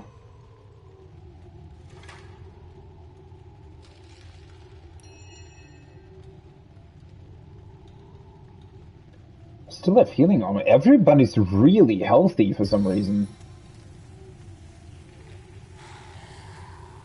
Wait, what's this again? Could try to blind her. My Baron won't love.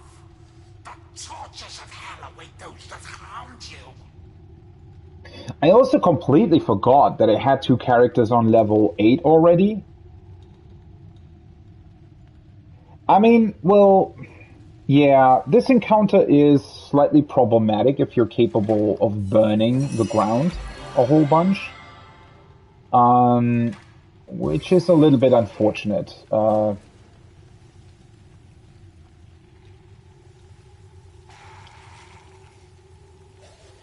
Actually, let's not use that. Let's do this instead.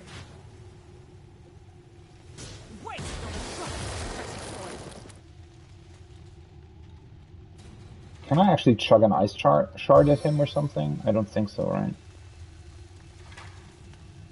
I mean, he's already almost dead. Wait. Let's move up a bit. Let's just maybe do this as well. I mean...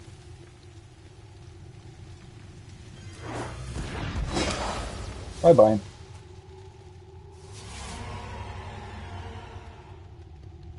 Yeah, not the biggest fan of this encounter, to be honest. So there probably was an entirely different way of handling this, though, well then again, first of all, I think it's kind of weird that she has, like, the lady, undead, the queen. It's kind of weird that she has... Sweet relief.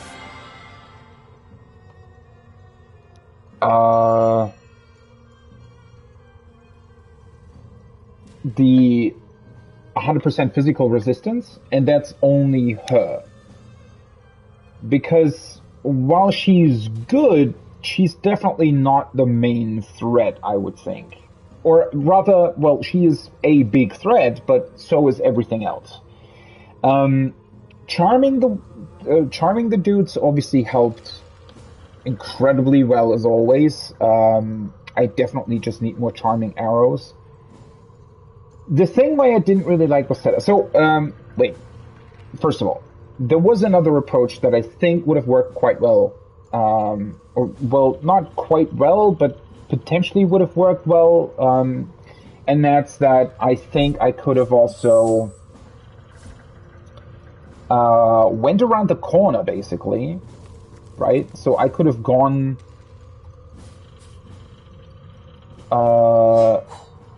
wait, let me actually pick up this stuff. 200 weapons, Palmer's Scythe, okay. Here's the short bow.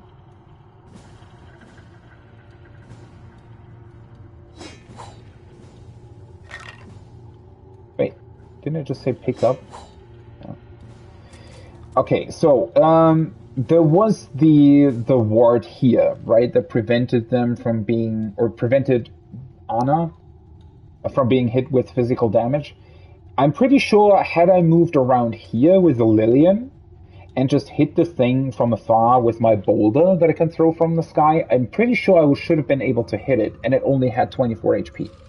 So I could have taken it out this way, and because I was here, all these guys probably would have tried to move down here, which would have created the same effect that I was taking advantage of now, which is that they would have had somewhat of a narrow way to get to me, right? And I feel like, and that's the weirdest part about the setup, is that, you know, being down here and the enemies being forced to move through fire and smoke and whatever you create to you is insanely strong, right? I mean, well, I'm also definitely taking advantage of the AI a little bit. So,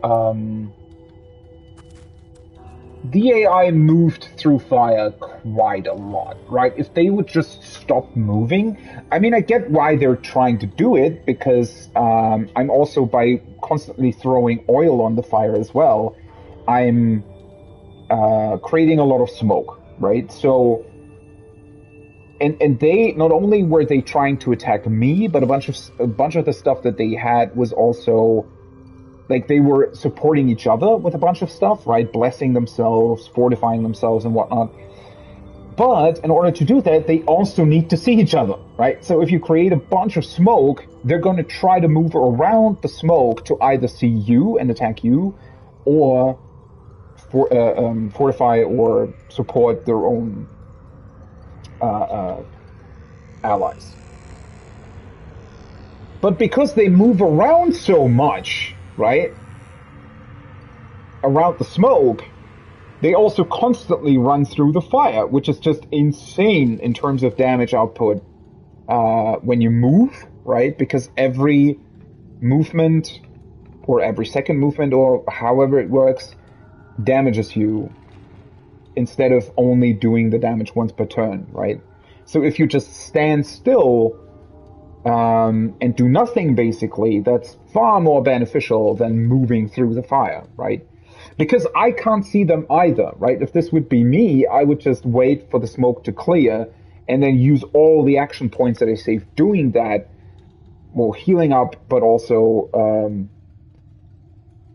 then launching a full attack, right? As soon as I can see my opponent again. Yeah, so that's a little bit unfortunate. I feel like the oil-fire combination is a bit too easy in these specific scenarios, right? Where you have a very narrow path that enemies need to get to. I was insanely lucky, though, with the ice elemental as well, because unknowingly I had charmed the guy that summoned it. And, well, I did also waste, like, one of Medora's turns on it, but by charming him, I also took over the elemental, which is really, really cool. Which is why in one turn, the big skeleton king just attacked the elemental instead of any one of mine, instead of any one of my characters. So I also got lucky there, but yeah, this whole encounter, I wish they would have done it. So the reason why these work so well is because even though they had archers and stuff, the way the game works, right, is that they're not actually, like, this wall is too high for the archers to actually attack you here. Usually in a real world scenario, you would think that being down here is a huge disadvantage because they up here would be able to chuck all kinds of stuff down to you, but you had trouble attacking them here, right? So if ranged attacks would be built more for this type of stuff, right? Where being high actually gives you a big advantage over being low, then this whole setup would work quite well in their favor, right? But now, because they can't really take advantage of the high ground, and they also only have this very small passageway to get to me, if you just stand down here and chuck, fire and oil and whatnot in here, they can't get to you. Or rather, if they try, they're going to be insanely damaged, right? So, yeah. I mean, it also arguably does create the problem that, for example, Medora, although thankfully now I have more support skills on her, but it does create the problem that Medora, for example, I can't really put her into the fray, right? I can't really use my best melee attacker all that well. But yeah. I don't know, it's as cool as this fight was in theory, this whole setup with it being in this it's kind of an enclosed space when you really think about how many enemies were here, right? If it would have been a bit more sort of spread out, for example, let's say if the casters would have spawned down here or something, then I feel like it would have been much more difficult to deal with. Fun with fluids. Alcohol makes the dedicated warrior's throne clumsy, while a nice herbal tea only enhances one's best qualities. Fanny Blossom produces a smooth-tasting brew sure to bring out the best in its drinkers. Fanny Blossoms. So I feel like I've read this at some point already. Not read, pick up. Wait, does that mean Fanny Blossoms? What are fanny blossoms again?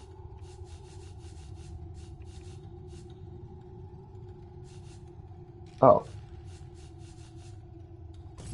Guess I don't have any currently. A frost grenade. Why did they have a frost grenade?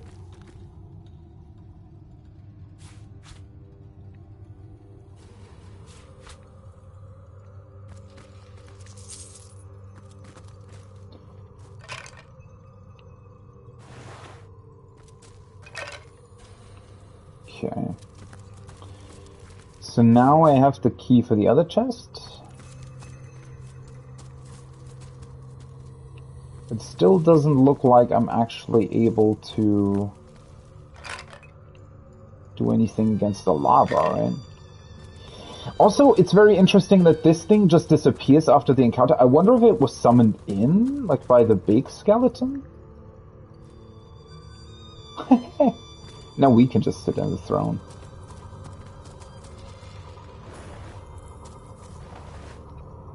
You did hair.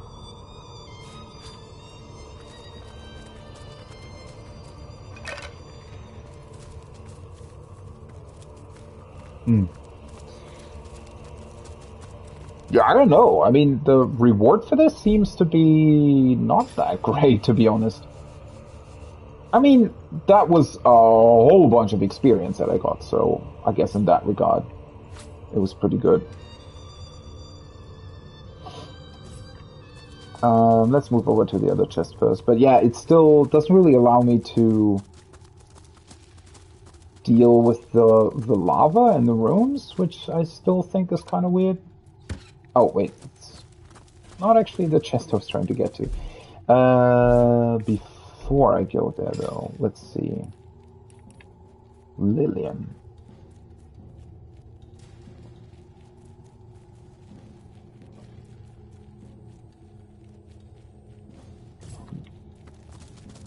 What do I hear? Something's moving down there. Oh, that might be like a bunny or something. Anyways. I could give her more speed as well, right? Which I think I want to do. More action points per turn. Feels like a good idea. And then...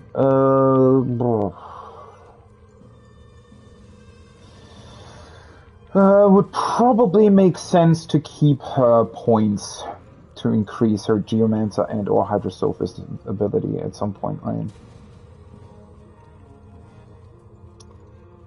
Though I could also improve her crafting. Wait, how many points does this... This is only 1 point, right? Because all of the other points come from gear and stuff? Yeah, let's actually do that, because hopefully that'll allow me to...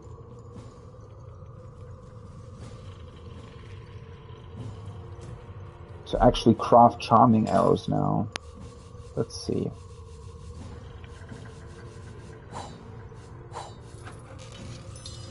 Nice. Nice.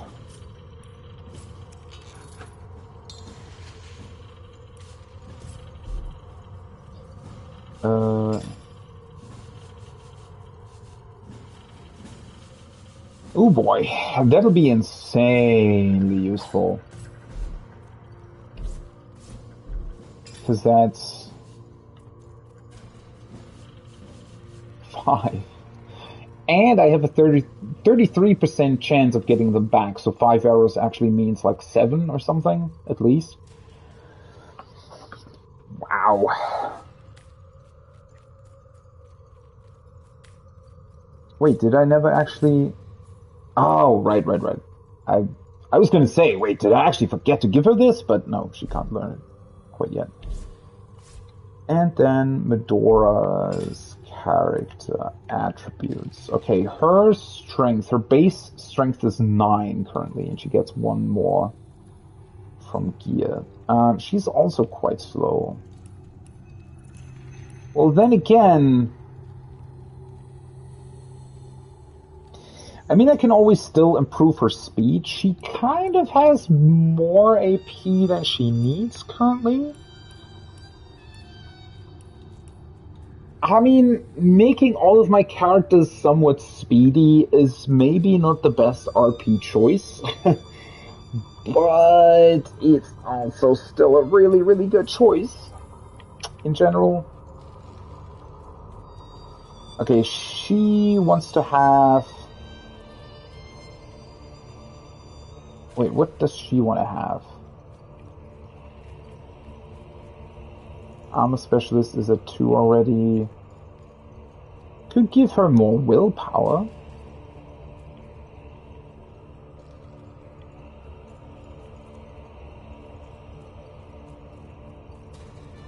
I feel like I should keep her points as well.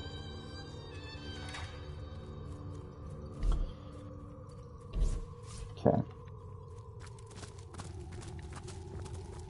So everybody's level 8 now. That means that I can actually go over to the church.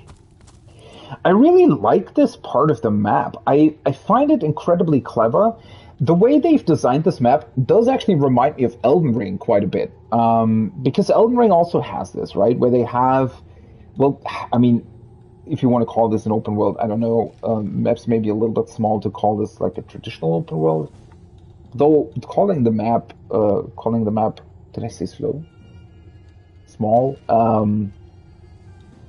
is definitely disingenuous because the sheer amount of stuff that you can do here is kind of insane. But anyways, what I was trying to say is that I really like this setup, right? So this whole sort of poisonous back garden with the villa being here, and then this whole setup.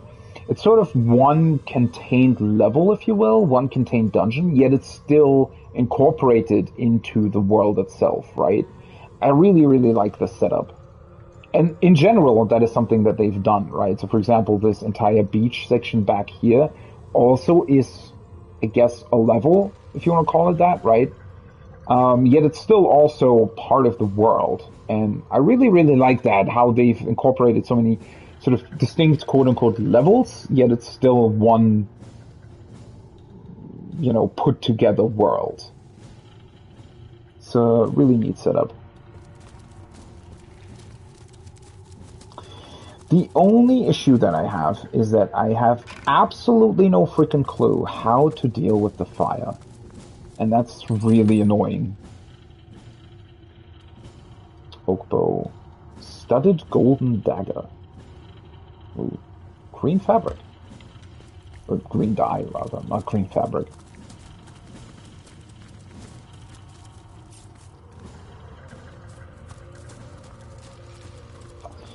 I don't know.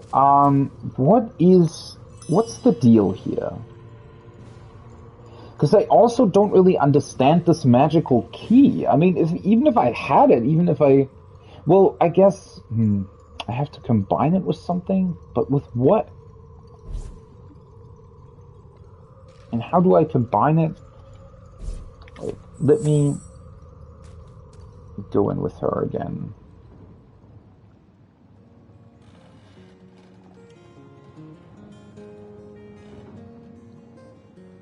Where does it even change location to? Maybe that's the trick? So if I move kind of far away, it's appearing there, right? And if I get closer, then it's gone. But it's also not appearing on the other side for some reason. So let's say if I move my main Shah over here, keep be gone.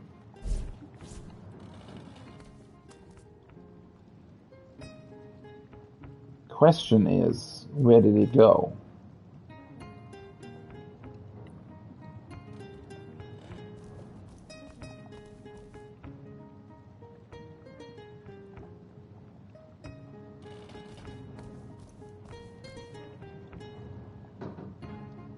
So if I stand back here, it's appearing there. Now let's go with Medora. The thing is, being close to it would immediately remove them again.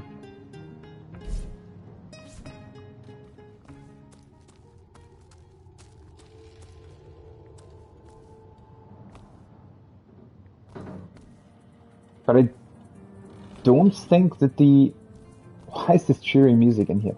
I don't think that the key... Ah, for fuck's sake, I completely forgot that it...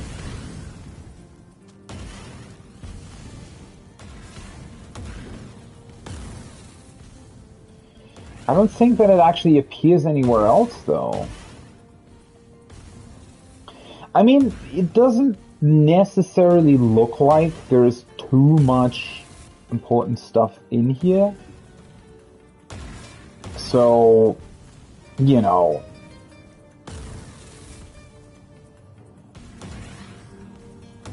if I, in theory, don't really get everything, then... it's not necessarily an issue. The reason why I sometimes find this stuff strange, though, is that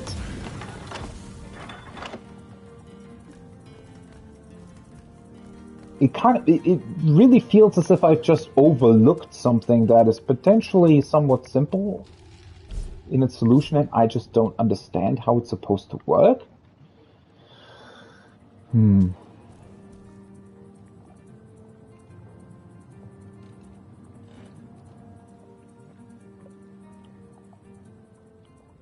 I mean, I can't attack the key or anything, right? So...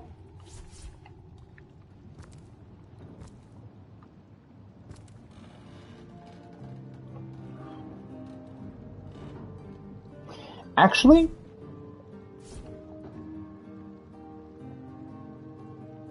nah, I don't think this is going to do anything either, but...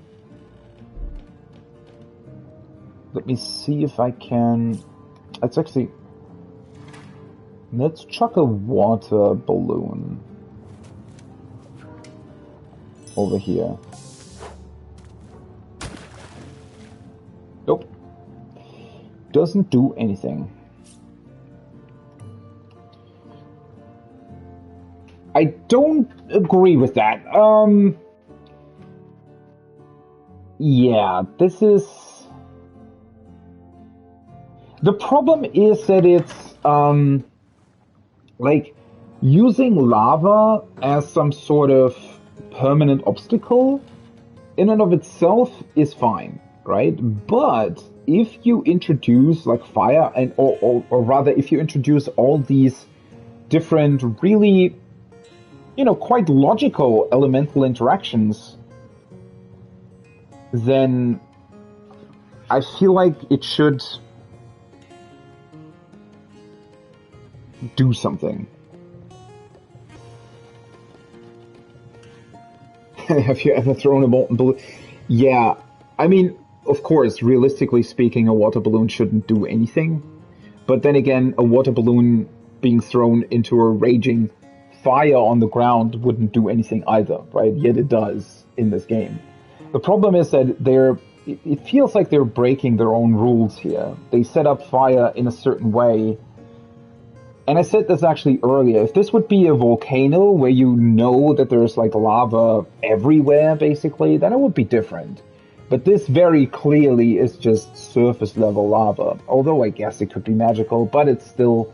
it doesn't really work, or it breaks the rules that have been set up by the other elemental interactions. And it actually would be fine if it didn't remove the lava. Like, if they want to have this as a permanent obstacle in order to create certain puzzles and whatnot, that's fine. But there should still be an interaction. So, for example, the lava could stay, but the water balloon would create steam or something. But since there isn't a reaction at all, it's, yeah, just breaks the rules that have been set up.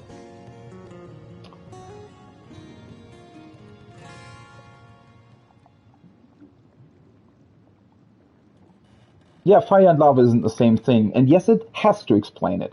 Because if you set up certain rules in a magical world, it needs to follow those rules. You can't just willy-nilly change it. Or at least if you do, then it has to be explained. And I think, yeah... so for example, if the lava would just stay around, but it could still create steam throwing the water balloon on it, that would be fine. I mean, I can live with it. It's not You know, very clearly this is set up as a puzzle room. Though I don't really understand what to do here. I kind of wish they would have used something else instead of this lava thing. I really hope it's not just hidden, like hidden switches either.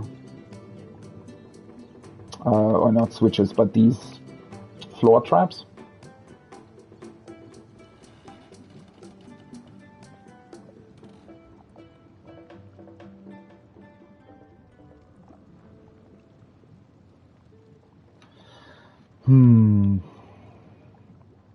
Yeah, I don't know though. Problem is that it doesn't really... Well, I guess the main issue is that I don't really understand what I'm supposed to do with the key at all. Because the key itself, it's just teleporting all over the place. And moving characters into certain locations doesn't really do anything. It's changing its position, but it's not allowing me to get to it. Trying to combine it with anything doesn't work as long as I can't get to it. And I'm also pretty sure, I mean, this shouldn't work. I can even target it. Because if this...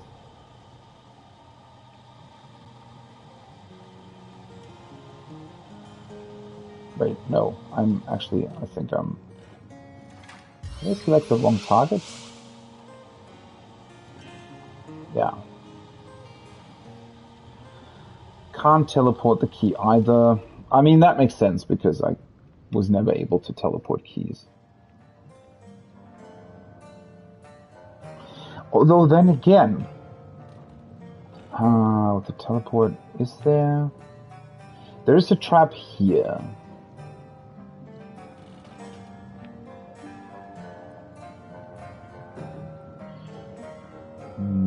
Unless... I actually completely forgot about the fact that I can just teleport my own characters over to this. So maybe I don't need the key at all, but I kind of want to know what's up with the key, though. Unless there's something in here that would make me able to interact with it.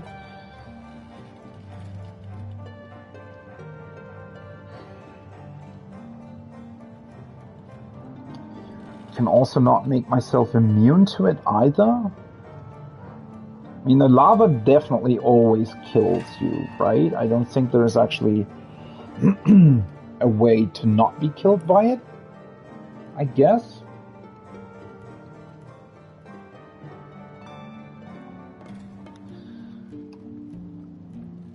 Well, the problem is also that the weird teleporting that it does.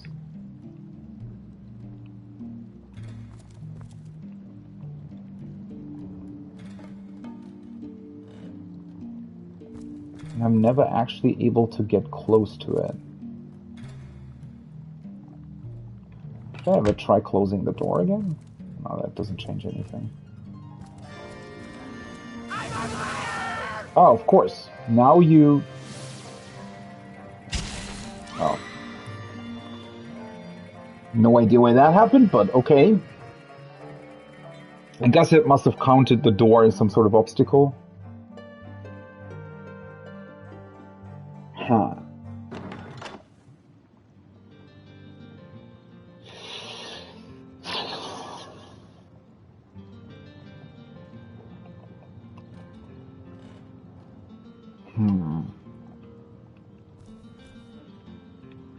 And then it doesn't count as an item to begin with. That's the strangest part about this. So you can't actually pick it up. It's just an interactable object, basically. And it's insanely annoying to target. Can I? No. I can just probably move in. Zoom in, I mean.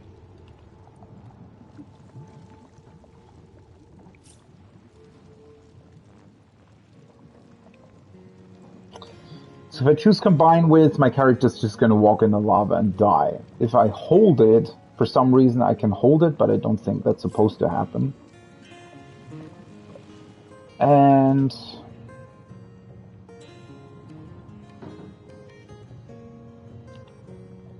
wait, is there actually anything? No, that was just light.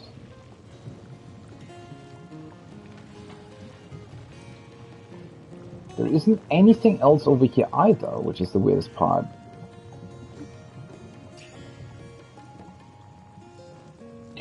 Though there is a high chance if I, for example, try to teleport a character here, maybe they'll also just stand in the lava.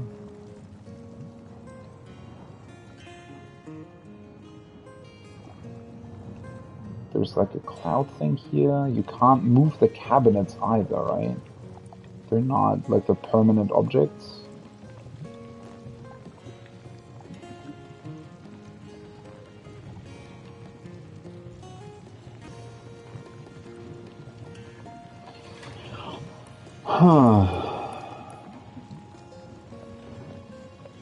So either I'm overlooking an insanely simple solution to this for some reason, or I don't have what I need in order to deal with this. That would be strange, though.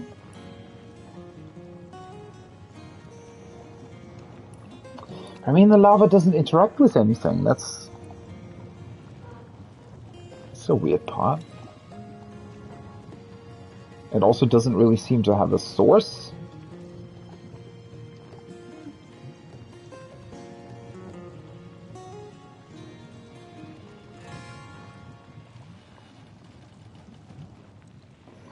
Unless, maybe it has?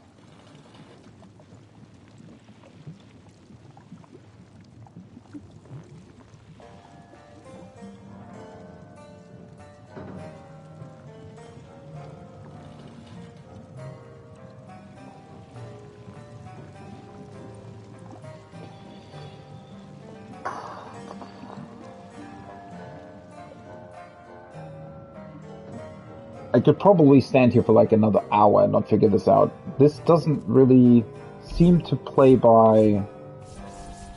Well, it's not that it doesn't play by the rules, it's just that it's sort of not setting up any. It's just sort of, oh, well, there's a teleporting key, and that's about it.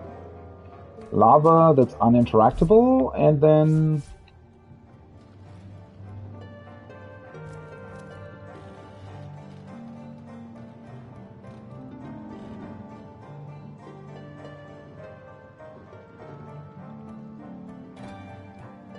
Okay, the solution's pretty lame. Give me a second.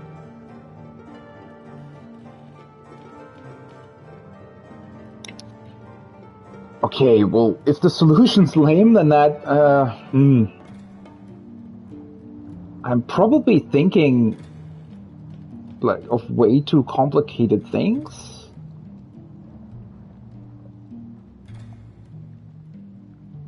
The issue is that there isn't anything here, right? I mean, the only thing that I can really move would be a crate, for example. But a crate I could place on that middle, like that stun cloud that is in between the rooms, but that's about it. That's the only thing that I would be able to do with it. By just teleporting, I can already get to the other chest, or at least in theory I should be able to, so I wouldn't really need the key for that either.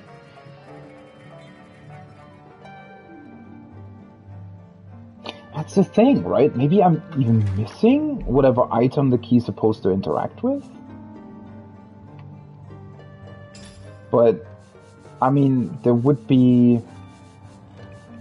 have to be some sort of other interactable item here, right? That's the weirdest part about it. Or do you have to...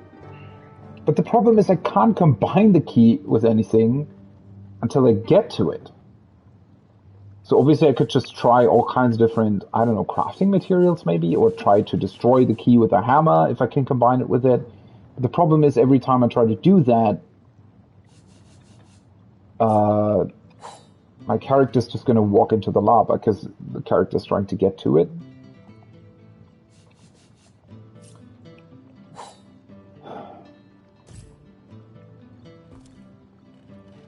I feel like, or at least my first idea was that because it's teleporting to other locations, if you place a character like close to it, for example, it disappears, right? So I was thinking that maybe by placing your characters in certain locations, you're able to get to it, but that's not actually what's happening. You can't sort of force it to stay around. Because even if it's reappearing, if I switch to another character, it'll just disappear as soon as you move too close again.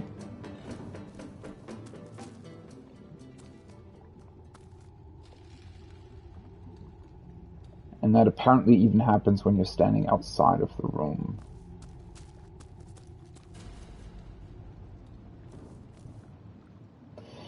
This is also so different from all the other puzzles that we've had up until now. Every other puzzle usually involves like interacting with the environment in some way, or just trying out a bunch of stuff, and here it's just, well, nothing really.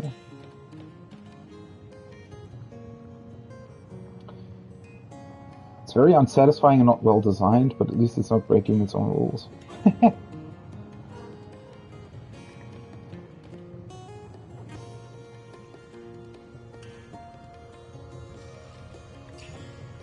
Yeah, I kind of wish I would follow the whole idea of the game more. It would be so cool if you were able to teleport the key, or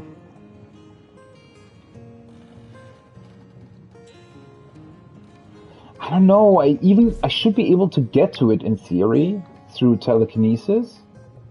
At least that's the usual range I think that I can move boxes at, so technically I should also be able to get to the key. Then again, maybe it's not a key at all, maybe it's just some sort of weird magical interactable?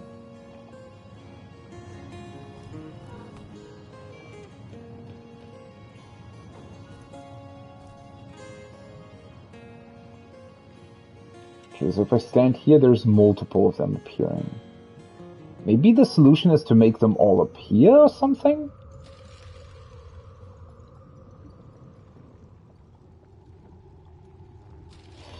But aren't they all there if I just move out of the room? Yeah. So that won't be the solution either, right?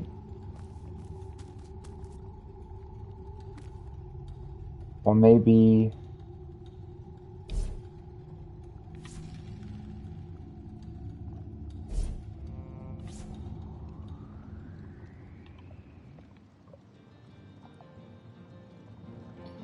So it looks like now all of them exist. But if I get close to them again, they'll disappear again. Also, I don't think that it corresponds to anything else in the house, though, right? I mean, that doesn't really seem to be the case.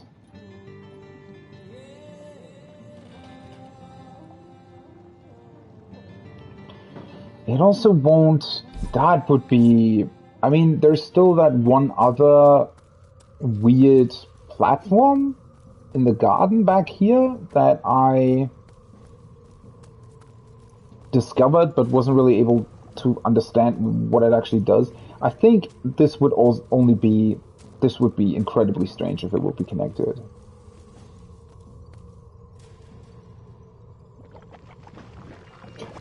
Left to the... Yeah, I'm thinking of doing that as well. Because I think this doesn't really do anything either.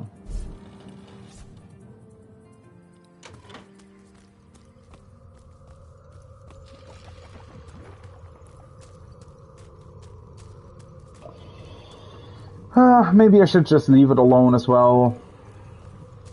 It's really unfortunate though, because it, like, on the surface seems like a cool little area here, but then it's not really... It's also just not giving you any sort of hints, right? Standing outside makes everything disappear.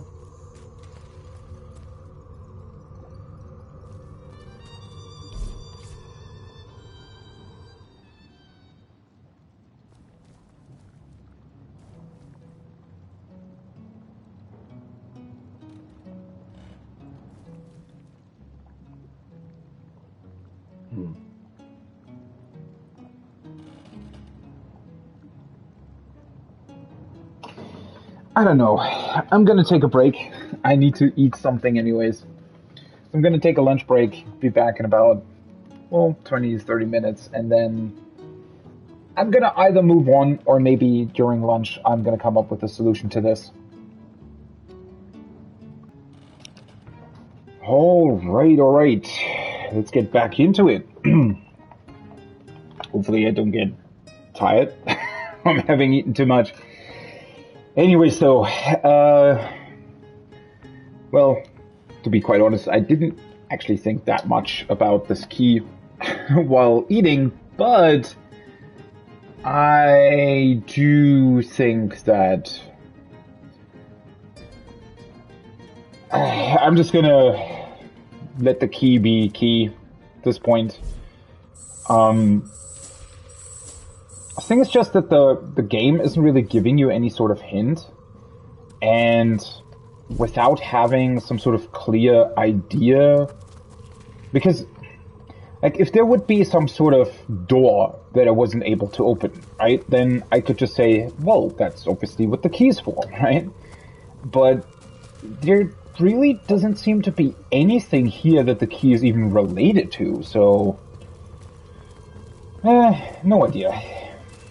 Maybe I'm gonna look it up myself after the stream or something, because otherwise I will never be coming back to it.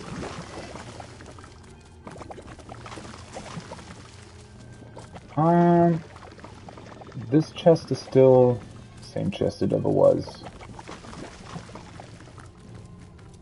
What I do want to do, however, is possibly try to clear out the other room.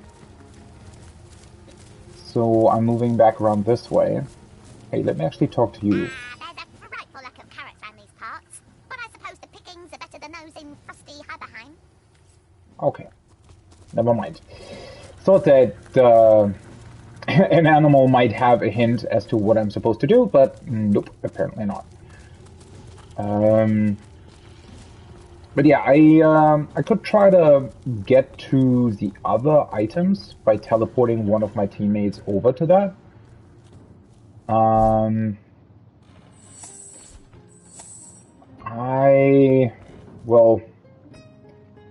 I wonder how it works, because that can be incredibly finicky to do.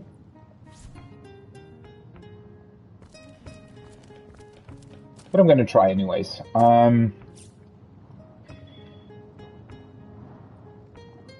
Let's see.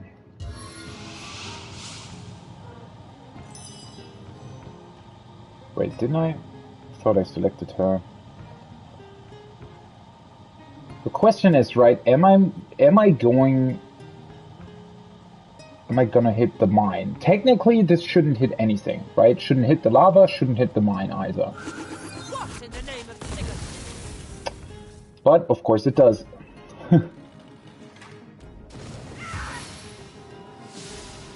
Why'd she run away? What?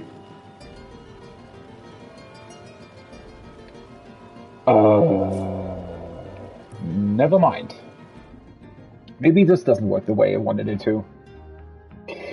Well, to be fair to the game, though, this actually makes a whole lot of sense, because the problem is if you teleport them over, they're gonna fall, right? Which means that I'm gonna fall onto the mine.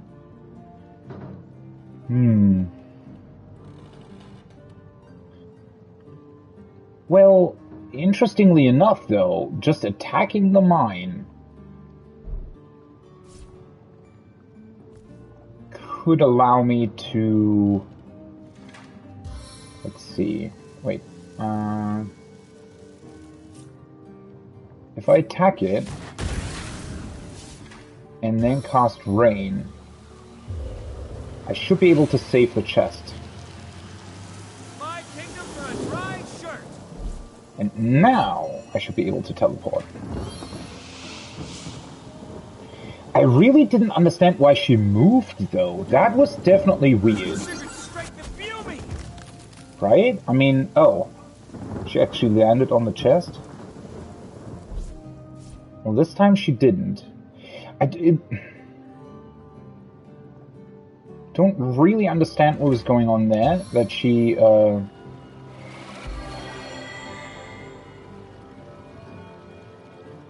Maybe the game thought she was stuck or something? Oh.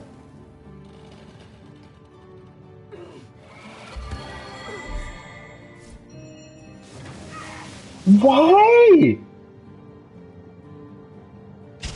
Wait, so she's automatically... Since when do they do that? So she tries to automatically move out of the fire if I switch over to another character? Also, how the hell does me blowing up the mine not activate the trap that's inside the chest? Oh well. Oh boy. Okay, this is gonna be slightly annoying. So I basically need to... Well, I could try pre-healing her or something, right? But let's do the beginning the exact same way, because it does work. Let's attack it, cast rain again, so that the chest doesn't burn anymore. As long as it's still raining, I should probably wait for the... Wait, so... Let's do the teleport again. It's kind of funny that she damages the chest when she lands on it. But that's really... I just didn't know that was a thing. I always assumed that they were just, you know, standing in... I thought they would keep standing in wherever they were.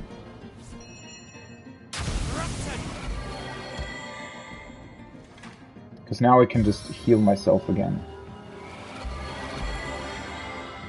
And then cast rain.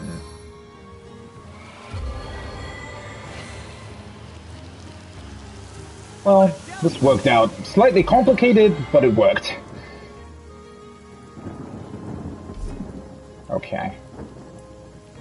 So the chest is empty. It was worth it, however, I think. Was it? I'm pretty sure it was more worth it the first time around, for some reason. Thick leather boots, earth absorption. Enchants Hellfire ally with an earth shield. Absorbs earth damage until it breaks.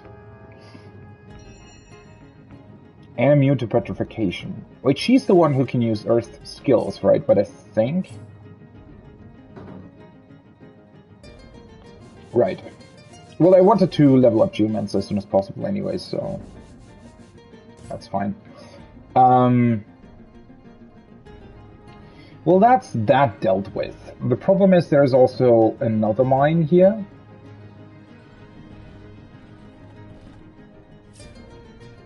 Let's save it. Switch back. Teleport her. Well, technically... let's actually... do this. Oh wait, it was a poison thing?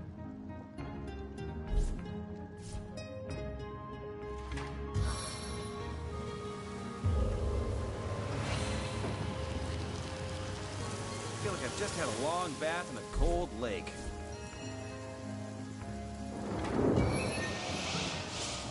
Just hope that she isn't going to land in the, Wait. Target.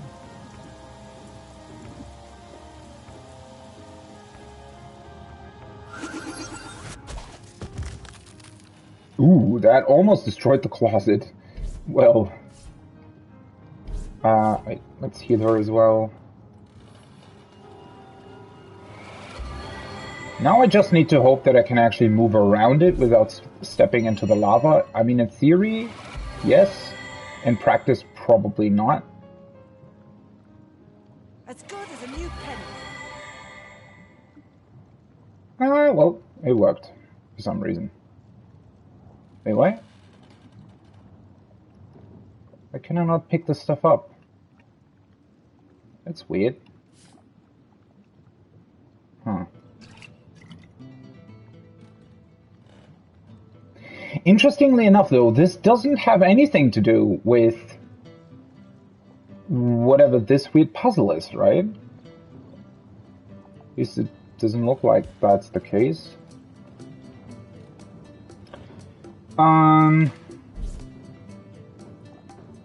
That being said, though, why?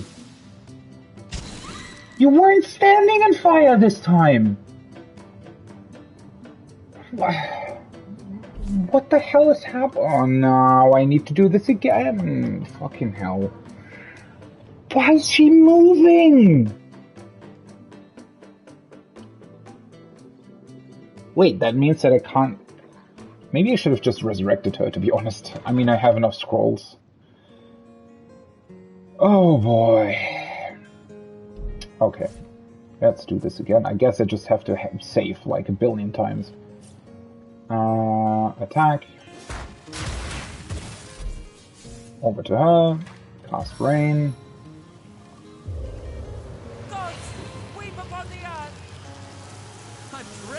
So I guess I have to try to move her back to the position I originally teleported her to? I really don't understand why she's moving. It's as if the game thinks she's stuck somewhere or something. I don't know why she needs to move if she's not actually... Like, she could just stay put, right? And she's not connected to my party either, which... That's the weirdest part, that she...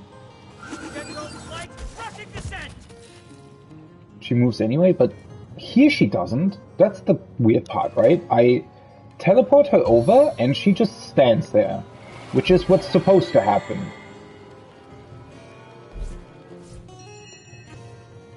Okay, let's save it again.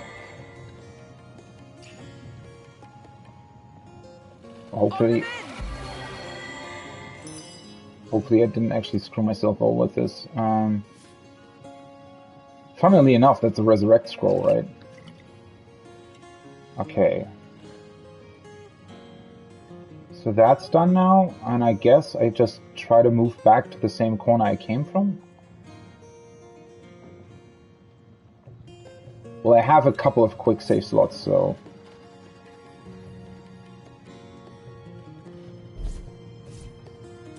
No, she just, for some reason, decides, no, I wanna be killed. Or I wanna be dead, rather.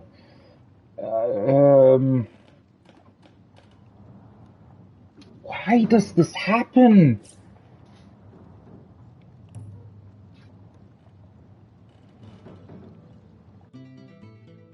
Well, at least you get more quick save slots, right? Because otherwise this would be,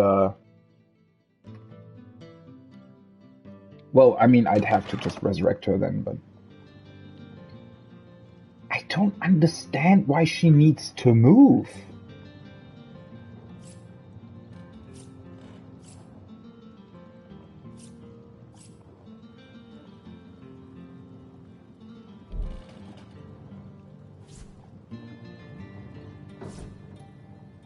Now she didn't. I guess maybe she was trying to do this, like, idle animation or something, but technically that's not moving her anywhere, right? That's so strange. Anyways, let's teleport her. Let's teleport her there. Heal her again. At least I got the items, right? Which that's yet another weird part about this whole possible puzzle here, because unless there's like a hidden chest or something, I'm pretty sure I got the entire loot from this place. So what would be the point of actually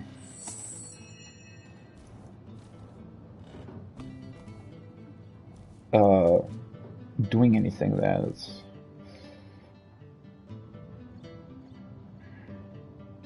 Ooze barrel. Let's try to move this over to her. Oh, wait. I think my character might be in the way for that.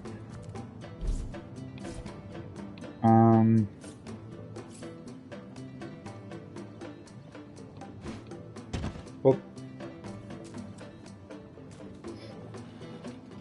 or maybe I can even place it on the trap?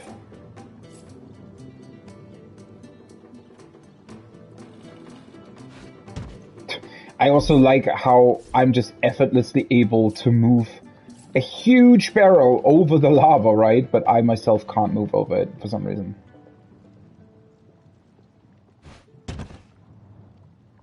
Okay, so that gets rid of the cloud. Though obviously now I'm not able to move through the door anymore.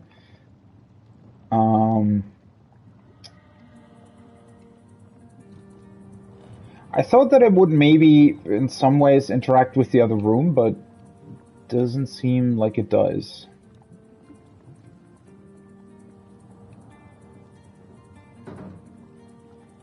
Maybe you have to like find the correct key or something? It's so weird though that you're not even able to like move your cursor over them properly. For some reason. Maybe if I turn my camera another way. It just says combine with and hold, just like with the other one. Maybe the right one has a different prompt?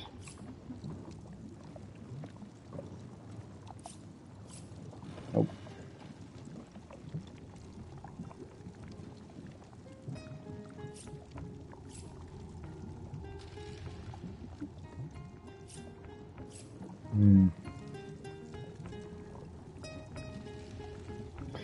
I mean, but the thing is, there's always lava in front of the cabinets, right? So I would never be able to get to them, no matter where I stand.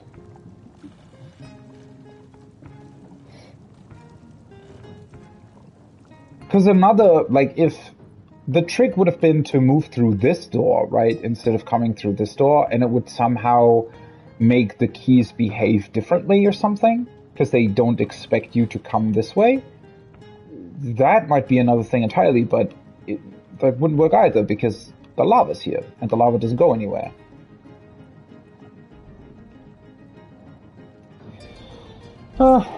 Whatever. I'm gonna, I mean, since I put the barrel there, I should be able to come back here if I so choose, and possibly deal with this entire conundrum at another point. But for now, though, since I'm also level 8, I just want to continue and not fall into lava a billion different times. Though, at least I was able to get the rest of the items, so that's pretty awesome, actually.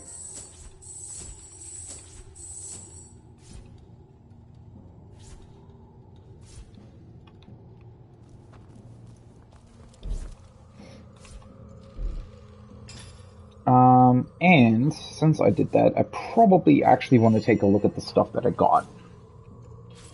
Might be able to craft a bunch of stuff as well. Effects unknown. Hopefully tastes better than it looks. Can I consume this? Okay, it does something. These over to Lillian, this over to her. Large. Okay, so the large poison resistance potion has 40%. I wonder if there's an even bigger one. 40% isn't bad, but it's not really great either. I mean, spending 2 action points for 40% poison resistance would definitely doubt that that's actually all that beneficial.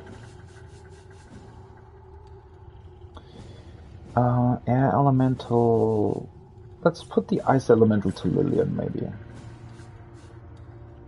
Cleansing water.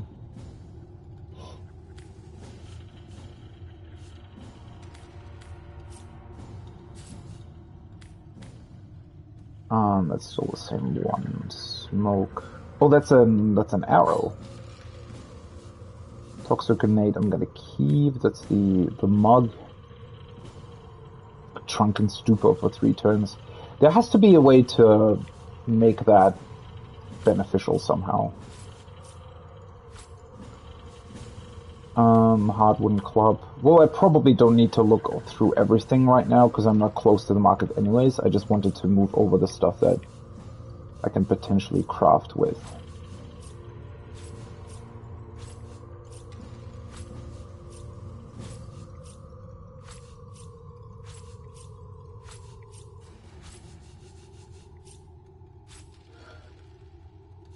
Oh, she's overburdened.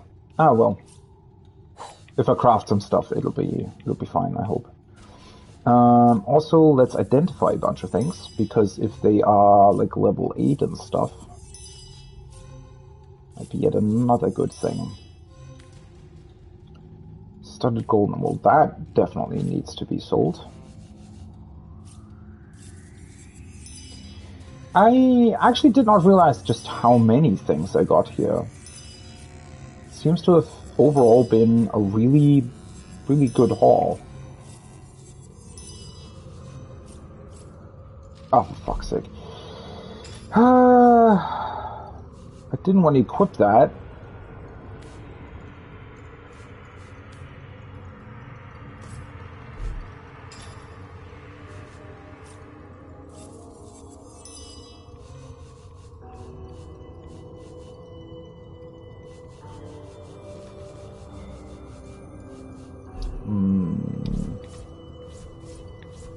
Didn't put anything on to another's inventory though, right?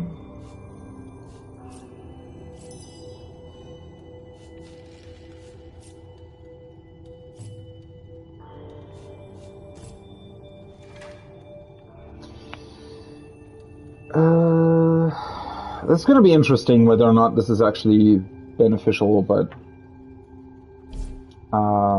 why not? Okay, Lillian, inventory. I think she still has a bunch of other unidentified stuff as well, right? Maybe not. Well, this one she has. 200 weapon. Huh.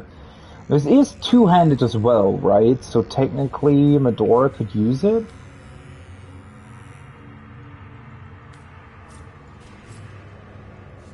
Can't learn this. Okay, let's look through the equipment then. 19 armor rating, perception, HP. And this is just unbreakable. Okay. This requires strength. I don't think I got a new rope. Nope. But I got this one. This might be good for Bedota. Then we have this. Wait, this is the exact same one. Interesting.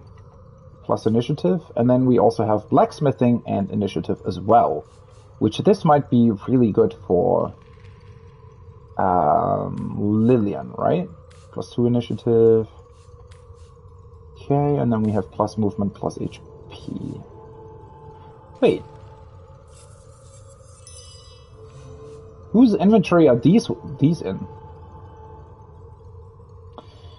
Oh, that's fine, I think. I didn't get a new ring, didn't get a new pendant, didn't get new cloth either. Lillian. Let's see. Leadership immunity to blind, perception HP, or unbreakable. Immunity to blind was actually really good in that encounter against the undead. So let's give her this one. Initiative and blacksmithing. Crafting and HP, that's fine. Initiative and movement, and I think these are the same ones, yeah. Okay. Don't have a ring. The daughter. Perception, initiative, perception, HP. Initiative's probably better, I would say. Initiative, movement. same with less armor but more fire resistance. I think I'm going to keep the one I currently have on. Poison resistance initiative. Sure. This might be better on... Wait. Does Medora have... Oh, she has a belt. Right, she has the plus HP belt. That makes more sense on her. Yeah. Blacksmithing, lockpicking, pickpocketing, crafting. That is fine. Ooh. Well... As cool as sneaking is, it just doesn't give me that much benefit. In most cases. And her having more movement is gonna be pretty incredible, I think. And then Medora... plus leadership, plus HP, sure. Don't really agree with her having leadership, but sure. Crafting, that's fine. Initiative HP.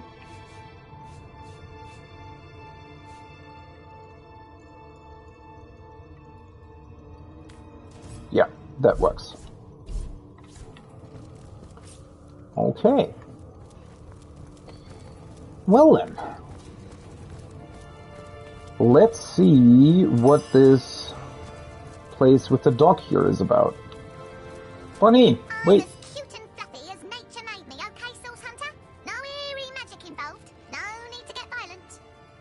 I didn't want to get violent. I thought you might have a hint for me or something.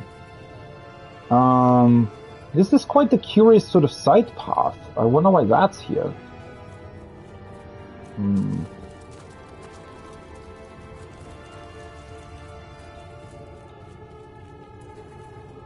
Also,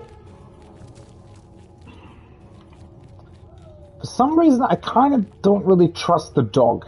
I don't know why. Maybe it's because he has, like, these yellowish eyes, but... Oh, never mind. You smell like a hero. The hero I've been waiting for. A hero. A hero. That must have been fun to voice act. Tell me about yourself. I've got a bone to pick. Well, I've got no bones to pick, you see? And that's the problem. Oh, I wanted to craft with Lillian. Definitely need to do that before I run into the next encounter. I think being over-encumbered in an encounter is probably really bad. My friend and I collected a quite big pile of edibles from these shambling undead. A smorgasbord on feet, I say.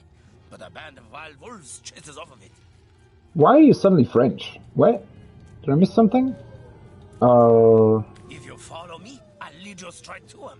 I bet a hero like you could shake him off in a matter of minutes. I'll lead the way, hero. Okay.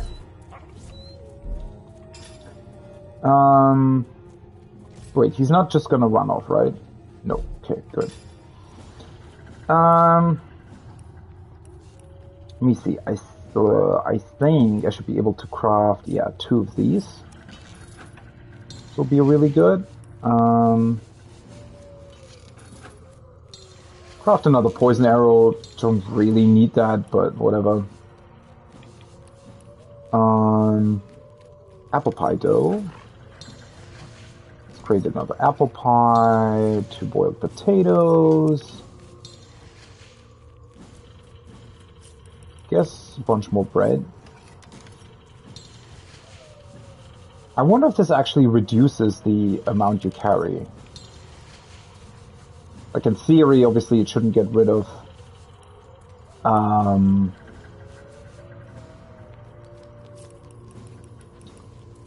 weight, right? Because I'm not really throwing anything away, I'm just turning it into something else. Then again, sometimes that can definitely be strange.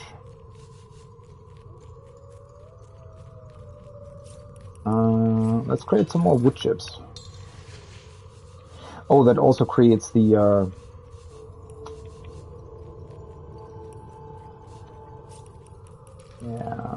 Upgrade a bunch of my arrow shafts. Ah, now I'm not encumbered anymore. So it was probably the wooden logs and stuff that just created a lot to carry.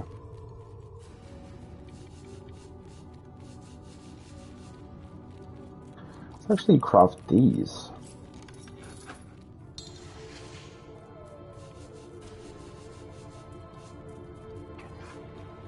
I mean, I can also sell stuff, right? So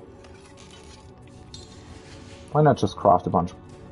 Are you kidding me? Now I'm over encumbered again? Really? Well, that wasn't the plan.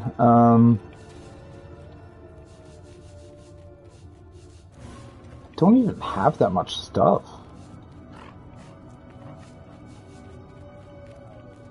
Guess stuff must just be quite weighty. Dora, Bedota. She definitely doesn't need a smoke grenade. Let's put that to the Bedota as well. She's still really, really close to being encumbered though, for some reason. What am I... Is this stuff so... like, does it weigh so much? I guess the hammers weigh a lot? Oh, I completely forgot to look at weapons as well. Let's do that real quick. Though I don't think I actually got a new... Well, I got a level 7 water once? That's the same that I have though. It has plus HP.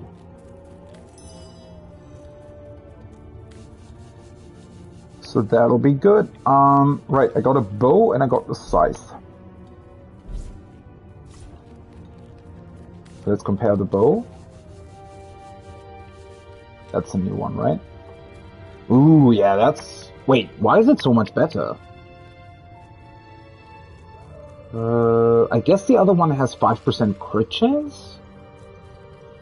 Because they're both level 7, that's what I don't understand. But the left one is doing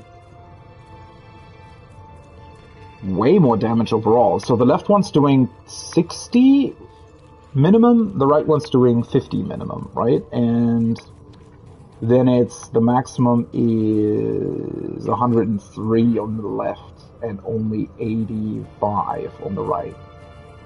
Must have something to do with the crit chance. And then it also has... Oh, it has 20% chance to set stun for 1 turn, and the other one has 10% to set burning for 2 turns. Well, the burning did come in clutch at one point, but stun for 1 turn and having a higher chance to do that is also really, really good. But I don't think... I really don't get the increased damage potential if they're both level 7. Must have just sort of rolled better somehow. And then, does it actually make sense to give her the scythe? No. So the scythe is... Well, it has a chance to bleed opponents. It has a very similar maximum damage, but way, way lower minimum damage. It's also only level 6, though, so I guess that makes sense. That's unfortunate. Having a weapon that can bleed sounds actually like a pretty cool thing. I don't know, for some reason, ever since I played Elden Ring, I just... The bleeding effect in Elden Ring is so insanely good, and it's so fun to set up as well. There are so many really fun, cool weapons that do bleed, that I feel like it's, you know, it's just really, really good, or really fun to use. Oh, wait. We're already at the wolves, though. Grey wolf. Old black wolf. Do I have to attack them, though? Kinda don't want to kill wolves, but, I mean, I guess if we don't have any other choice. Improved initiative, weak to fire again, okay.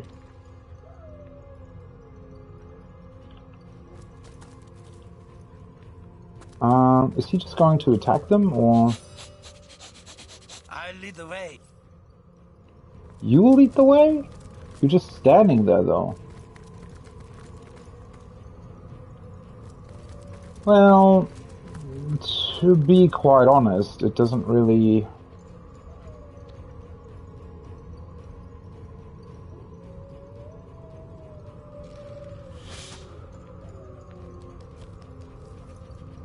Why do wolves have such a, like, low vision cone? That's weird. Okay. Oh, that is so... Sometimes the game is infuriating with what it does. I mean, I don't mind that they're attacking first. That's fine. But I was actually, like, Medora was the one who... Oh, he's doing a bunch of damage.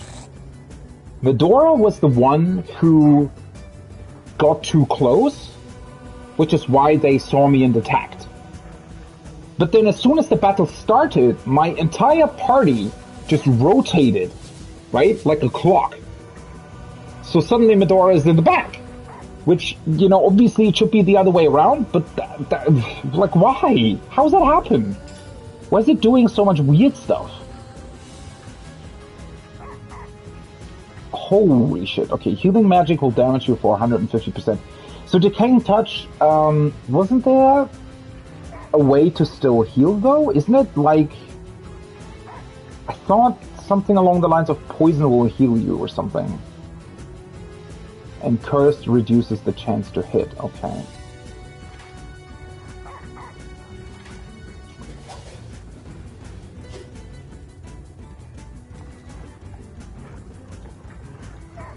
So using this, in theory, would increase my chance to hit again.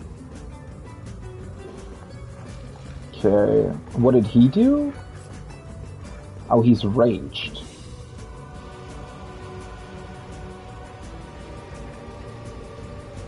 Well, I hope he's not gonna attack Vargo right away, because that would probably be bad.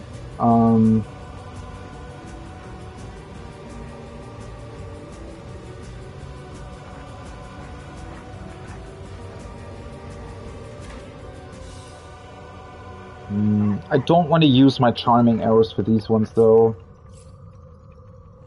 Fire, water, 25 poison resist. Could still poison him, right?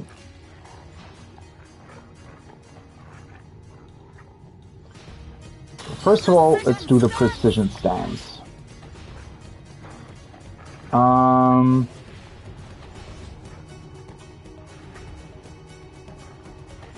All the smaller wolves go next. That's not necessarily a problem, though.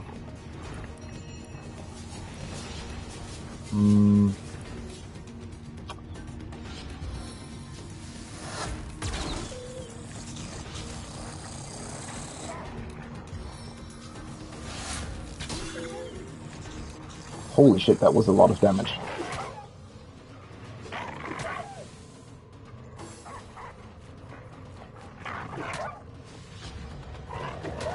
Okay, hopefully the other ones aren't close enough to hit him. Yeah, I don't think they are. Or maybe they are? No, they have to spend all their action points to move. Okay, that's good though. Because I don't want Vargo to die, that would be bad. Okay, this is... Well, Vargo's in a slightly awkward position, but other than that, I think this should be fine. Usually I would just burn them.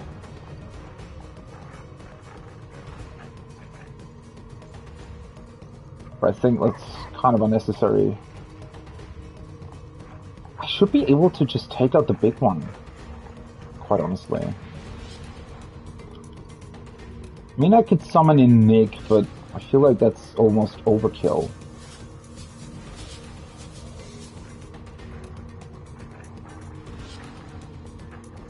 Oh, this is for my want, though. Yeah, honestly? Yeah. That's the big one gone already.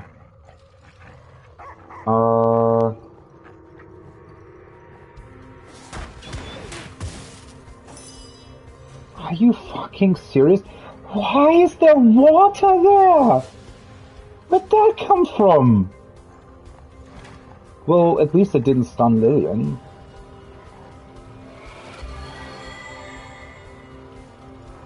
How does that always happen? Why is there always something that I just didn't see or didn't expect or whatever? Every single freaking time.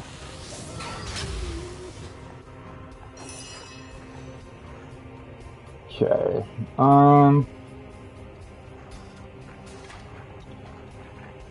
If I could use battering ram, I can hit almost all of them, right? And now I stun myself. How? Wait, is something creating water here?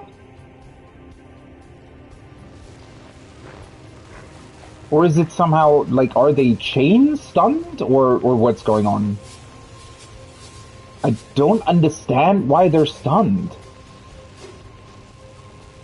I don't even see any water or something.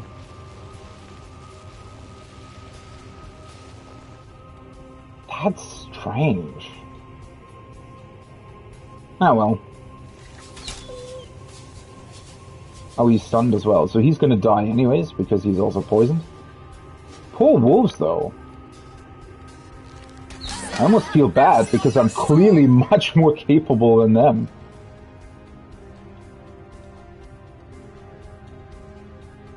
Well, I mean, they attacked me, though. So, you know.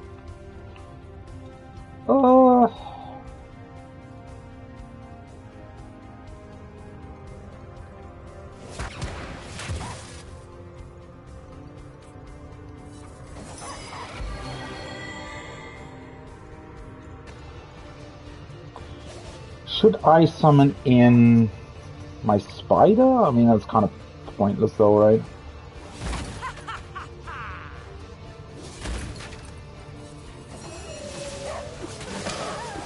Nice. Well, he is dealing a whole bunch of damage. Holy hell. And they also give quite a lot of experience. I do appreciate as well.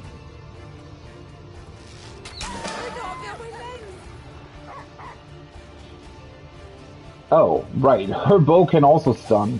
I just don't understand where the hell the water is supposedly coming from. I mean, not that I really care, but... Oh, that was a crit.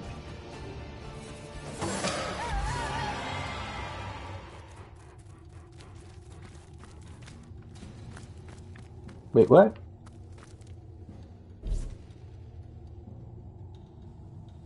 Where the hell did Vargo run off to?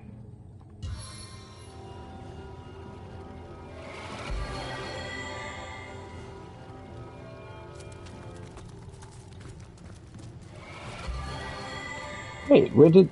what? Where did he go?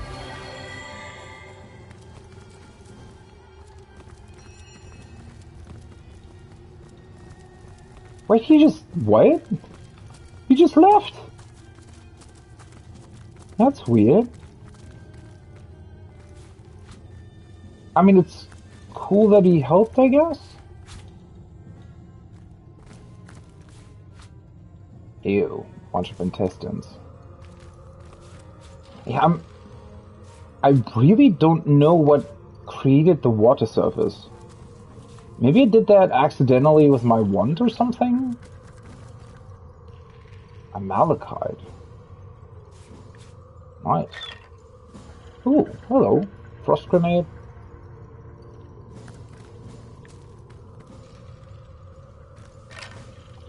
So I guess they must have attacked Wanderers from time to time if they had their loot as well. I just don't understand why the dog ran off. Huh. Didn't create a lock entry for this though. I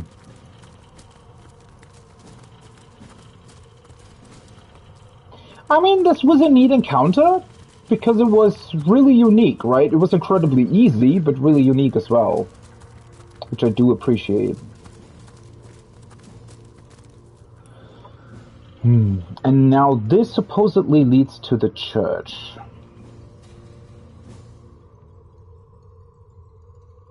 We also have this entire section.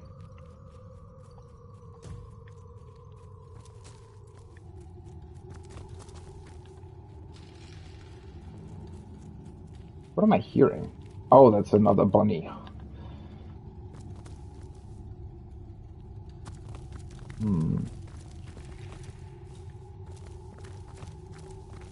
Almost seems a little bit too peaceful, considering that the church is supposedly where the undead are coming from.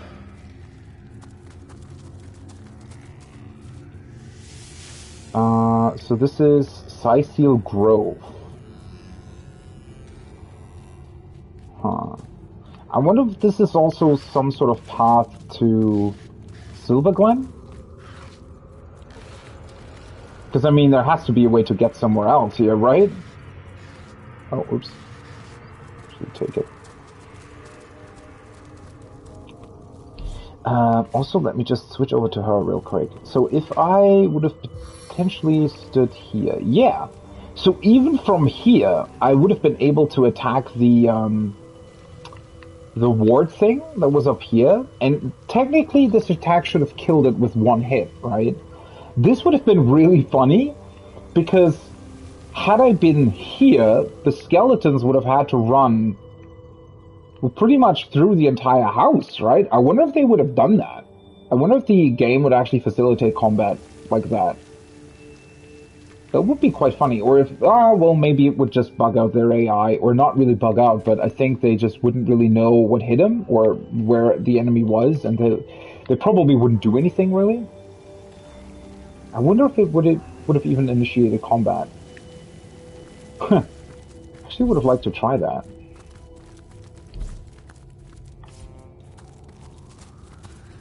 Mr. Bunny, please stop. What? It's not because I'm a white rabbit that I'm going to lead you down a magical rabbit hole. Anyway, it ain't holes around here, it's wells. Okay. Funny reference, considering that I played... Oh, hello. What? I actually played an escape room game yesterday with a couple of friends, and one of the escape room games that we played was also connected to Alice in Wonderland with a white rabbit. So interesting that the game brings this up. Oh, they're just here. Couple more over here. Fully armored archer.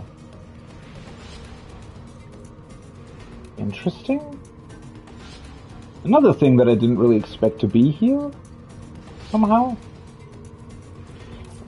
Oh, what the hell is this? Poisonous mushroom. Oh, there's a whole bunch of them here. Well, thankfully, it initiated combat quite early. I don't really know why, but I don't know. So as usual, they're weak to fire and resistant to poison.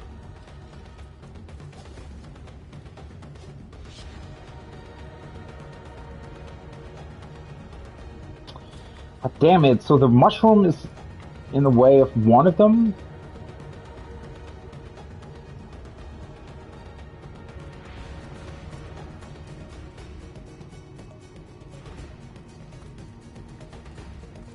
Let's move here then. This should be...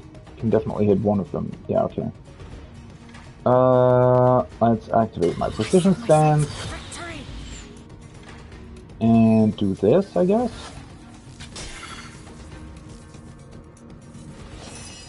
They are somewhat heavily armored.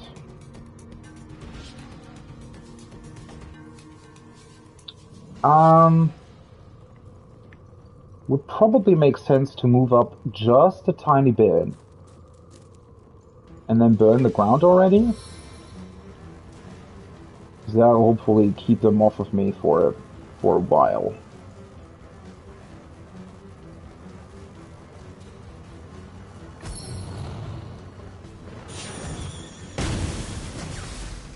Those things can explode. Nice. Well, that's even better then. Also, once again, I'm in a pretty good position here, I would think, because, well, it's a narrow path once again. I mean, they have ranged guys, obviously, but yeah. I feel like this will be somewhat,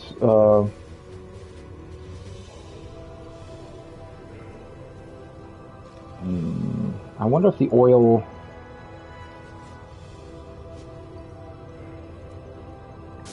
I just want to create as much fire as possible. Also, a little bit of smoke in between might not be the worst thing either.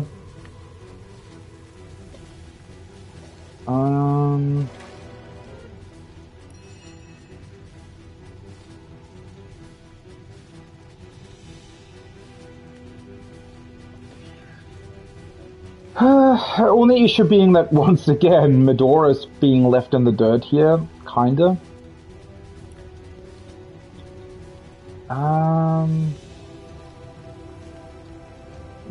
Same thing for my spider. Can't really... Wait, this guy's burning, or they're both burning?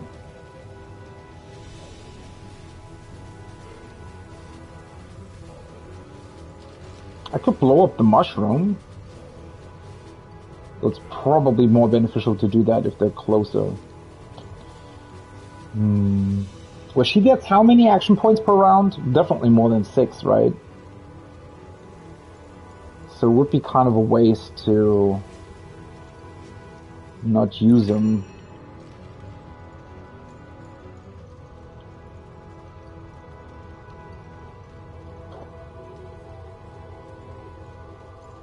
Armor rating plus 20.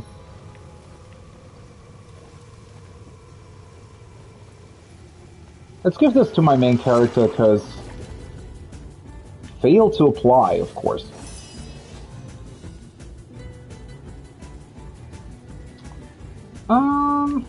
Yeah, unfortunately she can't really do much, right? I mean, I could move her up a little bit and possibly knock one of them down. It feels like it's actually more beneficial to let them come to me. Let's do this. And end her turn for now.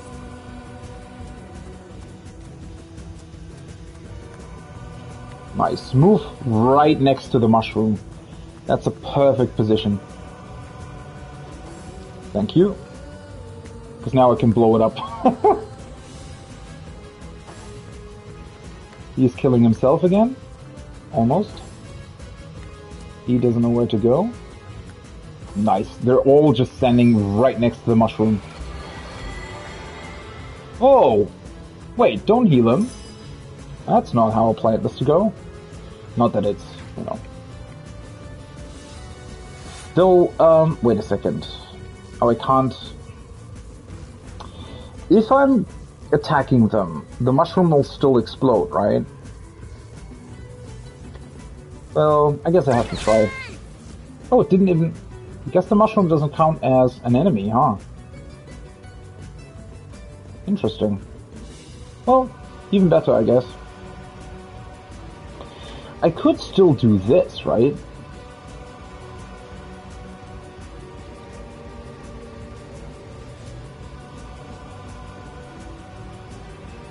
Just kind of want to try it.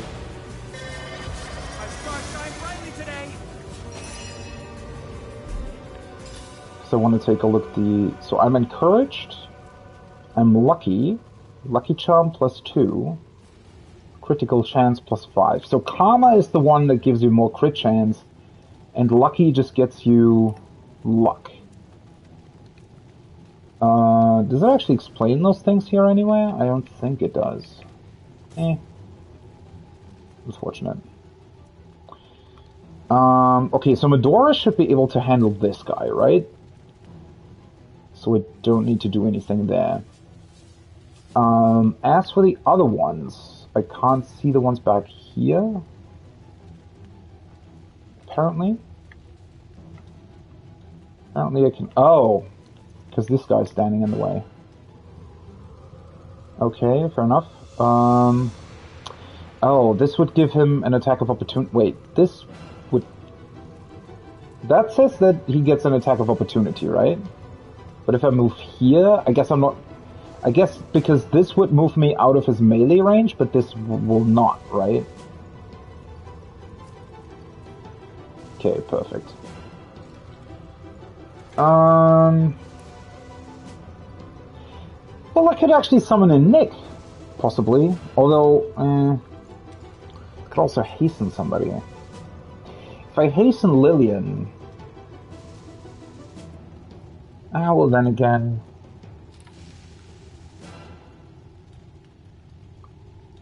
Doesn't really do that much either, right? Let's just try and blind this archer, to be honest.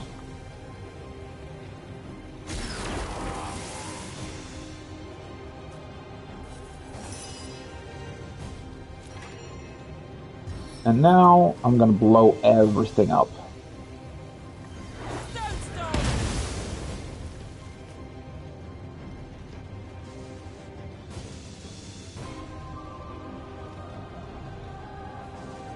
Didn't actually do as much as I thought it would.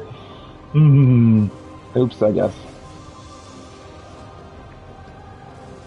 I mean, well, it still created smoke, and I guess they still kind of have to move around the whole shebang.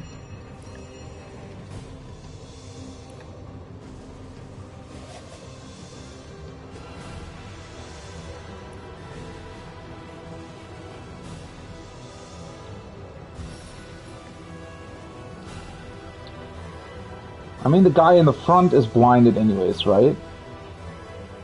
So let's summon in Mr. Spider.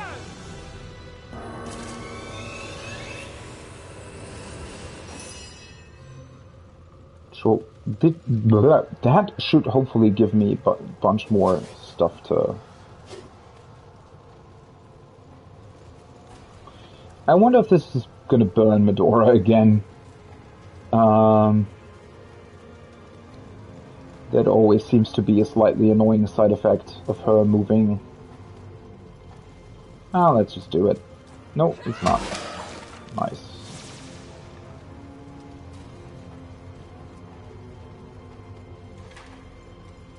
Any one of them close enough to being knocked down? He is, apparently. Bonk. Okay, the spider's turn. Well, he is blinded anyways, right? So I can just attack him. Just get his HP down a little bit. Huh? Where is everyone? Wait, he can see the spider? Okay. I thought there was smoke there, but... maybe not. I guess there is a little bit. Where the hell is he running? Holy shit. He just blows everybody up? Nice. Fully armored killer. What's he even about? He's even weaker to fire than the other guys, I think. I guess he's just stronger than them? Probably. Well, I mean, if he's getting closer, that'll be something for Medora to handle, right? He's knocked down for 2 turns. I can't see these two. They're really confused as to what they're supposed to do anyways, right? But I could also just attack him, right? That way Medora can just take him out. I mean, he's still blinded, so... let's just deal with him.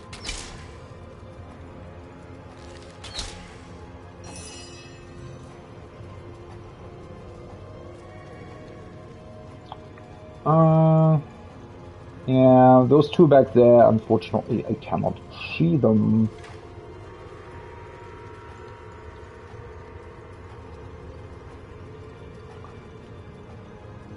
Although then again...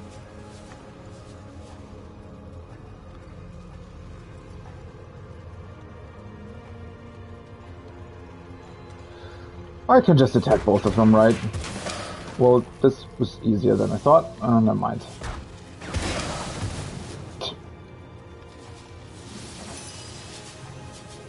Well, what's Medora supposed to do now? Oh, poor spider. What exploded? Okay, they're too far. They can't get to me anyways, through all the frickin' clouds and whatnot. Let's just strengthen Berdotta, because she possibly could actually do something here. Yeah, this is insanely easy, isn't it? Medora, as always, doesn't really have anything that she can do, since... well, I can enter my defensive stance, I suppose.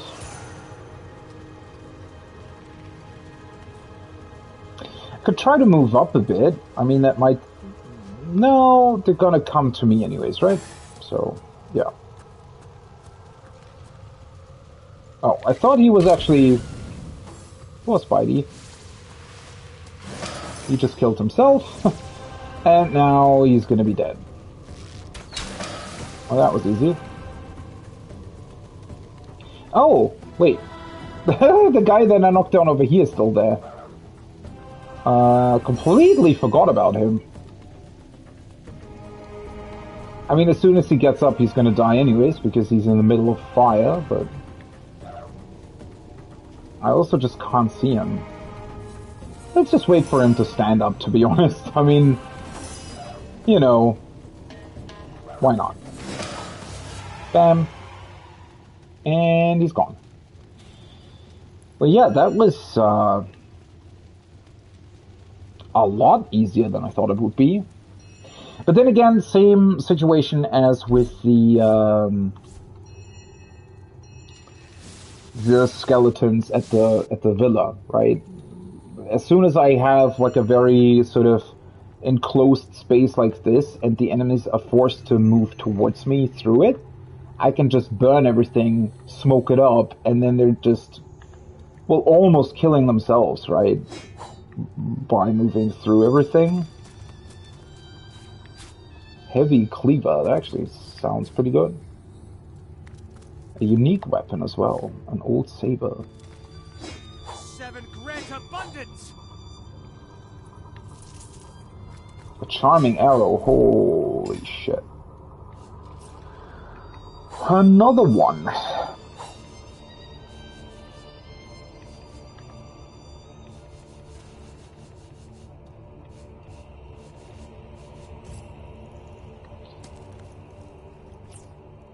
Let's save it.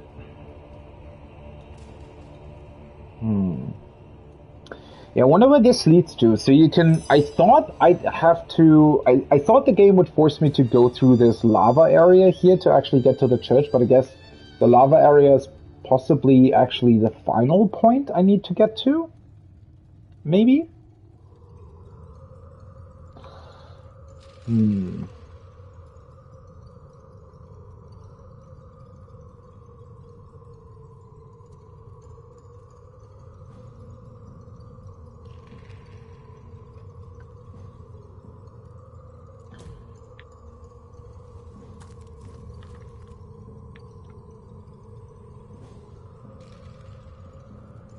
Bunch of poisonous stuff here.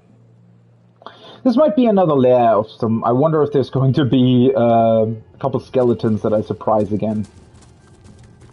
Just like the ones that I surprised in the cave, right? The ones that played cards in that one room.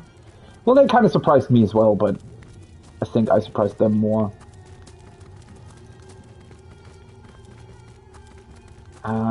Should I maybe try to move around the back of the house? I mean, there's poison here, so...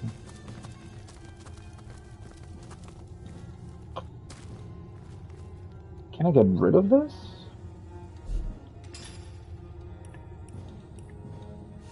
Sometimes I'm not entirely sure if there's stuff that you can, like, permanently get rid of.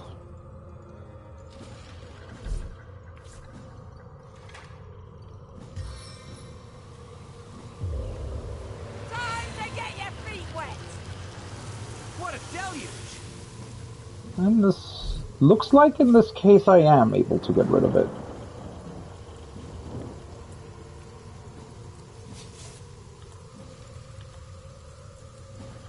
Because there is no like innate thing that creates the poison, right? Was just sort of left over, I guess. And I hope it also doesn't come back. That would be quite weird as well, to be honest. Okay, so this seems to be the church. Okay, fair enough. And you actually have to approach it from the back, I guess? Interesting. What's up with this lava area then, though? That has to be the final area, pretty much, right? Like the boss of this entire thing, more or less? Potentially? Though it's actually really, really close to town, right? In terms of the map. This looks like a sorcerer or something might have lived here. Oh, wait, interesting. Doesn't look like I'm actually able to get over there. So maybe, so I can take a look at the church from here. That's interesting. I can take a look at it. Oh, hello. I can actually even see enemies. That unfortunately I don't think I can attack from here. Would be quite funny if I could, though. Nope. It's actually not that far, though, right? I mean, maybe with a couple of tricks? I don't know. Might be quite funny to attack them from here. But yeah, I think that pretty much means that you have to go through here, through this section sort of around. Well, you don't have to go through the lava, though, it seems.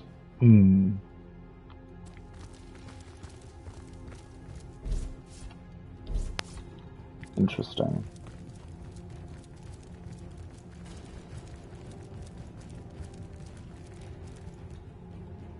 Door to Mortician's Hut. Lock level 2. Careful! I've spotted a trap. Oh, hello.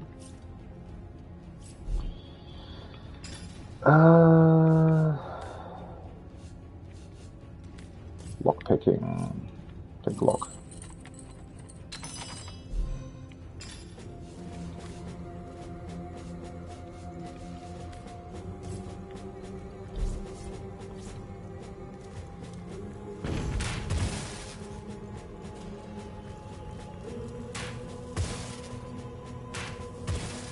Okay, well that doesn't look that great. Just take a quick sneak peek. I wonder why these skeletons were guarding this place, apparently. It's kind of strange since there isn't really anything else here, right? Don't necessarily... Well, no, that's not what I was trying to do. Oh, I also could have just selected the trap, to be honest. Oh, that's an elemental mine. Oh, so wait a second. This is actually... This belongs to the same guy that was in the manor, correct?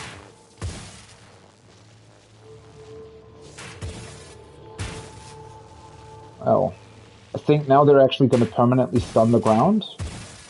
Or maybe not.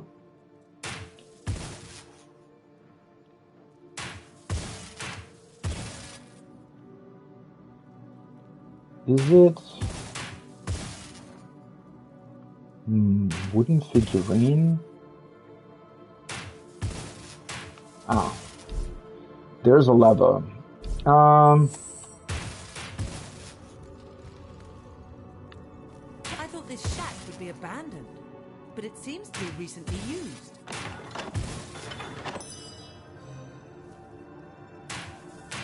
Wait, what?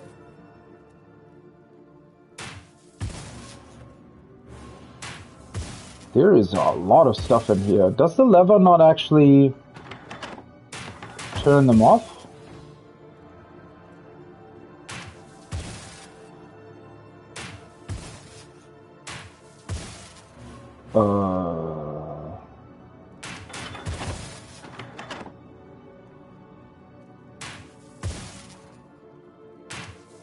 Well, that's really strange.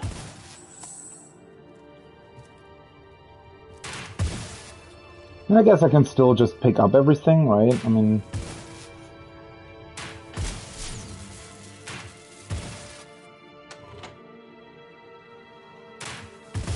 What is the trap in the middle for, actually?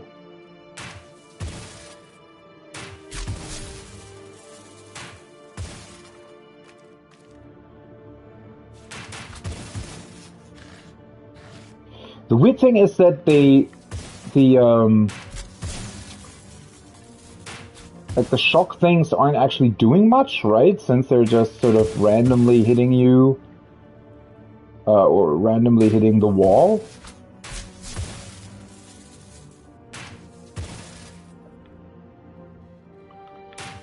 Okay. One-handed weapon. Oh, I guess they're standing on top of the chest?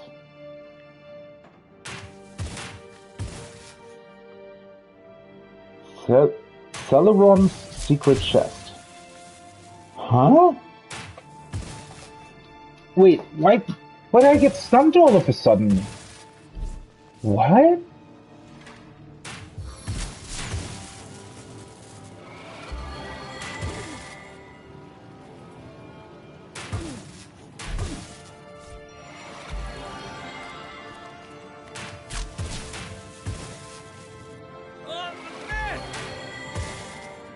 That was strange. Why did it suddenly hit me?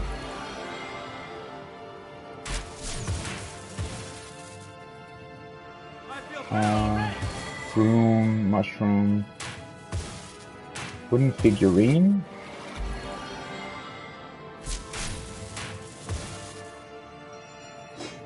Braces, broken bottle. Broad skull, jawed skull. Trash is another man's trash. Nothing in the desk either. Summon undead. That sounds good.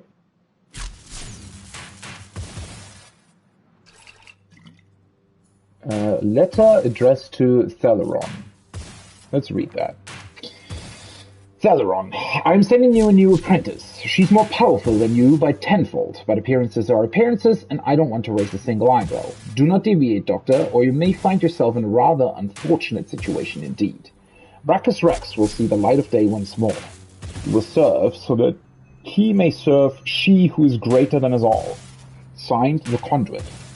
Through blood her power flows. Through blood her triumph grows. We did hear something about Brachus Rex at some point, I have a feeling. Why is it not actually saying anything to me, though? Like, I have a feeling it should somehow...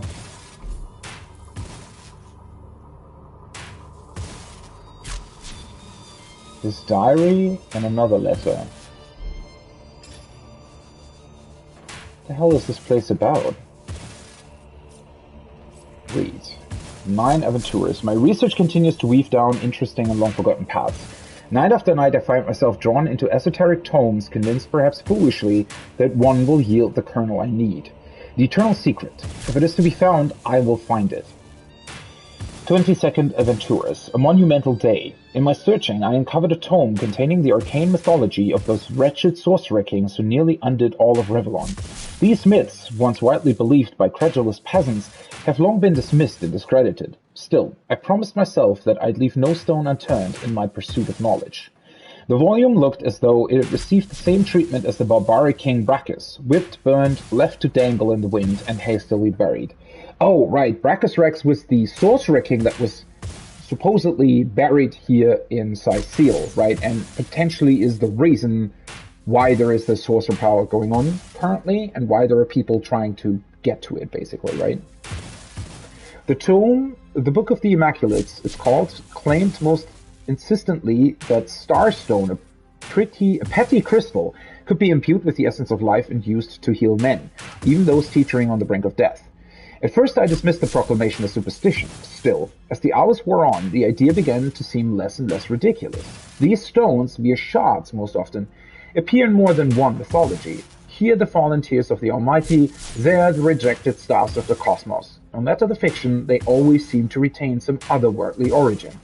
Fortunately, a starstone was hardly difficult to come by. I wrenched a shard to the length of my finger from an old dagger passed down to me by generations of Hashnators before me.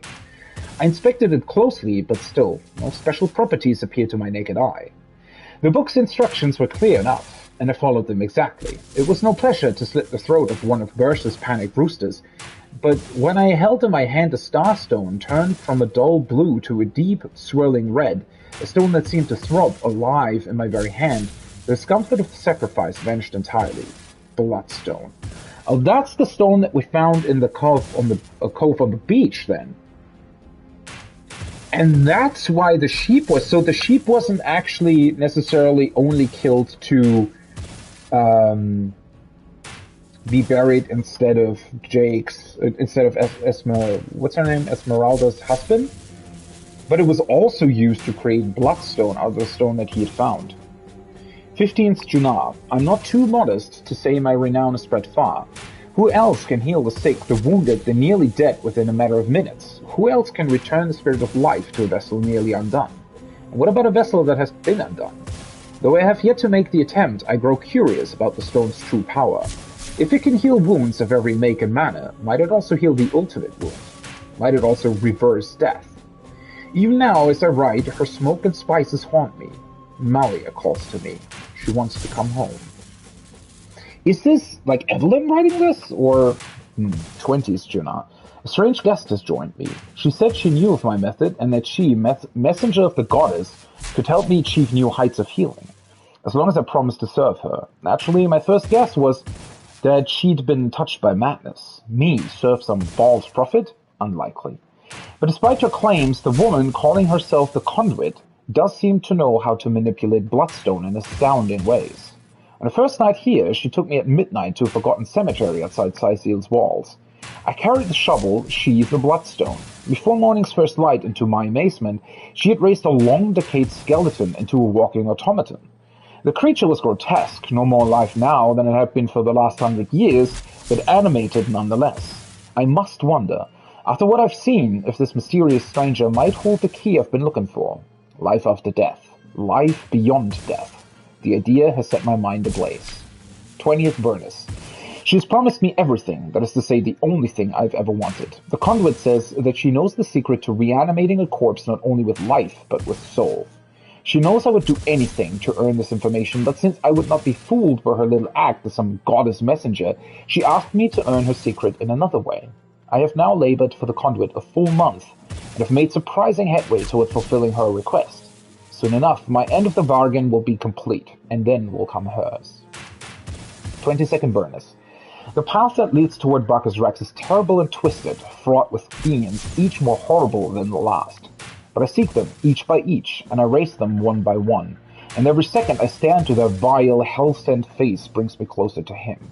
I will speak to the Source King. I will wrench from him the secret the Conduit so craves, and when I present it to her, she will give me what I desire.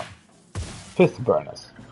How can it be that a year has passed? How could I have been so close to finding Brachus Rex, yet so impossibly far from him? How long must Cyseal suffer the plague of undead I have unleashed upon their doors in my pursuit?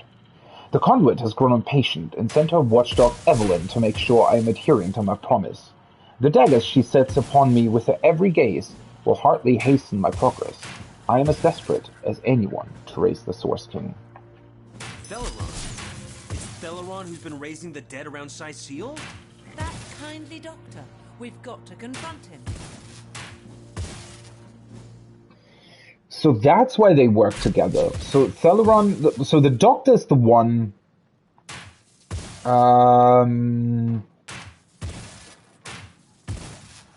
I have to read that again. Wait. Another letter? To the good Dr. Theleron. You have denied my divinity, but you were wise to not deny my power. I wait eagerly for the results of your research, Patience, however, has never particularly become me. I expected that finding Brachus Rex would have been a matter of weeks, not months, for a researcher as practiced as yourself. I have left you with bloodstones of such power that reviving him sufficiently to answer a simple query should hardly have been a problem. I hope I won't regret entrusting this to you, Doctor. Signed, the Conduit of the Goddess. Through blood her power flows, through blood her triumph grows. Well, that is interesting, and not necessarily something that I thought I would find here.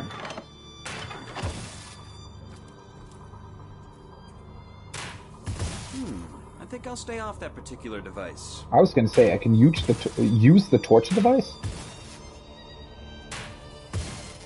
Wait, where are the nails supposed to be? Oh. What?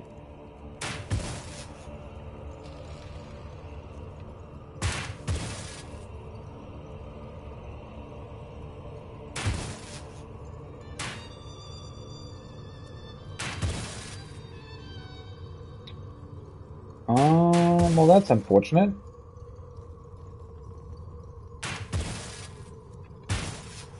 Guess I can't select them. Okay, so let's see. A Source Hunter's Journey. Healer's apprentice Evelyn is fast becoming our prime suspect in Council Jake's murder case. We should look into her affairs more closely. So I already knew, which was definitely strange that the game didn't update my journal with that, because we already found a note in the Black Cove on the beach that suggested that Evelyn was the one that was looking for the Bloodstone, I think. Now that's been kind of confirmed that she's working together with this conduit.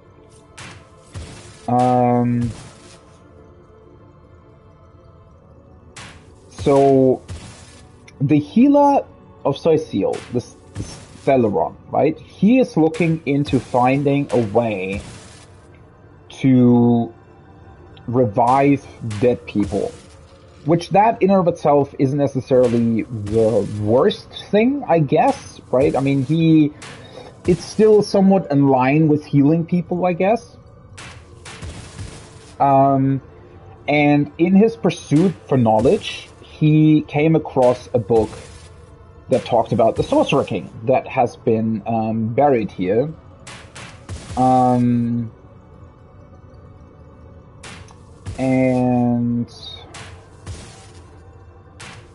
through that, he found that Starstone is most likely connected to all of this. And he actually found some, and through killing one of Bersha's roosters, oh, that was actually not a sheep, so he killed a rooster first. And he saw the Starstone become a Bloodstone. And then, because he started healing people like that, he became known, you know, across Sycil and further away even. And I guess somebody got wind of that, right?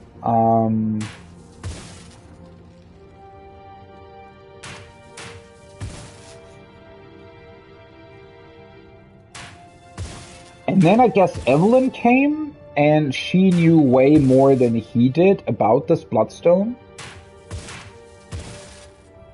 And she showed him how to raise these skeletons.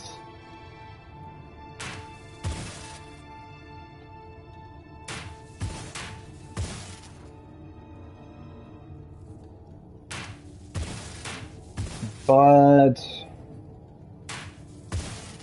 And then Evelyn, I guess, kind of asked him to find the Sorcerer King, right? And ask him a question, more or less. And the problem, where through that, he then ultimately became the one who raised all the dead people around town.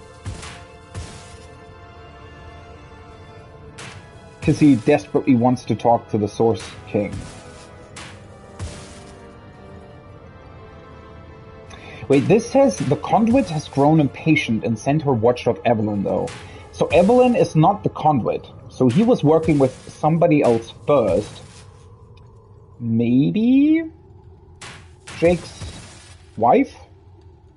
Maybe she has something to do with the murder after all, but somebody else was working together with him, and then Evelyn is sort of their watchdog, apparently, quote unquote.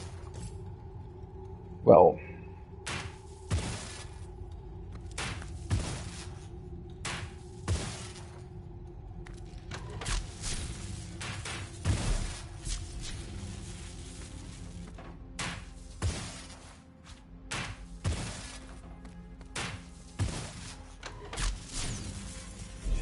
okay then.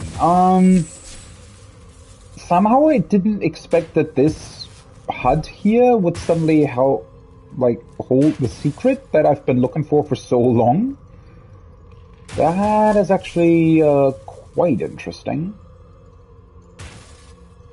I guess with this information, it would be a good idea to go back into town. Question obviously being,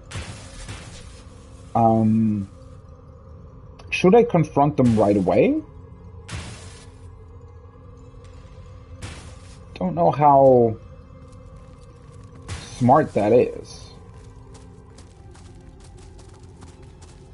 Though, to be quite honest, how is it possible that the Legion has made no headway in this investigation with the undead? I mean, I guess they had a lot of trouble actually getting through to them at all. Like, all the ones that we've killed now, basically, I guess they had a lot of trouble dealing with them.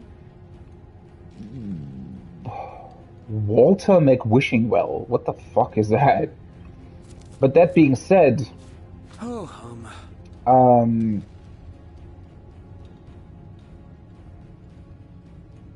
mean, even if they had a lot of trouble dealing with them, I would still think that, I mean, isn't it still...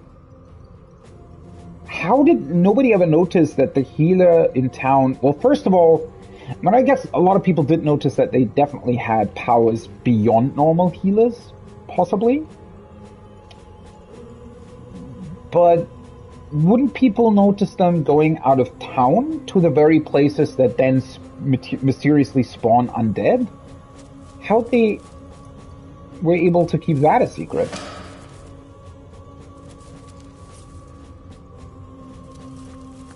It's actually safe. I don't know when I last saved. Oh, hey, and a chest. Oh, nice. Wow.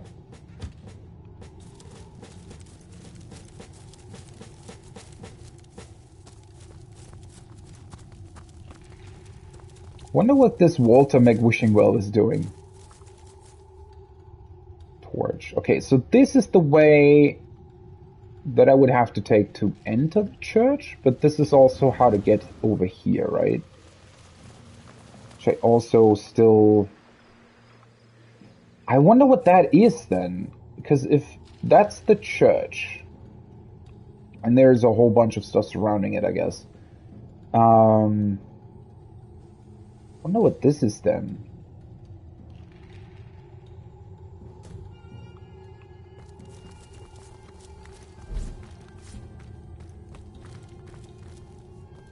Well, well, well, what have we here? A wee wanderer wandering after a wonderful wishing well? Tell me about yourself. I'm Walter Wellington McWishingwell. Well met. Won't you call me Wally, though? Wally. So he's talking with a whole bunch of W's, or what's going on? It was that my brother William, why he was a winsome well, would hand out wishes with me. But he's since been whisked off to somewhere wild and wintry, and poor Wally's been left to whinge and wax all by his onesie. Oh, that's sad. What happened to your brother? Oh, my poor wayward William. He was snatched away by the wicked Winter King and whisked into a wild world of whirling snow. Okay. I wonder, would you be willing to take a whack at bringing Willie back? I would weep wishes for weeks if I could see him again. I mean, sure. It's an unusual request, but I feel like in this world nothing's really unusual. I can teleport you to the Winterland right now. Oh. Maybe another time. Well, you know where to find me when you wish to go. I wish you well. God. Okay, so that's a new side quest, The Wishing Brother. We met Walter McWishingwell, a well whose brother was kidnapped and brought to an alternate dimension. So, the reason why I don't want to go right now is because I feel like my inventory is bursting, and I don't know what's happening there, so, yeah. Let's maybe not do that right away. That being said, I hope I'm not directly running into enemies here.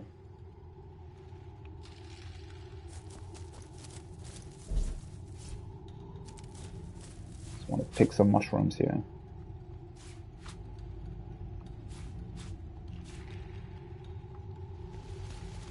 Something's getting damaged. Charred bone pikemen. So there's a bunch of these weird charred people in here. They're all level 8. Yeah, there's a lot of them.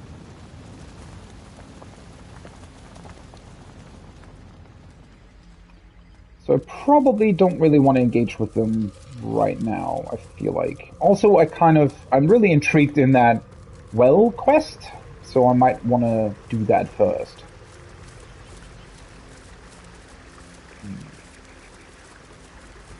And also, obviously, you know, potentially take a look at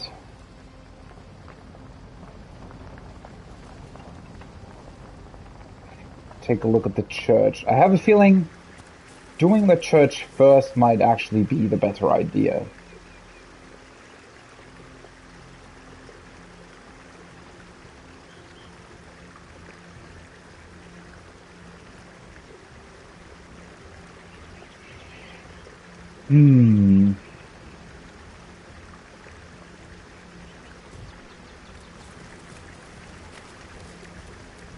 Let's go back to town for the time being.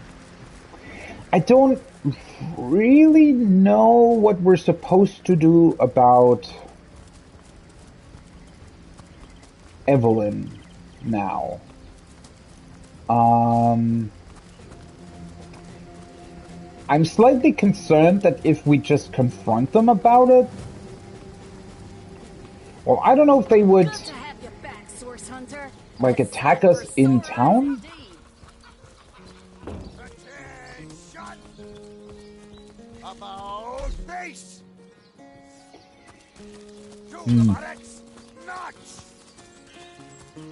I don't know.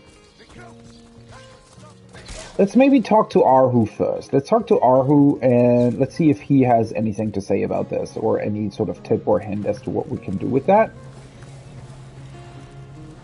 Source Hunter, welcome. Let's talk about Source Hunter business. Of course. I hope your investigation fares well. I myself... Now, it may well be established that she is, in fact, the guilty party.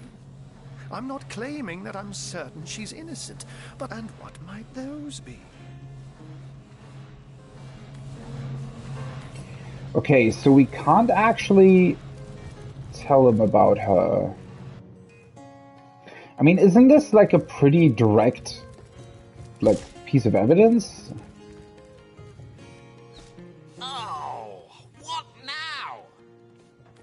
Still not finished with that sorry it was stolen. Yes. Well, I assume it hasn't crawled back to its grave. So have you found any suspect? Certain Evelyn has been mentioned. Evelyn? Master Theliron's apprentice? Nice lass, huh? Brewed me a potion once that cured me of a rash more bothersome than a badger down your breeches. No, she doesn't seem like the type to play hide-and-seek with stiffs to me. I wonder why. I guess the game wants you to go to Evelyn first, but honestly, this is pretty strange that they don't let you... we have a direct piece of evidence here, right? A piece of evidence that, well, pretty much just straight up states that it's Evelyn and Theliron who are responsible for bringing the undead down onto the city. They must come from somewhere, from some vile source. That is strange. That is honestly really, really strange. That they wouldn't let you...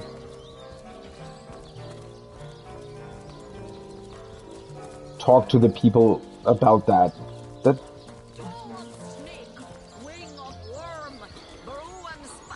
I wonder if I can, like, talk to Evelyn directly, but I just fear that... But I guess... I mean, it's pretty clear that the game doesn't really want you to do anything else, right? So this... I just don't know if they're just going to disappear, or what exactly are they going to do? Maybe they just disappeared anyways?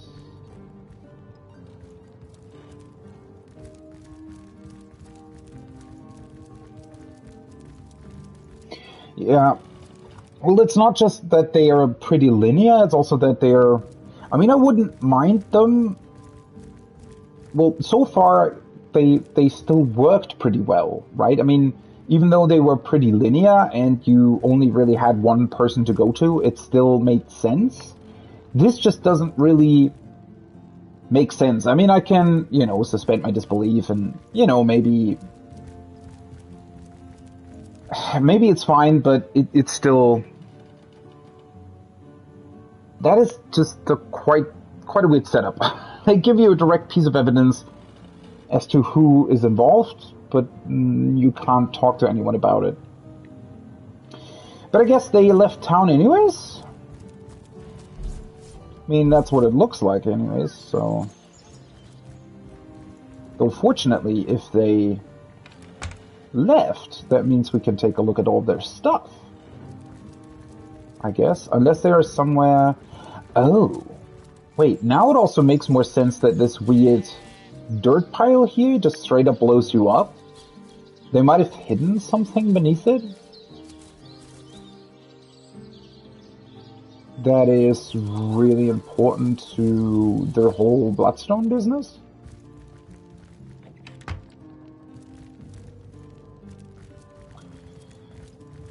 Let's take a look at their stuff here.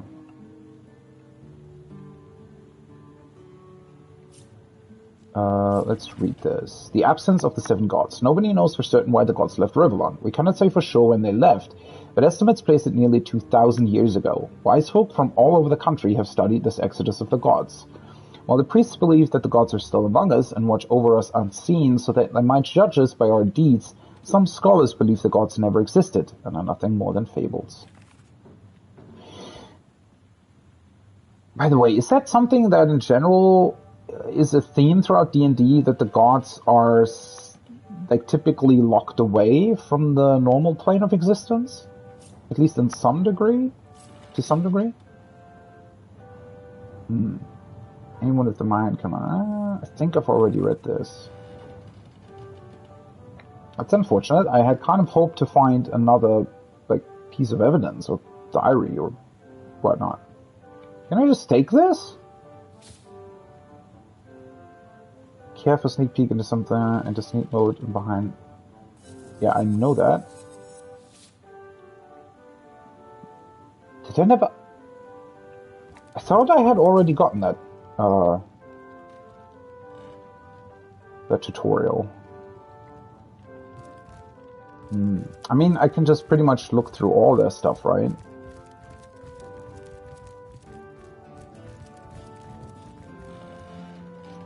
Oh, hello. Lucky find! I'm gonna take that. And the key to Evelyn's house. Nice. Wait, did they actually leave? Or... Also, one thing that I never actually looked at, in this game, the items that you steal, they're not flagged or something, right? They're just straight up in your inventory. Yeah, okay. That's fine.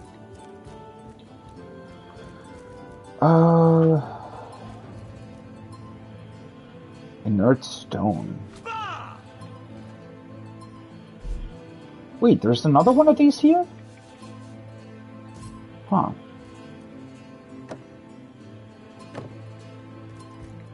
I'm just gonna steal everything here. Well, they don't need it anymore. I'm not gonna take the smelly coat though.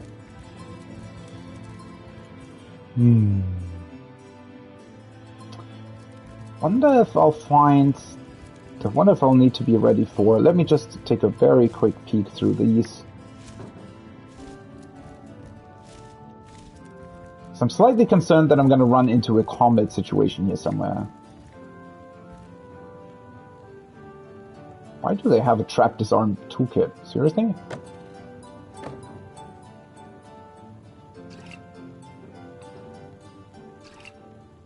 Definitely want to have the empty potion bottles as well. Oh! Wait, so the reason why he might have all these books that are connected to divinities, though, is probably because he wanted to find out whether or not the stone and the conduit is real. In the event of the Divine One's return, according to prophecy, the Divine One will lead our people into a better world. But what will this new world look like? I've read nearly all texts regarding Reuben Farrell, the author of the prophecy, and the more I study his words, the more inconsistencies I find. What kind of person would this Divine One be? Will every living being see his vision for the new world, or will the Divine One select individuals? According to prophecy, the Divine One will destroy all evil. How can lovers of creation advocate for the destruction? Can the Divine One really distinguish between good and evil? Or will he choose what is evil according to a preset moral code? Oh, some pretty hefty fundamental questions there.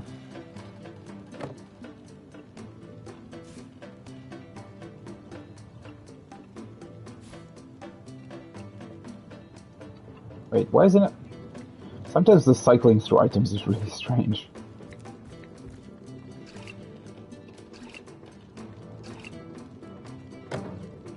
Okay.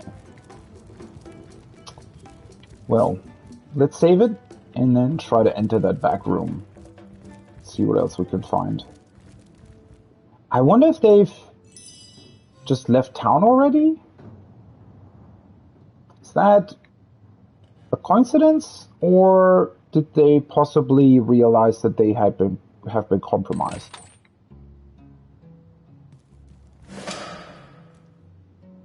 No traps? Not yet anyways. It's quite a beautiful room, to be honest. Very beautiful design.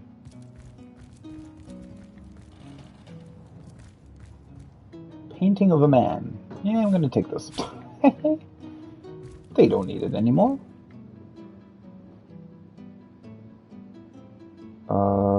Let's see. Key, lockpick, or hammer.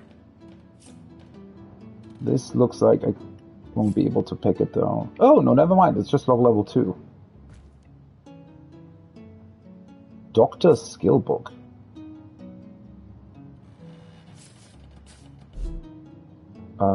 Wait, Doctor? Expert Marksman Novice. Cures weak, blind, mutant, infected. Grants 1 bodybuilding for 2 turns.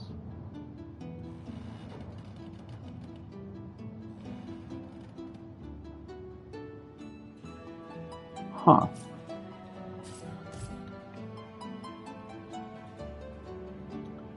And a bunch of gold. Okay, so I should be able to do this if I equip these. Big lock. Nice. Change it back. Oh. It's just loot. Wait, there's nothing in here? No other diary or... Well, I guess we already found his actual diary, right? Well, in a way, he was kind of smart, right? Not to leave anything behind in his actual house where people might accidentally discover something. So he moved his entire research over to that cabin far in the woods, close to the church, where he probably thinks that...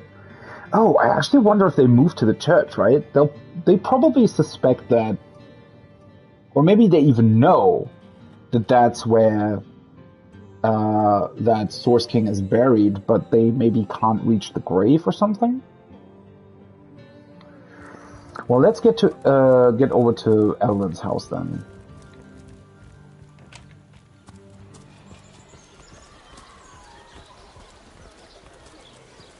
Any takers? Come on, you chickens! Well, I suppose I also can't ask anybody here in the market. I mean, in theory, they should have at least seen them leave, right?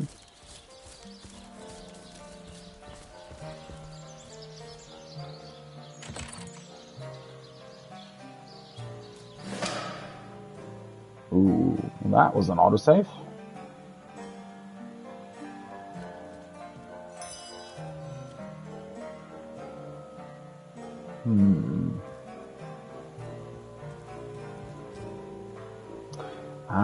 Letter from the conduit. So she receives letters from whoever this is. Evelyn. T tells me the hour is nigh. The king will live again. When the stone is secured, I will be unstoppable. Are they talking about the bloodstone that we found in the beach cave? Or are they talking about another one? Surely you've heard about my sister already, gone forever. There is so little that stands in your way now. Her sister. Wait, do we know someone where the sister is gone, or is this referring to something else? You've heard about my sister, gone forever. Redouble your devotion, for the rewards are inconceivable. We shall meet again soon, signed the conduit. Through blood her power flows, through blood her triumph grows. Huh. Curious parchment. Reanimation serum. Boil the last mint sprouts of the season within a sludge made of 1 part crow's eye jelly to 4 parts sour holy water. Add the tear of a blind beetle and let stand for 2 moons. Who comes up with a recipe like this? How would you even test this, right? How do you, for example, know that it needs to stand for 2 moons? Did they test like 1 moon as well? Isn't that would take an insane time, right, to come up with something like this? Well, I mean, they have been on it like for 2 years, right? But there are 2 hastily scribbled notes at the bottom of the parchment. The first reads King Crab Inn, Mortician Evening. The second reads Esmeralda Evening Visit.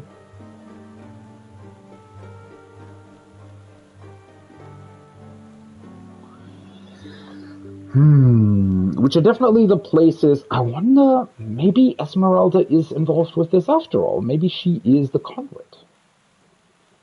Did we ever hear about a sister of hers? I don't think so. I don't think a sister of hers has ever been mentioned. I mean, maybe it's someone else entirely. It's hard to tell, honestly. The string enthusiast. An elf once showed me how to fashion my own bows. She was using a tree branch and a couple sinews she found, and that was that. She even crafted her own crossbows, but I never did get the hang of working with iron. But I have found her method of re-stringing broken bows quite useful, and I always keep a few spare sinews in my pack just in case. Homemade short bow. Nice. Not necessarily the recipe I was looking for, but sure.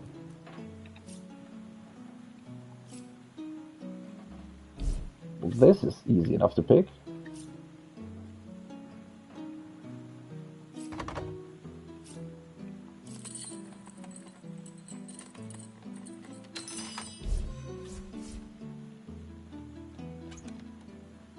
Ooh. Nice. Secrets of the Scrolling One. Dust. One of the major ingredients the aspiring enchanter and potion mixer should master is bone dust.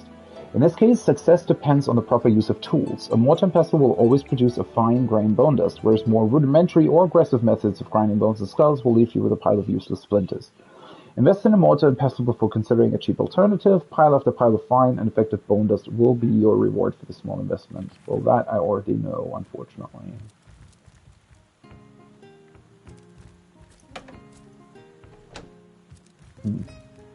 Oh, another chest. Reveal spell. A curious glow, nearly indiscernible to the eye, emanates from this parchment, spotless, save a series of measured words inscribed by a careful hand.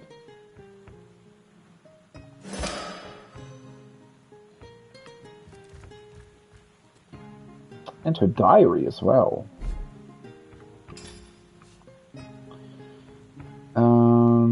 We found a spell that when used will reveal to us something magically kept from sight. Spells such as these don't work unless you're close to the object or location it's aligned to, so we still have some sleuthing to do.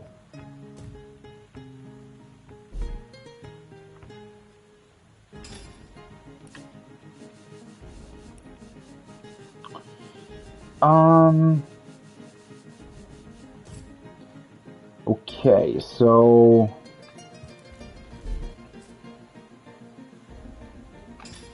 Let me read her diary first. So this spell roll thing... I should probably try to use this in... like, where she was murdered?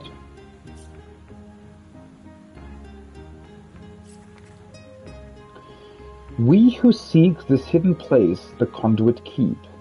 We who dare to speak the spell the goddess fear. We who step through yonder gate the hunters hate.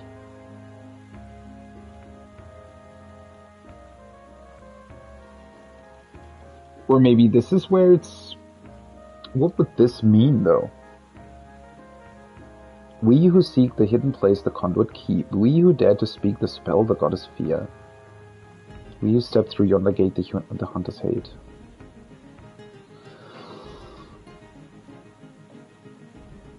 Is this really a hint? I mustn't have used it correctly.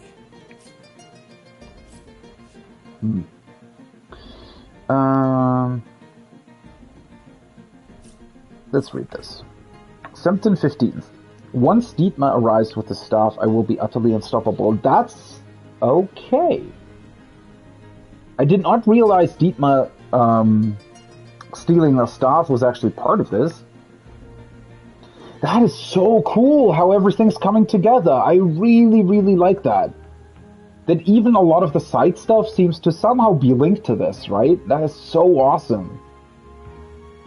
Especially since, like, at the start of this entire quest, right? The start is where you kind of find out the most about it, and then for the longest time, sort of the murder investigation itself sort of grinds to a halt, right? It's really, really difficult to make any sort of progress, and that actually is quite realistic, right? If you think about it. And you do all these side excursions to caves and whatnot, right? And everything sort of has to do with this, right? I mean, you're fighting undead, you're fighting orcs, but you're never really quite sure why exactly. And then at the end, it sort of all comes together quite beautifully. It's really, really well done, right? As much as I wish that there would be a few more dialogue options here and there, the way it works out in the end is pretty cool. And it also kind of works. I mean, I was saying that it was somewhat unrealistic that we weren't capable of talking to the commander of the Legion, for example, about the evidence that we found, but it kind of, if you look at it like in this linear fashion, it does kind of make sense, because I was just kind of afraid that we would encounter Evelyn and Theron, whatever, the healer, doctor guy. I was kind of afraid that we would encounter them before having talked to either the commander or Arhu or somebody else, right? And that would have created like a little bit of an awkward situation, because in that particular case, it wouldn't really have made that much sense, because, well, obviously we should have the help of the Legion probably, right, to eradicate this biggest threat of all. But now it makes more sense, right? Because we're not actually facing them quite yet. I guess they probably either tried to flee or something, or they moved to the church for whatever reason. Either way, I'm expecting them to be probably at the church or somewhere similar. How pleased the conduit will be. How great the reward she'll grant when she sees the evidence of my dedication. The council will be of no concern to her now.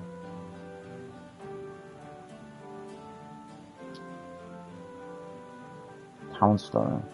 I've taken the necessary precautions to disguise the northwest beach lair from prying eyes. So that only those with knowledge of the spell may enter. I do say R's little terror taking control of the northern path leading there was quite the unexpected boon. Few are the fools who will face that monstrosity, and my lair will remain undisturbed. May the goddess guide me. I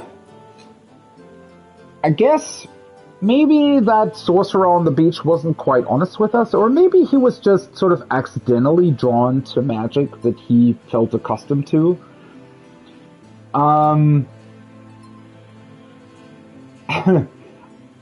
I just find it a little bit funny because, well, I wasn't able to enter that entrance, right?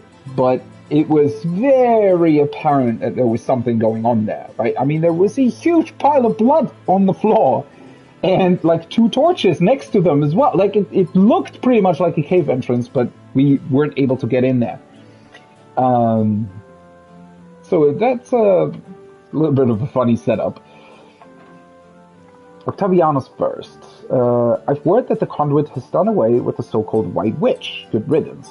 She haunts the Kulla forest like an ill phantom, wailing over the natural order. Okay. Without her meddling, the strong will rise and the weak will fall. As is their nature, the Immaculate Way will flourish. Whatever that means. So she's got a lair on the beach, does she? Perhaps that's where she stashed Jake's body. Possibly. Also, probably where she now moved to. Found Evelyn's diary, which mentions the location of a hidden lair on the beach on the northwest, to the northwest of the city. The entire diary reads like an ominous chronicle that more than suggests Evelyn is up to no good.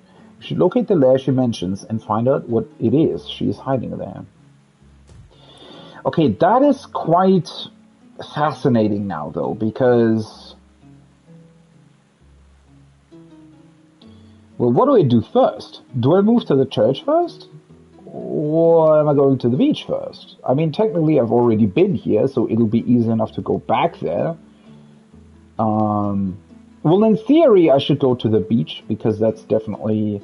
I mean, we do have to go to the church eventually anyways, right? Because while stopping Evelyn and finding out what the murder was about and everything is definitely very important, I feel like even if we, in theory, killed Evelyn and Theralon, the undead probably still would haunt the city, so we'd have to go to the church anyways.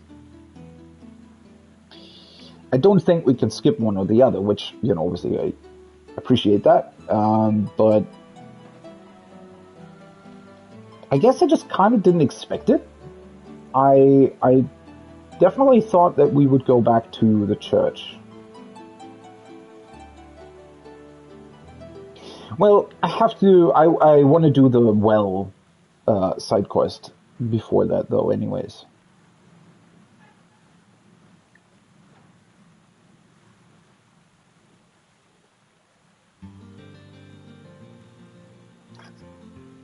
Okay.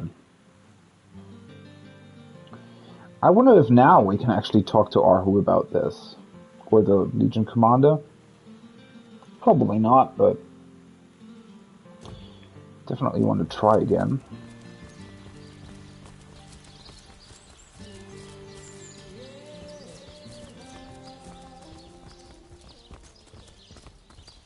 Get it while it's fresh. This batch is only hours from the sea. That being said, because Lillian is almost over encumbered, I think, still. Actually, all of my inventories have filled up quite a lot. I should probably deal with that.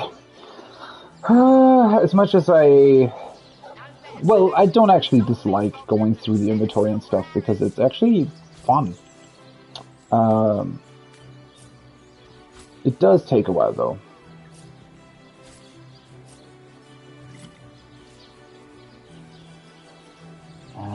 I have so many scrolls. Oh, the regeneration scroll. other characters actually use these?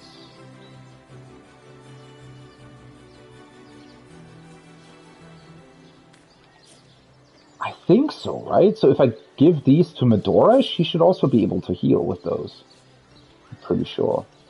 Wait, what is up with this one range scroll? Is this 100% survive for 5 turns? They're the same thing. Why do they not stack?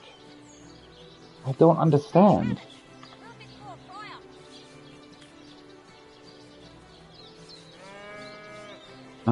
Oh yeah, summon Undead Warrior. That's a novice witchcraft thing. Summon a level 8 skeleton in a 10-meter radius for 24 seconds.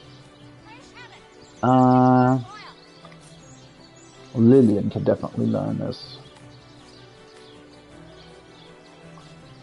I'm gonna keep the Frost Grenade. Knockdown Arrow needs to go to their daughter. Old Saber. That's a one-handed slashing weapon. Unique looking saber covered in rust, but undamaged beneath its tarnished surface. Let's put that in my bag for now.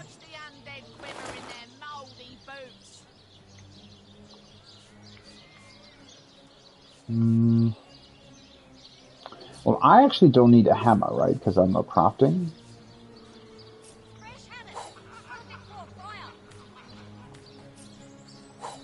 This thing can be sold. Heavy cleaver I don't need. It's unidentified. Definitely don't need this either. Farmer's Scythe. Can also be sold. Pickaxe. Metal air staff. Why is it called metal air staff? Made of metal?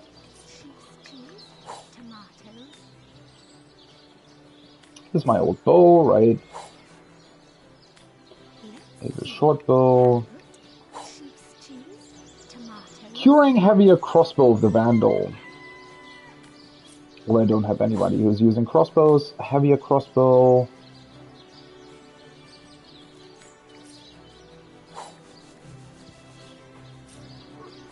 Man, so much stuff.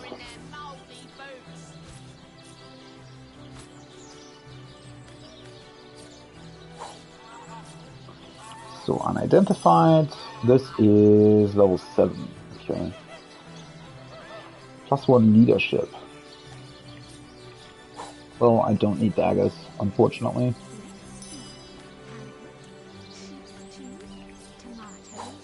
Huh.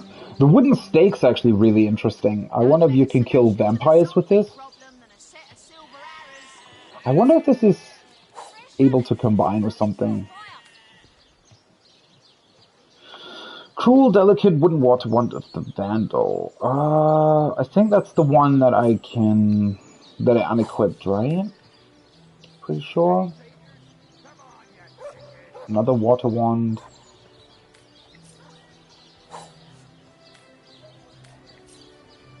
Can sell this. Perception HP? I thought Did I never actually... With Desperate Daughter I have something better? Well, this one I can definitely sell.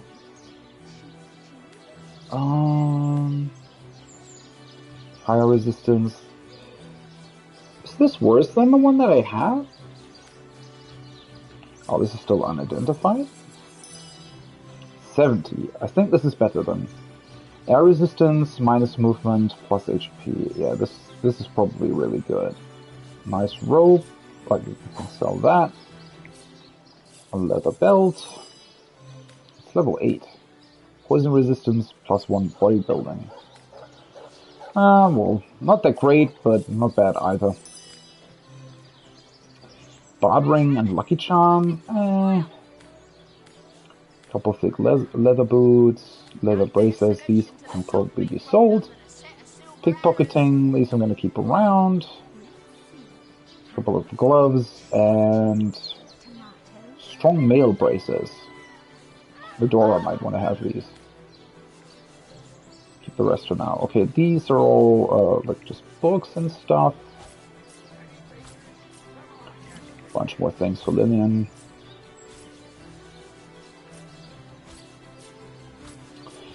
I think at this point I should probably just craft as much as possible, even though technically I don't necessarily need the equipment that comes with it, but yeah, I just don't really know what else to do with my inventory after, you know, Malachite. Source Green Gem is all the rage amongst the nobility. Sell it to a knowledgeable vendor and reap a fantastic reward.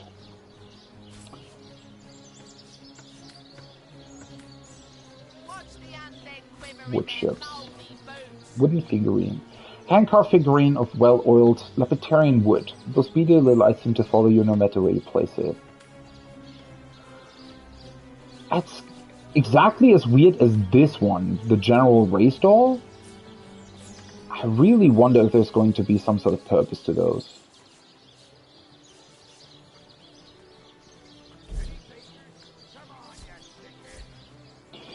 Let me see. Tree poisoning. Is there anything else that I might want to put on another character? I really need to use more scrolls from time to time as well. Then again...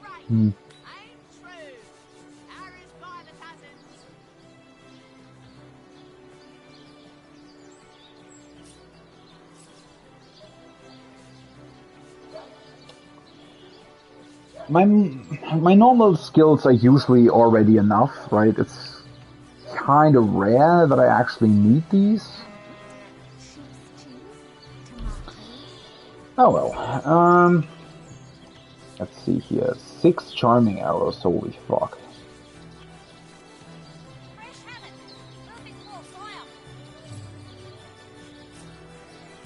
Okay, so I definitely need to level up my marksman skill.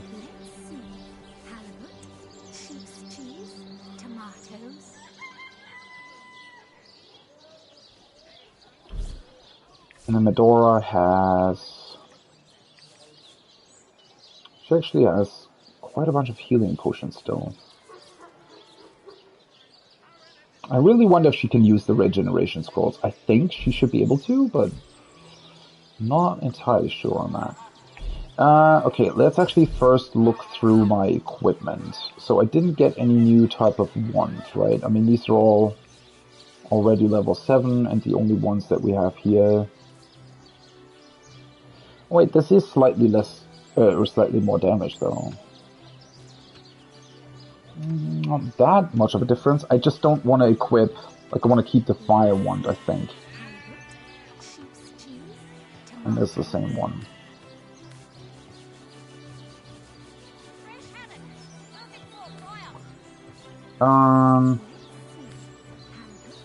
Leadership. What's this? 38. 34. Poison resist initiative. Bodybuild. I don't really need bodybuilding. What are these? 19. I think those are the best ones, except for these obviously, but I can't wear them. Snaking, resistances, bartering, lucky charm. Okay. Lillian. Leadership immunity to blind. That's really, really good. Don't really have another good rope. Blacksmithing initiative, that's also fine. Crafting HP. Initiative movement. Yeah, that's all good. And she can... This should be similar, right? Yeah. Okay, the daughter, I think I already looked at her bows, right? I mean, this was the one she had before. That's fine. Perception initiative, that's also fine. Perception HP. And let's keep the initiative one.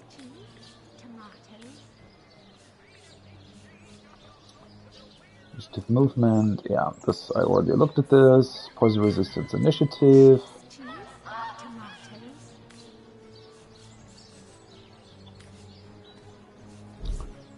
I think the only one who might get a new thing is Medora, because she can get the armor. Unfortunately, that slightly decreases her movement, but gives her a bunch of HP and a little bit more armor rating and air resistance. Oh, this one's blue. Or, well, very light shade of blue. Huh. Cool. Still don't like the design at all, though. But, oh well. What's actually better? +1 to bodybuilding or 16 HP? Probably bodybuilding, huh? Let's give it this one then.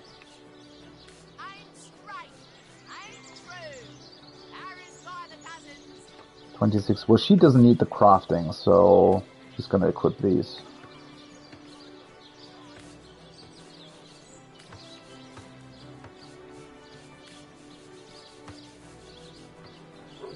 And in terms of weapons, should also be fine. Yeah, okay.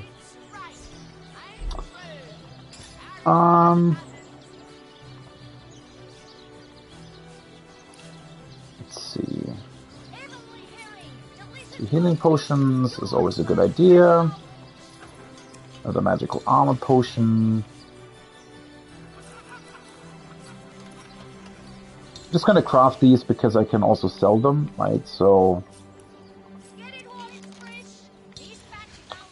probably a good idea just to get a bunch of stuff to sell as well. I did actually improve her. Wait, any water resistance potion that can create a steam cloud arrow. I completely forgot that. Cool.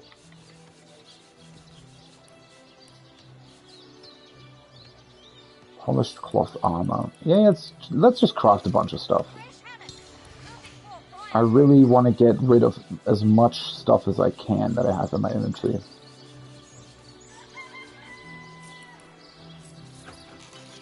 I don't want to create broken bottles though. Let's just create another one of these. I guess these are always just going to be stardust.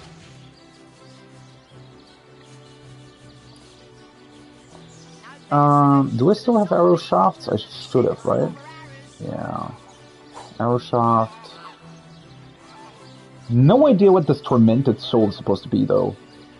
Maybe I should move that back to my main character so that I cannot, I accidentally sell it or something. What do I have them? These ones. Oh, Steam Cloud Arrow.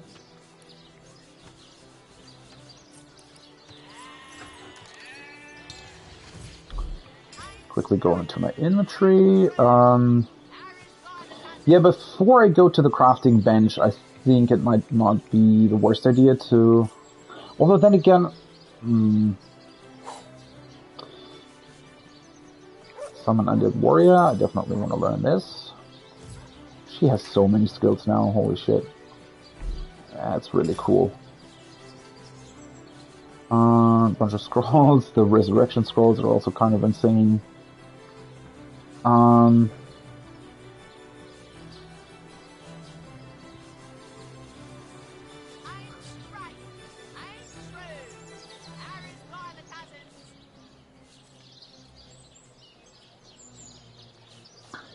Okay.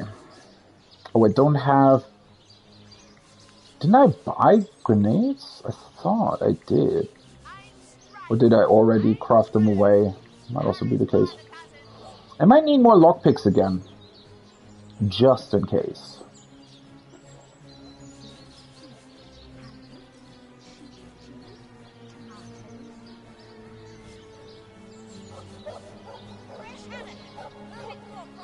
Wait, so water resistance potions can create steam cloud arrows? Is there anything the other, but I don't, I think, yeah, I don't have any arrowheads anymore. Can I actually create 25 arrows?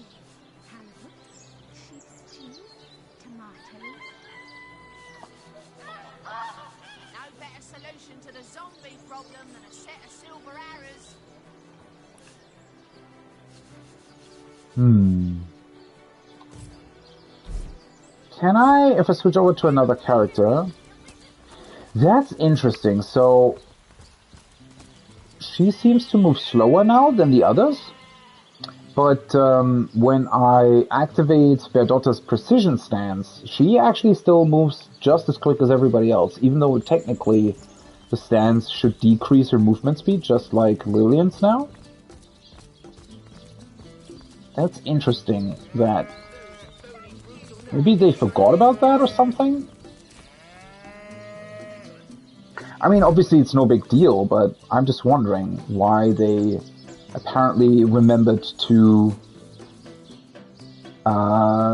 still have a character walk slower if they're encumbered, but not while they have some sort of stance active that reduces their movement.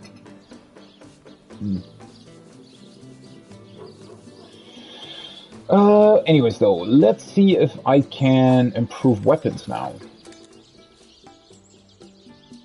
I do have to double check though. Her crafting a spore, I guess I might have to increase my blacksmithing ability as well though. Nothing. Maybe they need to be normal ones? No. Polished spear. No. I mean, I guess the anvil is just to craft something to begin with, right? So the way to make it better would be the stone over here. Whetstone wheel.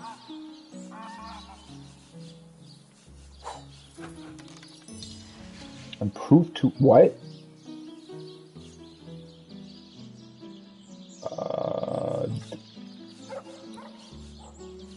The hell did I just do?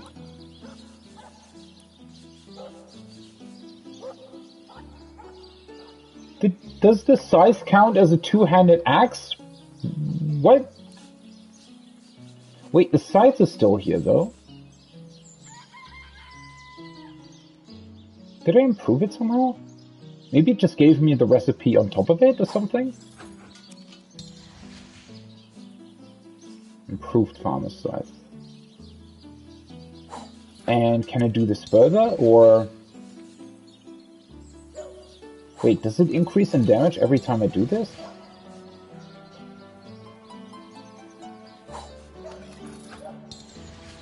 No.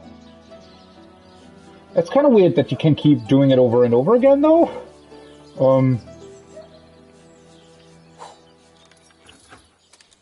Okay, well that obviously doesn't work. Does it work with staffs? No. Move.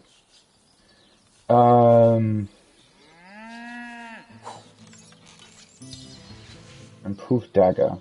Oh yeah, okay, so they just give me the base recipe basically, right? Can I also improve these? I think you have to go somewhere else to do that, right?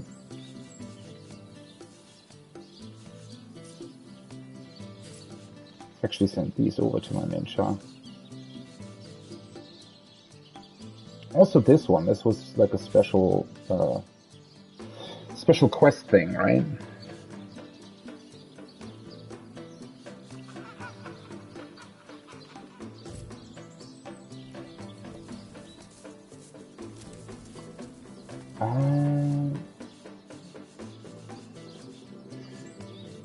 So would you combine them with the... No.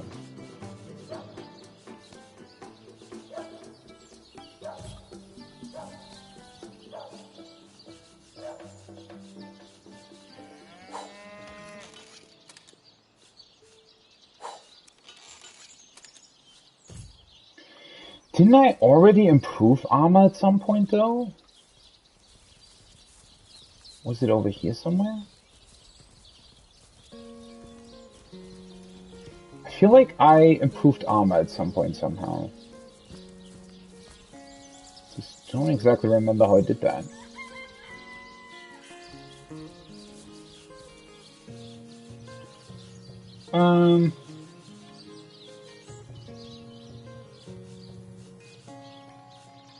Or did I have to, like, was I able to not combine the...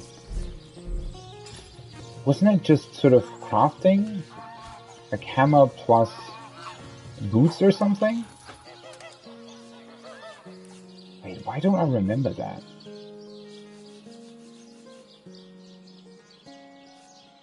Bowstring branch. Homemade stuff?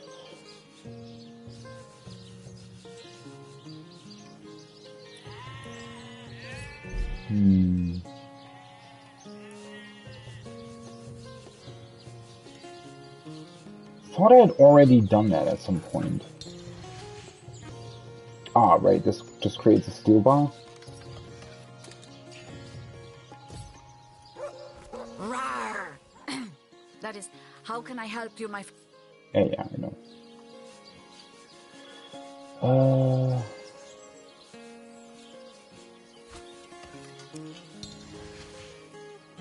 Handcrafted sword.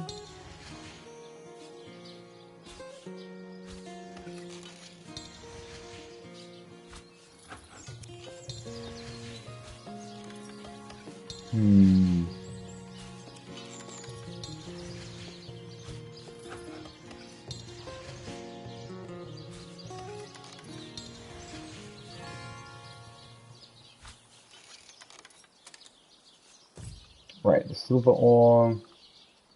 Oh, holy shit. Okay, now I actually have so much to carry that I can't move at all anymore. Didn't know that was a thing.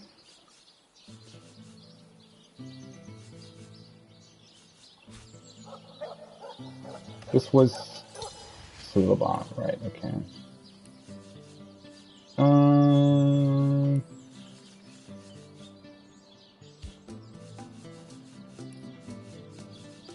Objects.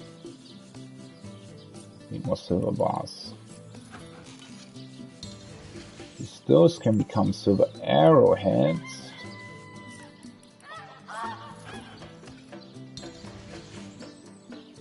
Create silver arrows from these. Wait, how much? How the hell do I have 20 of these? Well, can I actually combine them with, like, this? Or does that not work anymore now? No.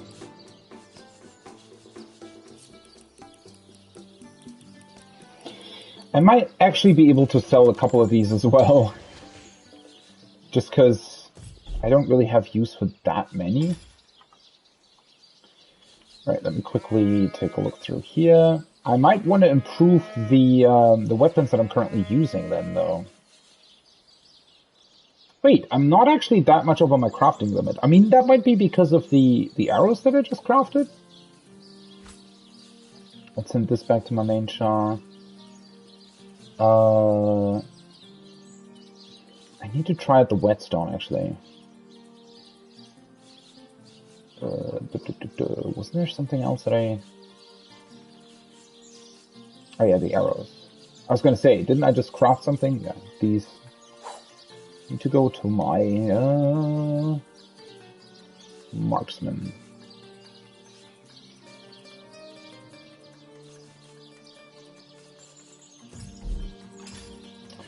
So, would I be able to, for example, let's see, can I improve this with a whetstone? Where's the whetstone there? Improved sword. And it actually consumes the whetstone, okay. That makes sense then.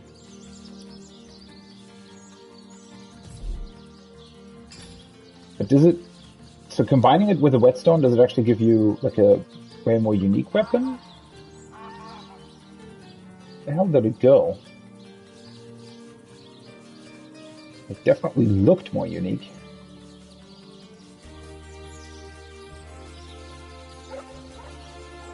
Oh, I guess that was just a potential recipe then.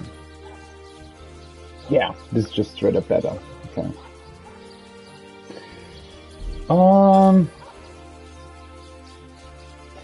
Anything else I might still be able to combine? I probably should sell a bunch of stuff at this point, right? I was just slightly confused as to how I improved stuff last time. Because just combining, like, armor with the furnace doesn't do anything, right?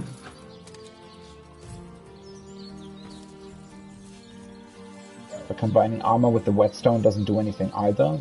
And I mean, it shouldn't.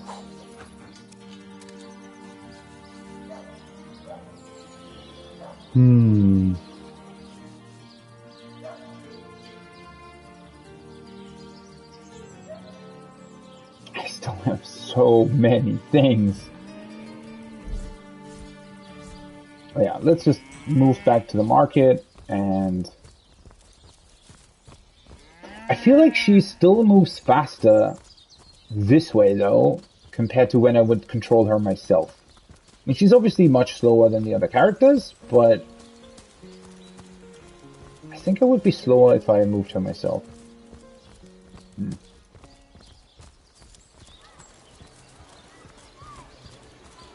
But let's at least clear out her inventory somewhat.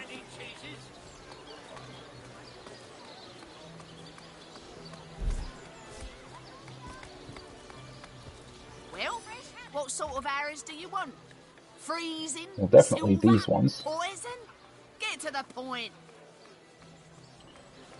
God, she has so much stuff. Got this as well. Do you just want to buy a bunch of normal arrowheads? I mean, I have, except for the charming arrows are so insanely good that I definitely want to have them, obviously. But as for the rest of them, don't necessarily need more of it.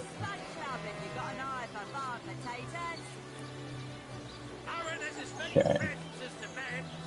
Let's sell a bunch of stuff then.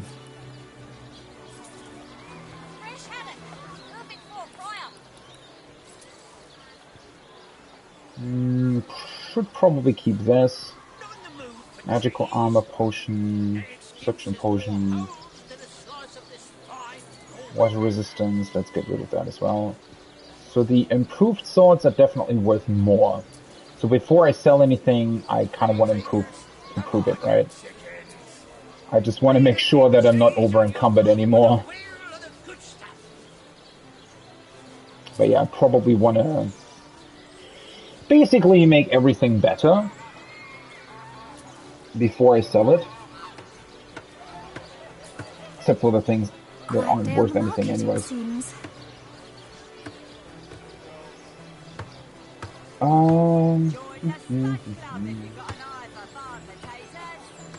These are worth a lot. And golden teaspoon. Don't know if I can do anything with the broken bottles. I'm kind of tired of looking for it, unless, you know, unless I'll get an actual hint as to what to do with them.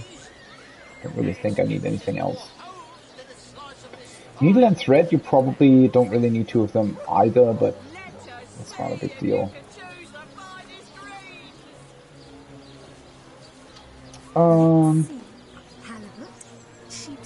Well, I still need to improve my armor and stuff as well, right? Does she sell lockpicks, by the way? No.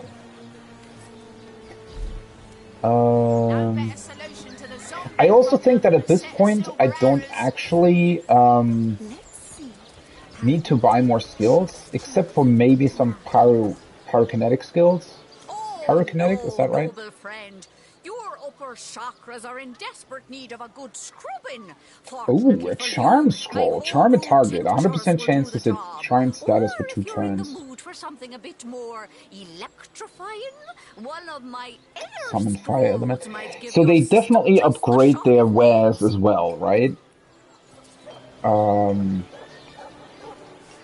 Actually, at this point, I have more than enough resurrect scrolls, I feel like.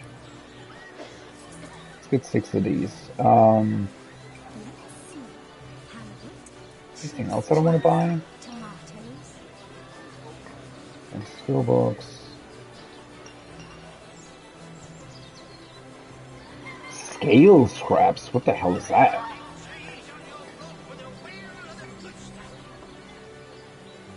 Oh, she also sells 2 wooden figurines, so I guess the one that I have isn't all that special. That's actually quite unfortunate.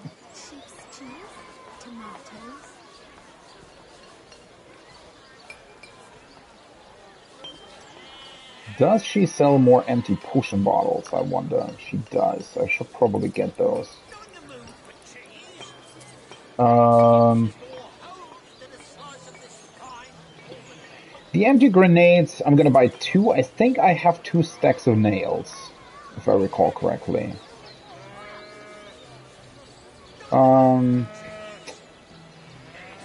The charming scroll, yeah, let's actually buy that. That can come in quite handy in a pinch.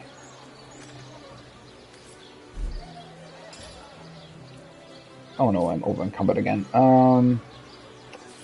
Send this to my main character. Let's split these as well. Of 3. Put them on my main character as well. Why am I over encumbered now? What do I buy that actually weighs a ton? Oh, right. Crafting. Perhaps wrestling an earth elemental will inject some vim into your routine. Another charming arrow that can move over to 3 more. Hoo boy! I am definitely ready for my next, well, Spiritless? Perhaps wrestling an earth elemental will inject some vim into your routine. let's put these. Where are they? Grenades! There they are. Let's actually send them over to Bedotter, because I think the other ones... Medora already has like 3 or something. I also want to split off 2 of these. Give them to Medora as well. Okay, now I'm not over encumbered anymore. That means I'm very quickly running back to the whetstone, and I'm gonna improve everything that I have in my inventory, at least the weapons, sell them. The armor I'm not that sure about. Like how to improve it, I mean. I'm pretty sure that at one point I somehow improved armor.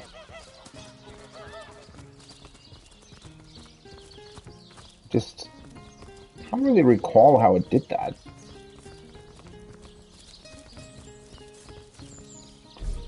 Although, if I had done it, shouldn't it be part of my recipes as well?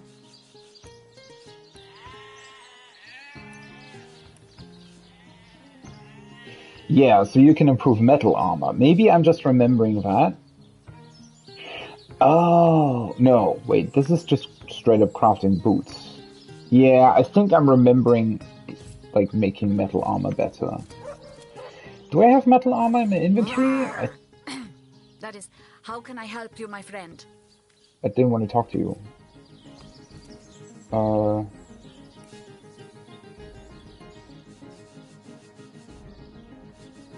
I guess this one? Nope. Okay. This is not metal, though. Strange. Means I can create a few more boots, though.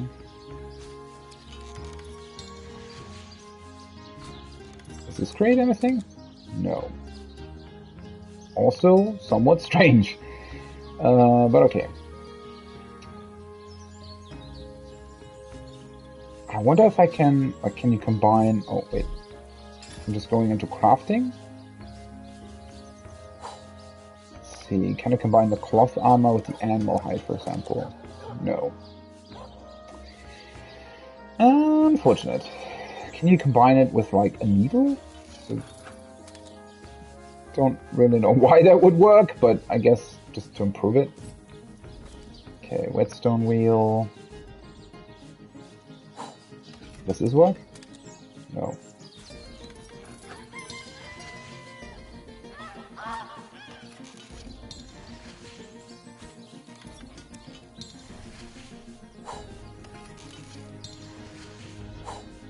If they're all worth more after being improved, then this is definitely a worthwhile process, right?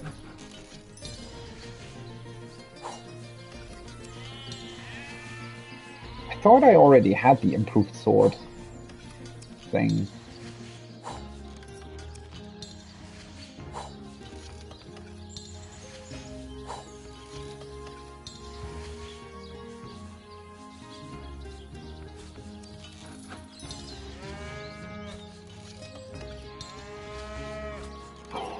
This is gonna take a while though if you do this every time you get new stuff.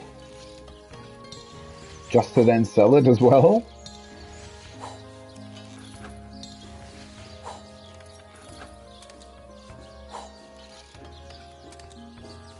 Okay. Yeah, I don't really know how I would improve armor. I also don't think that...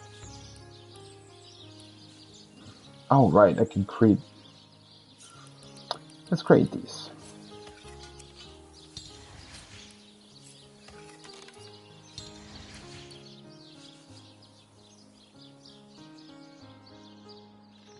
Oh. Well, I want to keep the knives, to be honest. Improved axe, improved dagger. Well, I've already improved all my stuff, so... Grenades, arrows...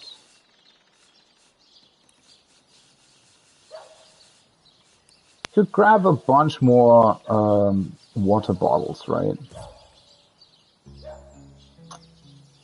Now I'm encumbered again. Fuck. Anyways, let's move back to the market, sell my stuff, and...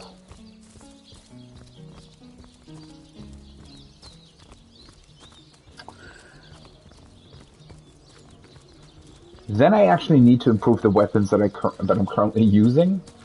Or at least Medora's weapon I should be able to improve, right? The ones and stuff, not really. I don't really know how you would improve them. Although, wait,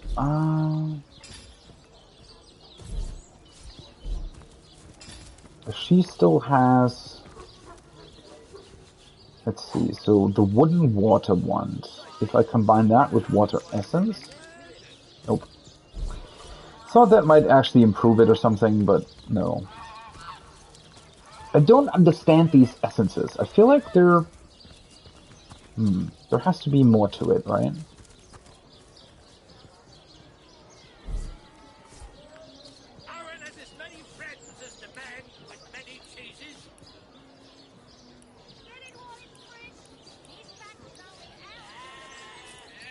That's actually... because I don't really know if there's anything you would be able to do with empty bottles.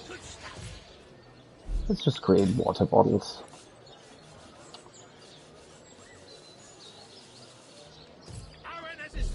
At least that way I can create new dough.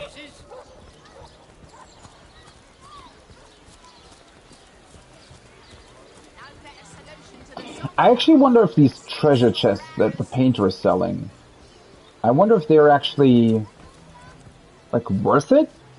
Or if they're just pointing towards treasure chests that I've already discovered anyways. Ah, gracious patron, I see your tired eyes looking a bit teary. I've just the potion for that. Or would you prefer a toasty fire spell to dry those vapors? Okay, so let's sell these, let's sell these.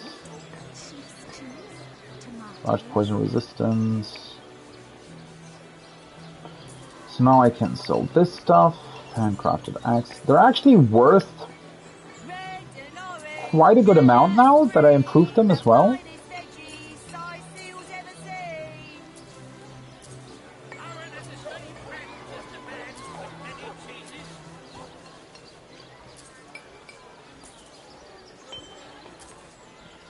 I'm making her poor.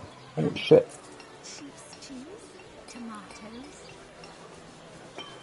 Still anything that I could buy? Not really, right?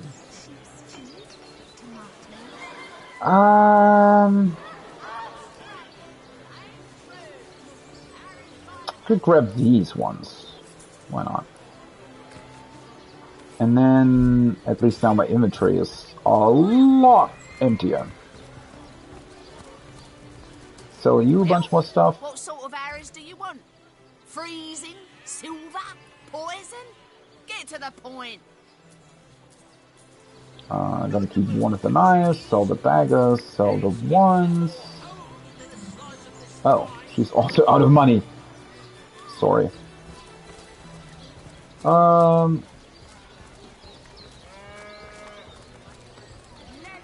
It's probably a good thing that I'm grabbing all the money though. I have a feeling that in the not-so-distant future, I might be able to buy even more expensive, like, spells and skills. The hunter returns. I hope you are here to shop rather than sleuth. She's not really selling all that good stuff. Considering the price tag of this is really not that good, right? I mean, the only thing that this really has over the one that I'm currently wearing is the immunity to blading, which, while being good, I mean, 2,500, why would you ever buy that? It's like overkill. Well, let's keep the bread for now. Bottle of water. Sell this. Sell this. I have another crossbow? Oh yeah, that's the one that I wasn't able to sell. Repair hammer. That's fine. Well... Oh, they always have +1 initiative. Interesting. But I don't know how to improve them yet, so... I'm always going to find more stuff to do with that, right? There's the one with lockpicking. Leather braces, old parchment. And these only have the resistances, right? The +1 sneak... Nah, let's get rid of those. No point in keeping them.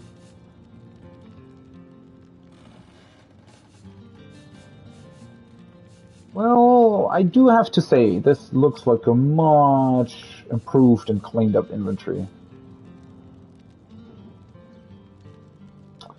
Still a bunch of stuff that I have no idea what to do with, but oh well. One quick glance at my skills. I'm level 2 pyrokinetic, which would in theory allow me to get... Right, I leveled pyrokinetic, correct? That's the one thing that I probably want to buy. It's more pyro skills.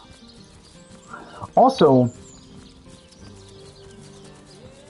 since we found out a bunch more about Evelyn, I mean, we also found out where she is, I guess, or might be. But yeah, let's just talk to the General and Arhu once again. Just to be sure that I'm not missing any sort of potential dialogue with them. What I just find so curious, right, is that the one quest where we fought against this automaton that Arhu created, that was the only real quest that I felt like had an optional beneficial conversation so far. Like, where I could talk to Arhu and he gave me the remote control to deal with it, right? What now? Yes. Discovered. It was stolen. Yes, yes. What is in her diary certainly seems to implicate she dabbles in sorcery. Well, you're supposed to be the source hunter, aren't you? Go hunt some source. Seriously? That's the stance that he's taking? Well, you're the source hunter, so you handle it? Okay. Sure, buddy.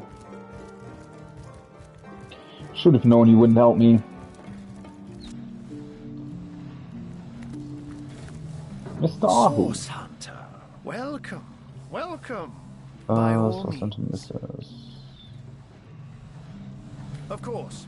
I hope your investigation... His body is gone seems too improbable to be true, but nevertheless, I myself... Now, it may well be established that she is in fact the guilty party. I'm not claiming that I'm certain she's innocent, but let's he's talking about somebody else. If I really thought this murder It is so strange that you can't actually talk with him about all of this, but... Source hunters. I was gonna say, he has 4 resurrect scrolls, but I really don't need them. Large resist all potion, plus 25% to all. Okay. Wow. Also, what is this? Sub-Zero stamped copper amulet of fire resistance. That's a legendary item. So there's another... Wow. Plus 1 charisma, reflect 20% of melee damage of water damage. Huh.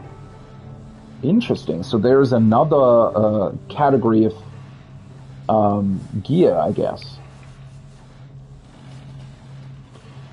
Firefly, create a fire surface, smoke screen, smoke cloud.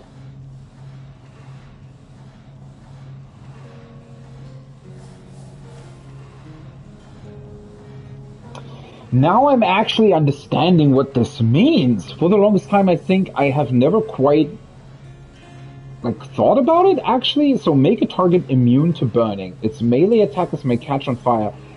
I guess it's because this is actually grammatically correct, right? So the ones that attack you, or rather, well, the other ones are grammatically correct as well. What I mean is that their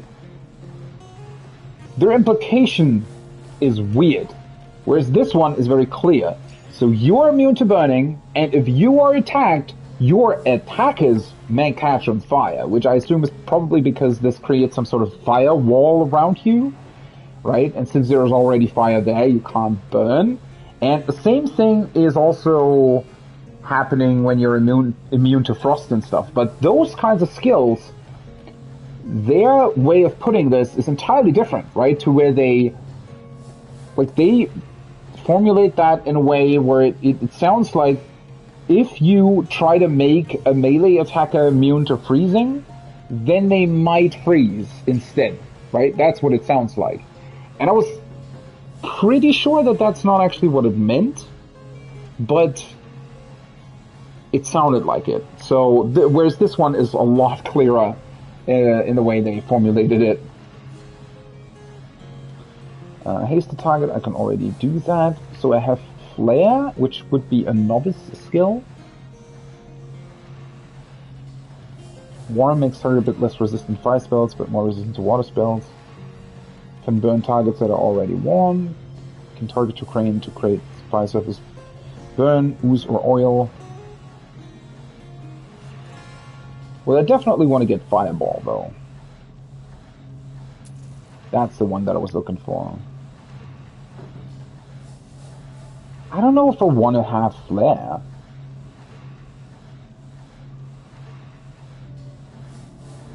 I mean, it can still create, so... Yeah, why not? It can still create, fire surfaces and stuff, I suppose. If Lillian casts her oil spell and then I come in and do the fire.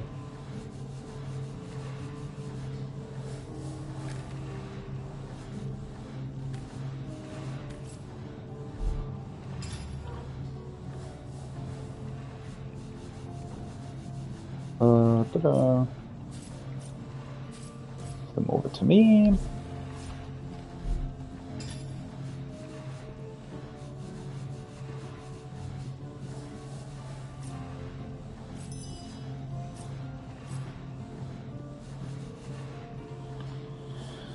That should hopefully make me quite a lot stronger as well. Flare and Fireball.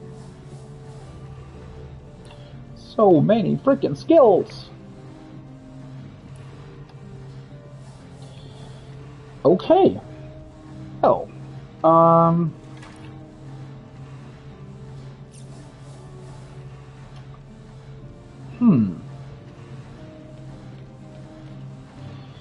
I guess that's pretty much it. Now comes the big decision of where to go next, huh? I mean, to be quite honest, I think I'm gonna bring it to a close here, because if I start something else now, it's gonna probably kind of take too long. So I feel like this might be a good stopping point.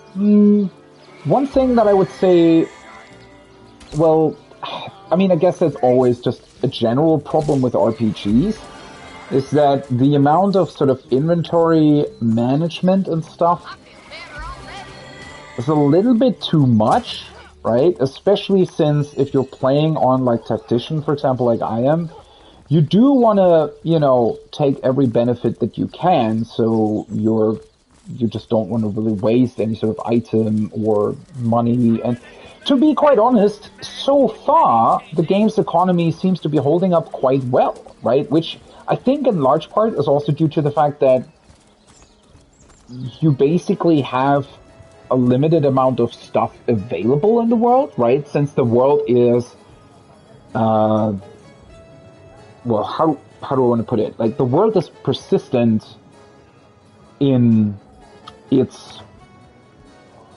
resources, I guess, right? So all the enemies that I've killed, they're dead, right? Which also means that if I go back to those places, there aren't suddenly new enemies that I can grind for things, right? And what that does is that it creates an economy that actually works so far. I mean, it's still easy to acquire enough gold to get the stuff that you want to get. But since especially the skill books are worth quite a lot for the higher level skills, you also end up spending that money, right? So even though I frequently have thousands of gold, I also frequently spend thousands of gold, right? I mean, last time I came back to the town and to the market, I basically spent all of my gold. I had absolutely nothing left. And then I went back out, right? I got, into a couple of fights, got a lot more loot, went back, sold the stuff, and I got my gold back, basically. But the economy is way, way more balanced than in other RPGs so far. And that's definitely a good thing.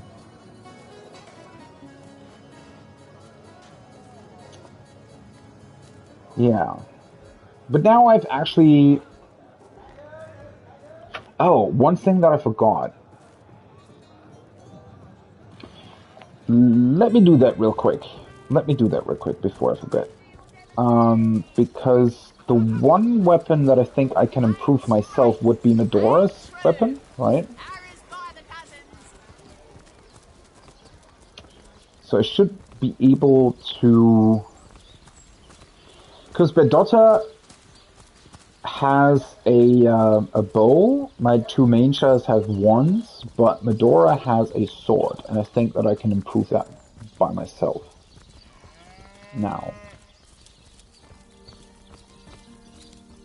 How would I do that, though? I guess I'm switching over to her. Equipment. Unequip. And then I have to send it over to...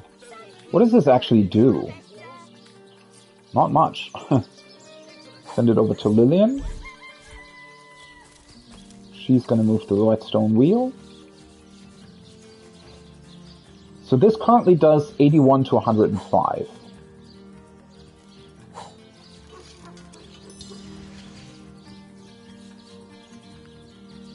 $89 to 115. So it's actually not a big improvement, but it's also okay.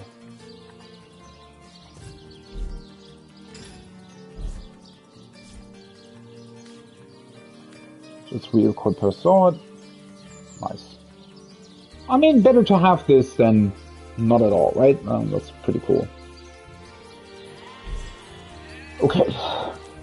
That's it, though. Perfect. So now I'm perfectly ready to go into my next adventure, and... well... that's actually going to be somewhat of a complicated decision, right? Do I want to go to the beach cave right away, or do I want to go to the church first? I mean, in theory, whatever this whole burning stuff is next to the church is probably going to become important afterwards anyways. So I feel like getting or going to that beach cave is probably the better idea, right? I mean, since it's a secret there, I don't know how likely it is that Evelyn's gonna know that we're coming. I mean, she has seen us a lot, right? We've been around town a lot. So I think it wouldn't be too difficult for her to know whether or not we're slowly getting closer to the truth. And in general, I think she probably... I mean, both of them probably expected us to get to the truth eventually, right? I don't think that they expected it to hide forever, or expected themselves to hide forever. They probably expected that they would have been able to, I guess, get further into their research before we actually were capable of dealing with them. They had probably also hoped to maybe get their whole hands on another Bloodstone or something. Also, I think one thing that Evelyn definitely did not anticipate is that her healing stone, which probably also was a Bloodstone, and at least, part of her power, she didn't expect us to interact with that in quite the way that we did last time, right? Where we basically drained it of its power.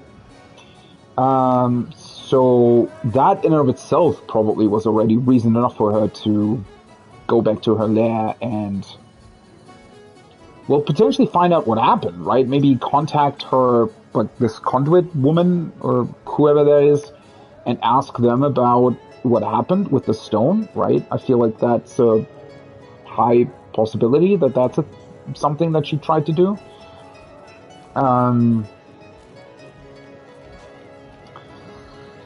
Yeah, I think next time I'm going to go to her lair and check that out and see what's going on there. I wonder if she's going to have more people helping her. I wonder if the guy that was sunbathing on the beach is going to help her. I mean, if he's sleeping right next to the entrance to her lair, then it seems very, very likely that he knows about her. Wonder if he's actually interested in her, or if he's just... Maybe he was telling the truth, right? But don't really know it at this point. But yeah, it seems to me, to make the most sense to deal with Evelyn first, right? Possibly find out as much as we can about what she's up to and why, who her contact is, all that neat stuff. And then, with that new information, we might be able to get to the church, or to go to the church and actually get rid of the undead plague. And possibly also deal with whatever's been happening to that region that's entirely on fire, right? I have a feeling maybe that's where we're going to find the grave of this Source King. And maybe the fire and all those elementals are the reason why Evelyn and the doctor weren't able to go there yet. I don't really know.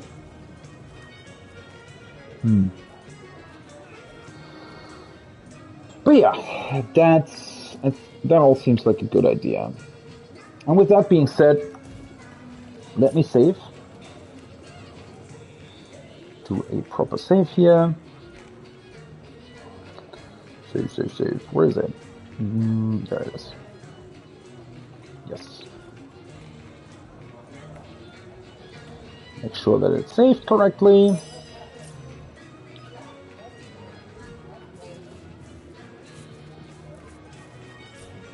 Looks like it. Back to the main menu. Game's still absolutely incredible. I really liked that excursion to that villa with all the traps and stuff. As weird as that one puzzle seemed to be, the rest of it, well, it can be a little bit. I think they went a little bit overboard with those, with these grates in the ground that produce either poison or fire or oil, right? I think those are a little bit, there are a little bit too much of them in the game, right? Because the gimmick of moving a box onto them gets old fast.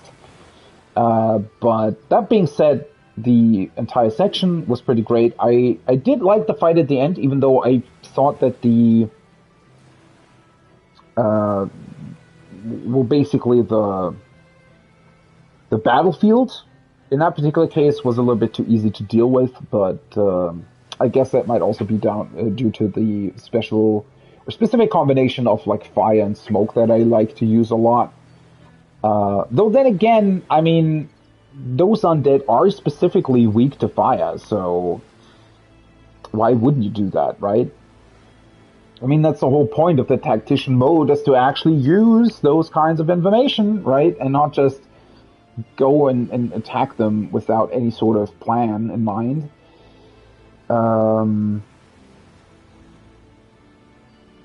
Yeah, I'm really, really looking forward to dealing with not only Evelyn, but especially with the church and everything. It seems like there are a lot of encounters there, and possibly very, very fun encounters as well. And then, well, I expect there to be some sort of boss enemy in the church, most likely. That will probably be a cool thing. And there might be a somewhat extensive cave, grave, burial site, or whatever beneath it, right? And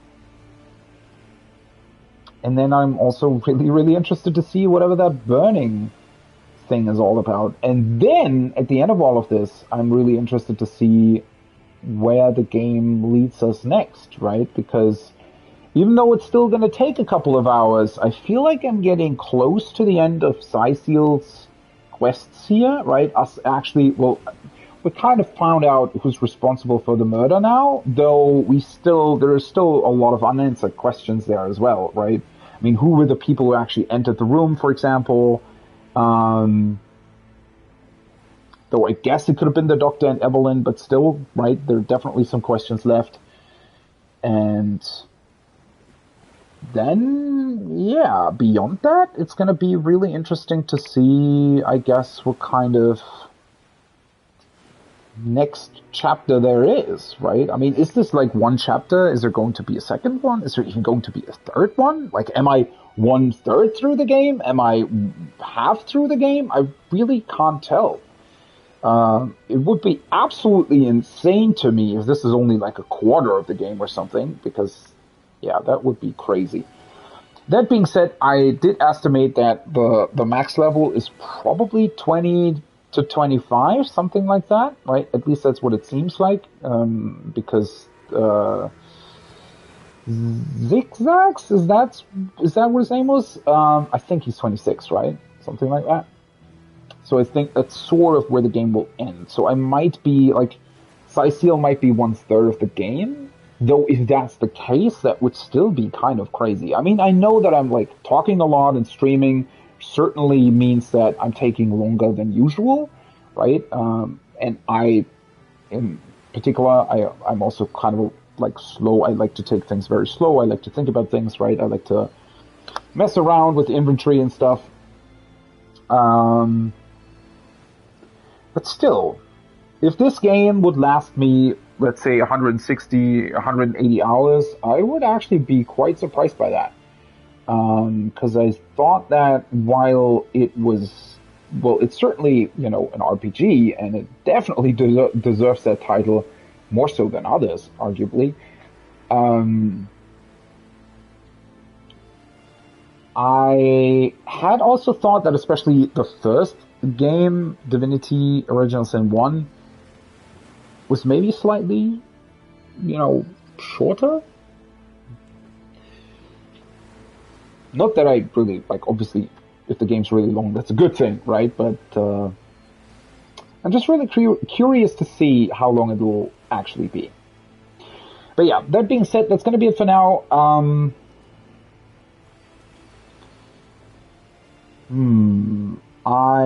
Well, sadly, I had to, as I said, right, I think I mentioned that on Sunday, that it was going to be likely that I would stream a little bit less this week.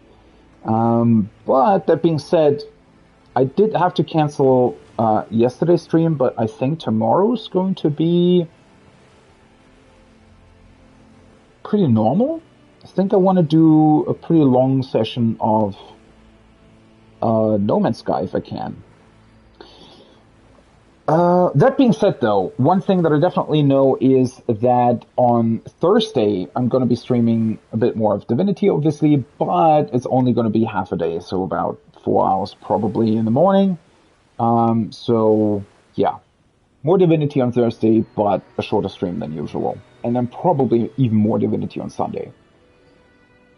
That being said, that's going to be it for today. I had a lot of fun. It's nice chatting. And hopefully you'll be there next time. Until then, have a great rest of your evening, morning, day, wherever you are. See you then.